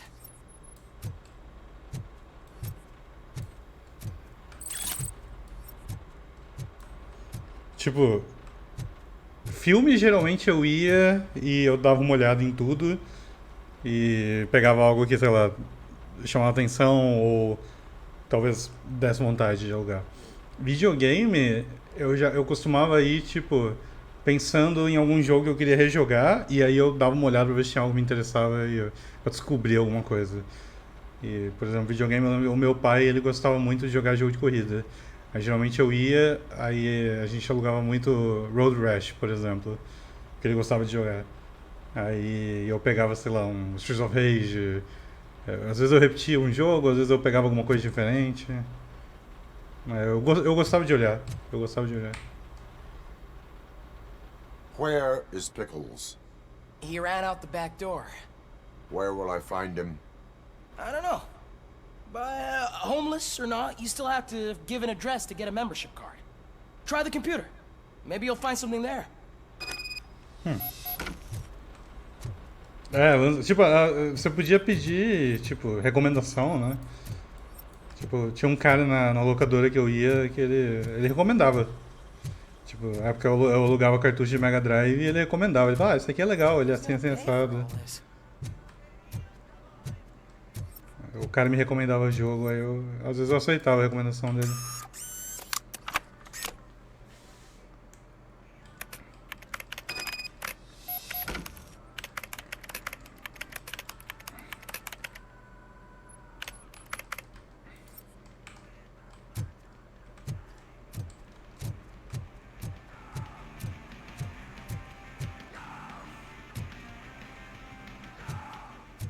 O locador tinha o seu charme, mas você não sente tanta saudade quando o povo no Twitter.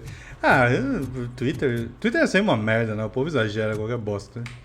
Mas eu achava o ambiente de locadora agradável, sabe? Era um lugar legal de ir e ter um tempinho pra olhar tudo que tinha e tal. Gostava.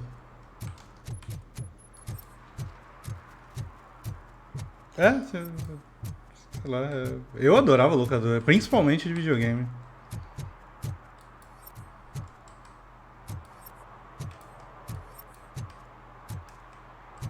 E, tipo, o ambiente não é tão diferente, sei lá, uma loja de videogame, sabe? Mas você tinha coisa pra alugar. E geralmente tinha mais gente jogando, né? Loja não costuma ter. Locadora é um lugar pra ir e hoje em dia, tipo, tá acabando o lugar pra ir, eu concordo.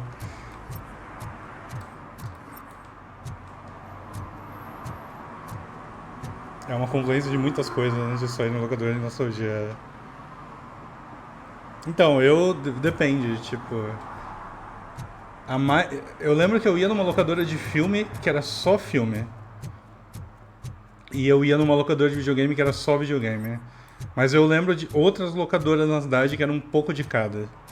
Mas geralmente as mistas eram mais de filme com um pouquinho de videogame. Entendeu? Pelo menos na cidade que eu vivia. Não tinha uma que era mais videogame e um pouco de filme, era mais raro.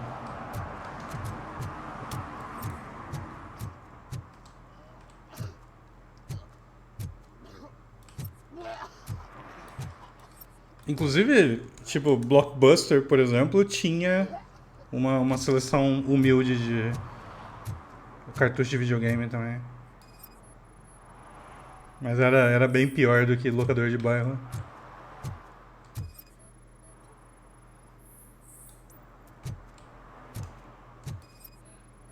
Sério, até 2015, cara. You're all right. O Blockbuster é legal também. I overheard some torchheads saying that they were running away from the cops and went through that video store.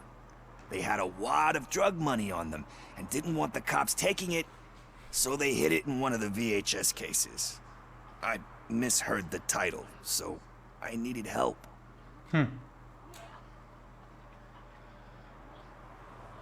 You need much more help than that.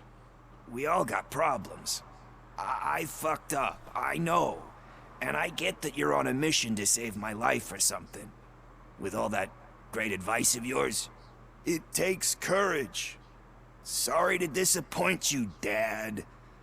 But I'm lacking in that department. There's just one thing that I need right now. Which is? All I need right now is a fix. What? So, let me keep the money. You won't hear me asking about anything else. Are you asking a police officer to leave you with money from nuke distribution? I know you're a police officer first, but can't you be a friend this one fucking time?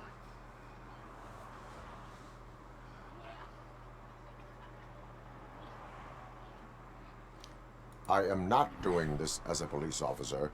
I am doing it as a friend. Hand over the case. You can't do this to me, man. I just did. Fuck you, Tin Man. I earn that money fair and square. Não, ele não gostou, mano. Mas ele ia comprar mais droga. Putz.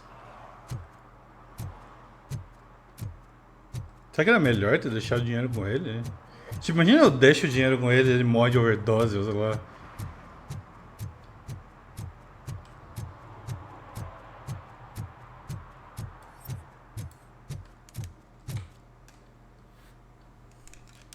Greetings, citizen. Best cop in the hood is back.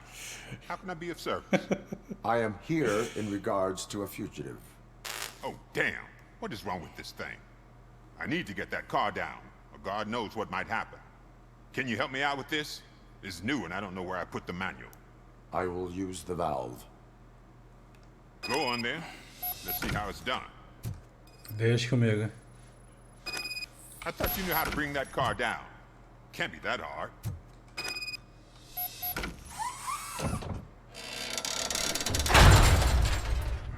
It doesn't start. Pop the hood. Que isso? Eu não sou mecânico, porra. So, do you know what the problem is? Oh, Jesus.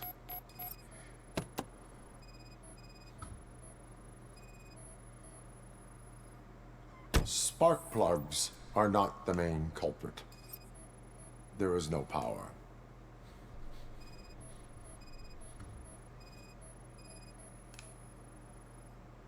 I detected an electric current inside the cooling tank. I recommend grounding it to fix the problem, but I am sure that you knew about that already.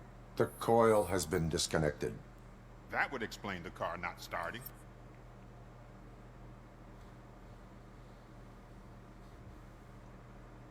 O que mais falta olhar aqui?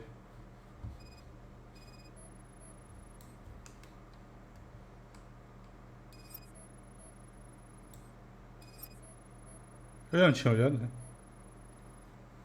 Battery is fine, stable, above 12 volts. That's one thing checked off then. I'm guessing it's an easy fix.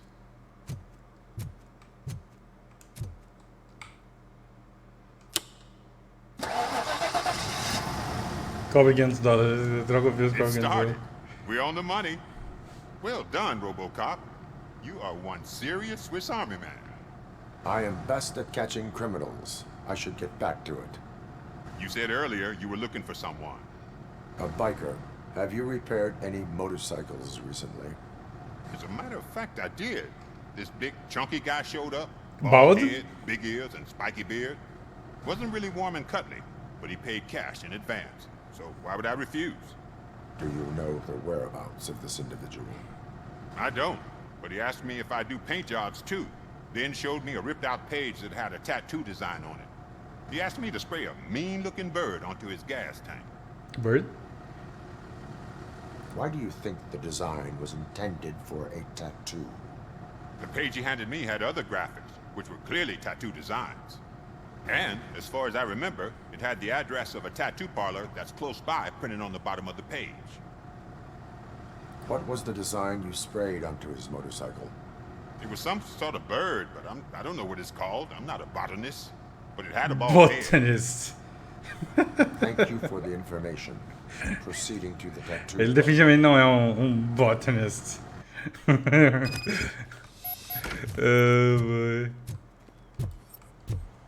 Huh? USA.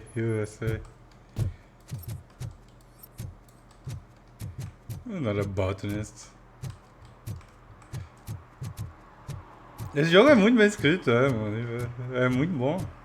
Os caras realmente ele tem alma, igual vocês falaram mais cedo, como dizem os jovens. Soul.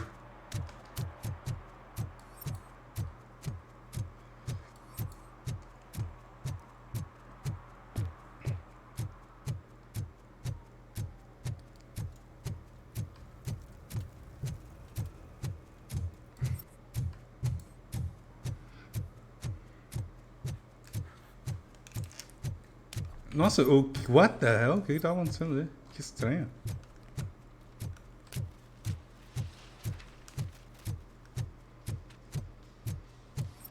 Parece que bugou uns policial ali. Full metal armor and you still want piercings. Hey, respect. Tá I aberto. am not here for that. A tattoo, then. It'll really bring out that jawline. My body wears enough scars. Believe me, you can never have enough of these puppies. Anyway, if you're not here for inking, what do you want?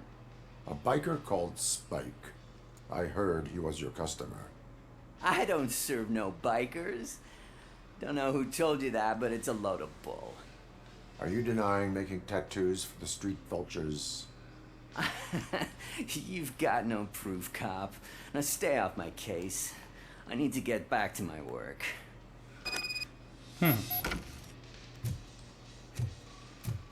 Bro, não é possível que aqui vai ter a prova que ele tatuou o cara da gangue.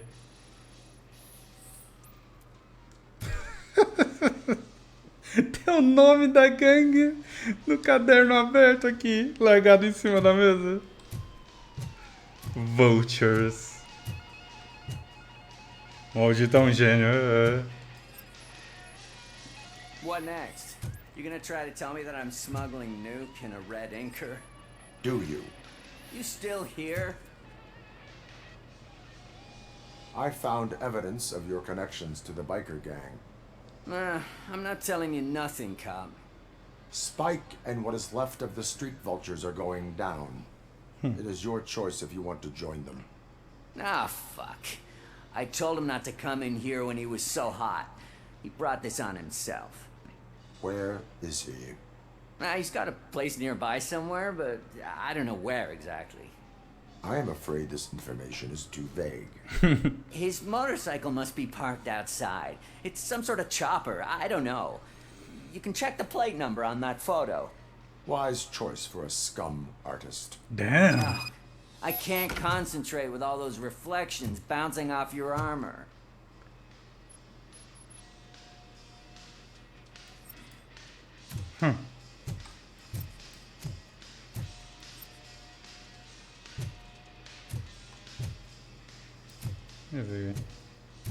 Ah, a foto que ele falou? Plate number acquired.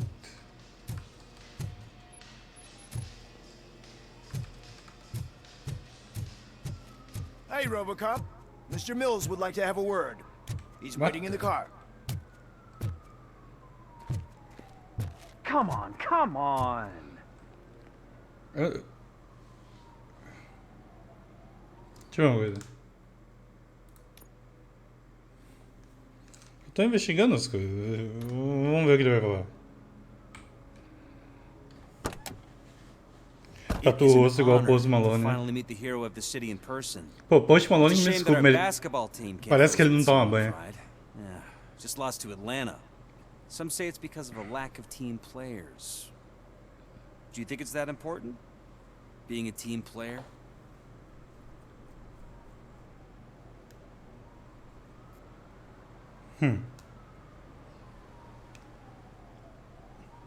Level 50, muito bem. Not every team is worth joining. You have a very multifaceted outlook. Impressive. As for me, I have always valued team play. That was the way things were when my parents worked for the city. My grandfather used to tell me that this neighborhood was a great place for an evening stroll. Now it's different. Kuzak allows the city to be taken over by criminals. He can't stop it because he's not a team player. He fails to realize that OCP has given this city its most precious treasure. You. I want to work with you and OCP to improve this city. I want to take care of your interests. It's about time someone did. But to make it a reality, we would need your support. So, what do you think about getting involved in politics?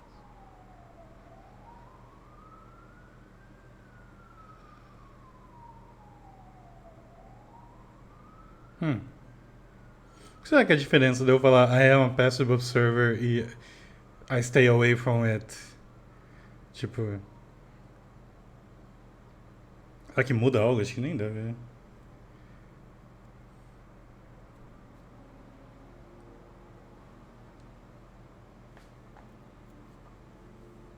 Ele te lembra alguém? Ele é familiar também, esse cara, mas não sei dizer quem. Ele tem uma tatuagem anticomunista. Você tá falando do Post Malone? É, Passive Observer eu também acho. Eu vou com essa aqui. I stay far away from politics. However, politics does not stay away from you, does it? You are the symbol of the city. Everything you do, everything you say has a political impact. No matter if you talk privately or publicly. You should choose what you want to represent. Incompetence and unaccountability, or partnership and determination. Only one of these paths leads Detroit to its former glory. You say you wouldn't join every team. So, let's create a team that you would want to be a part of. We have a common goal. Together, it will be easier to achieve it. Now, you'll have to forgive me. We're already late for another meeting. Now think about what we've discussed. About what we could do for the city. Together, as a team. Nossa, por que ele tatuou uma merda dessa, mano? Que Count on imbecil. your support. You supported John Mills. Bro, eu não queria. Porra, aí é foda, mano.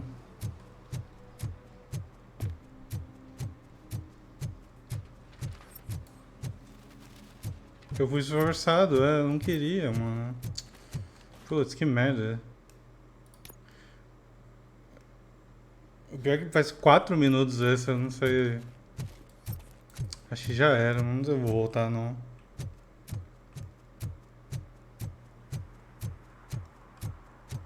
É, foi meio longa, né? Será que eu tento voltar? Mas aí será que a última resposta... Vamos ver. A última resposta é melhor, então? A de... do Robocop falar que ele é passivo?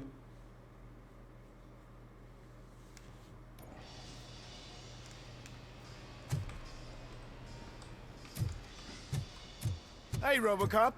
Ah, a conversa foi longa, né? Come on. Se a conversa, se eu dar um suporte pra ele anyway, aí eu simplesmente não entro no carro. No. It's a peculiarity of the position you play. As for my Kuzak, I want to make. I follow politics. So you allow others to. You are this. You should only want. We have. You'll have. Now think.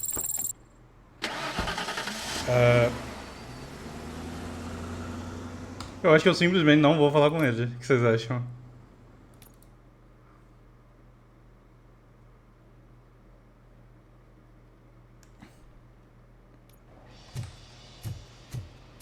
Hey, Robocop. Mr. Mills would like to have a word. Quero não, valeu. Tô ocupado. Limpando a cidade do crime.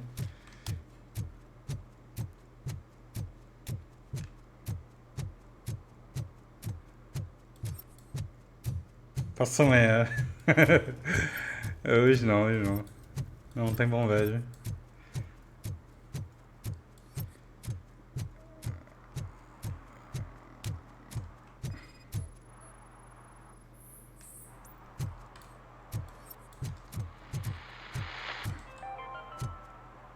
City Hall is the decaying symbol of mismanagement and corruption.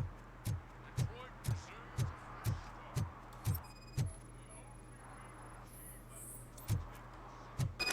start. Ah, achei a moto. O que foi? Lembra que você tá triste. Vai ficar tudo bem.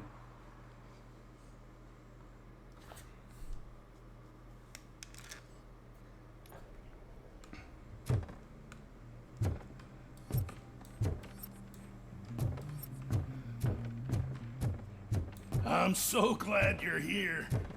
I can deal with screams and fights, but this music is driving me crazy.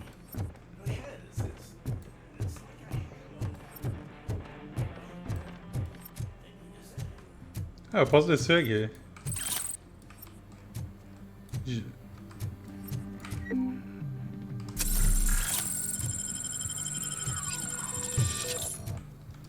Cool. É outro prédio.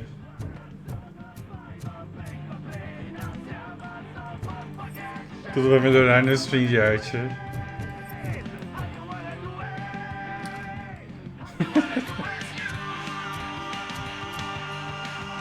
Still no joy with the broadcast. Be quiet, you moron. Yes, they're working in no time, Mr. Wendell. Sir. Yes, you won't screw it up. he's using you, just like he used us. He hired us. He failed to deliver. That's why we need to get. We were old. Ah! Oh! Talk about a sore loser. You had your chance and you blew it. Now it's the Torchhead's turn. Deal with it, biker bitch. Stupid.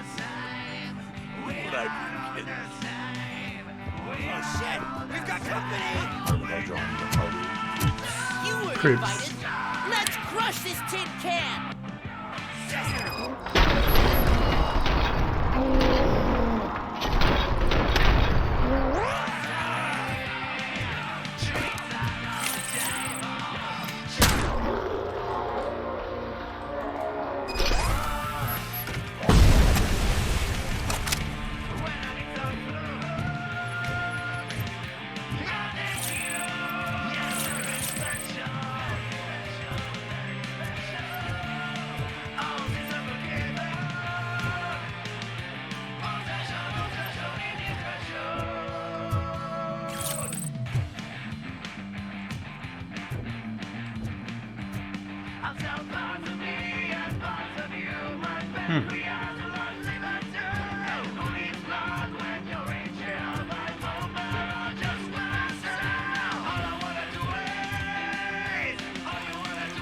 What did Wendell make you do? You saw it yourself. He needed us to extract brains from corpses. Why brains? He would never say. He keeps his cards close to his chest. Where is he? Well, now. I better be. Operator, requesting an ambulance. One unconscious fugitive suffering heavy blood loss. Consegui desligar o rádio.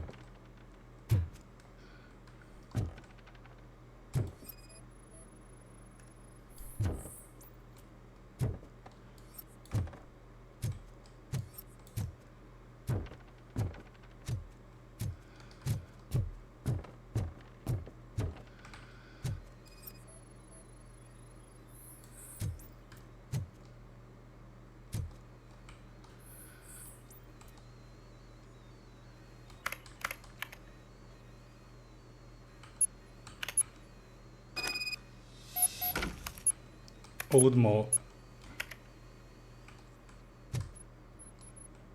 Você não quer ficar doido e ganhar na loteria? Operator, Wendell's trail leads to the Eu acho que o lance é a outskirts of town, idade. continuing pursuit. Tipo, um imbecil igual o Post Malone, né, ficou rico muito cedo, eu imagino, né? Tipo, cantor geralmente fica rico cedo. Jogador de futebol fica rico cedo. Tipo, a pessoa não, ela não tem vivência, sabe? É diferente de você com 30 anos, tu já passou por um monte de merda, tu era um mero trabalhador normal que já viveu em sociedade igual gente. E aí tu ganha uma montanha de dinheiro. Eu acho que você deveria ter um pouco mais de juízo na cabeça e entender melhor como funcionam as coisas. Mas, né, não é regra também, né? Dá pra você chegar nos 30, 40, 50 e ainda ser um completo imbecil. Mas eu acho que a chance é um pouco menor de, se você ficar rico depois de mais velho, de ficar doido. Aí vai saber, né?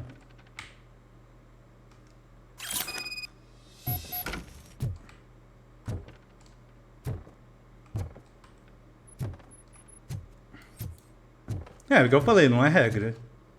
Eu só acho que se você der um caminhão de dinheiro...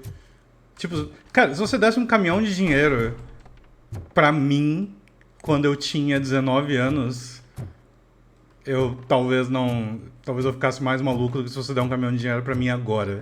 Tipo, eu sou uma pessoa melhor agora, sabe? Mas eu imagino que não é regra. Tipo, nem todo mundo fica melhor da cabeça com o tempo.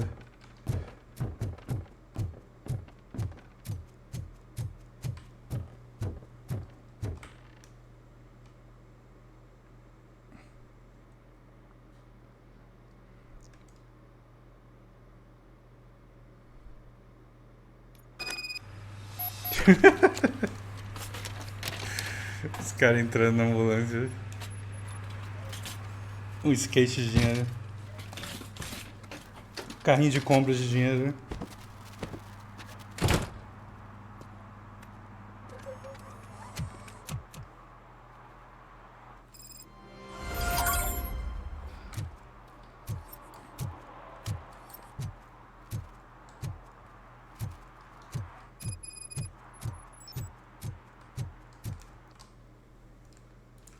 Eu tô quase upando já, inclusive, vou pegar essa arma aqui.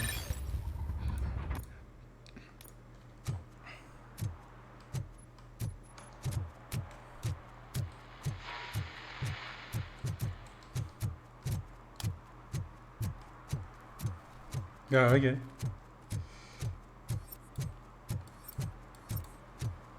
Acho que é uma boa hora de parar todas aqui. Deixa eu ver o que vai ter. Se eu der delivery.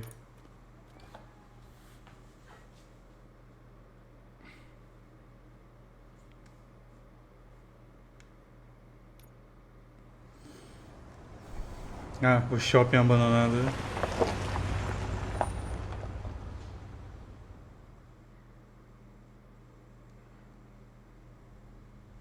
Ó, parece Left 4 Dead. Acho que a gente pode fazer essa parte do shopping amanhã. O que vocês acham?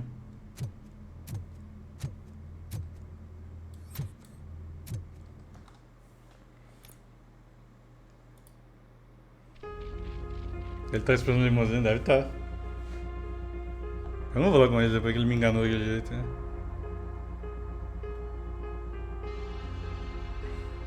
Cara, essa música é muito boa, né? O Robocop é muito da hora.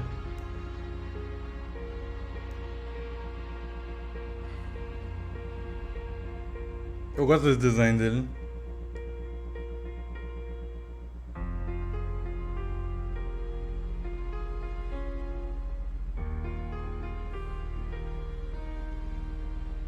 É, ele é mais robô, né, do que qualquer outra coisa.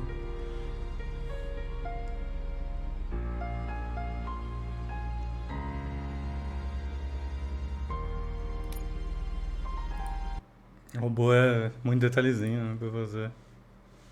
É, esse tema é bonito, mano. Eu gosto dele.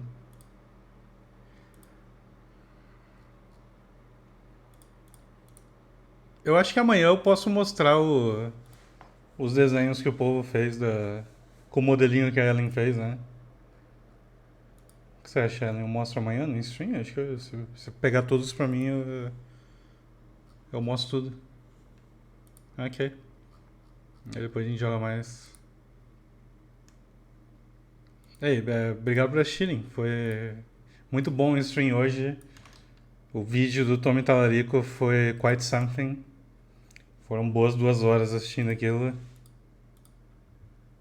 É, eu e a Ellen, a gente dá uma olhada em tudo. A gente olha no Twitter, nos dois chats, e aí, pra não perder nenhum desenho, eu acho. Dá raid no Germa. Não vou dar raid no Germa, eu tenho vergonha. Ele não precisa de raid. Valeu por assistirem, gente. Obrigado pela companhia, boa noite. Amanhã eu tô aí. Se cuidem, se cuidem. Quer mandar raid pro menino? Se você quiser, pode mandar o que ele tá jogando.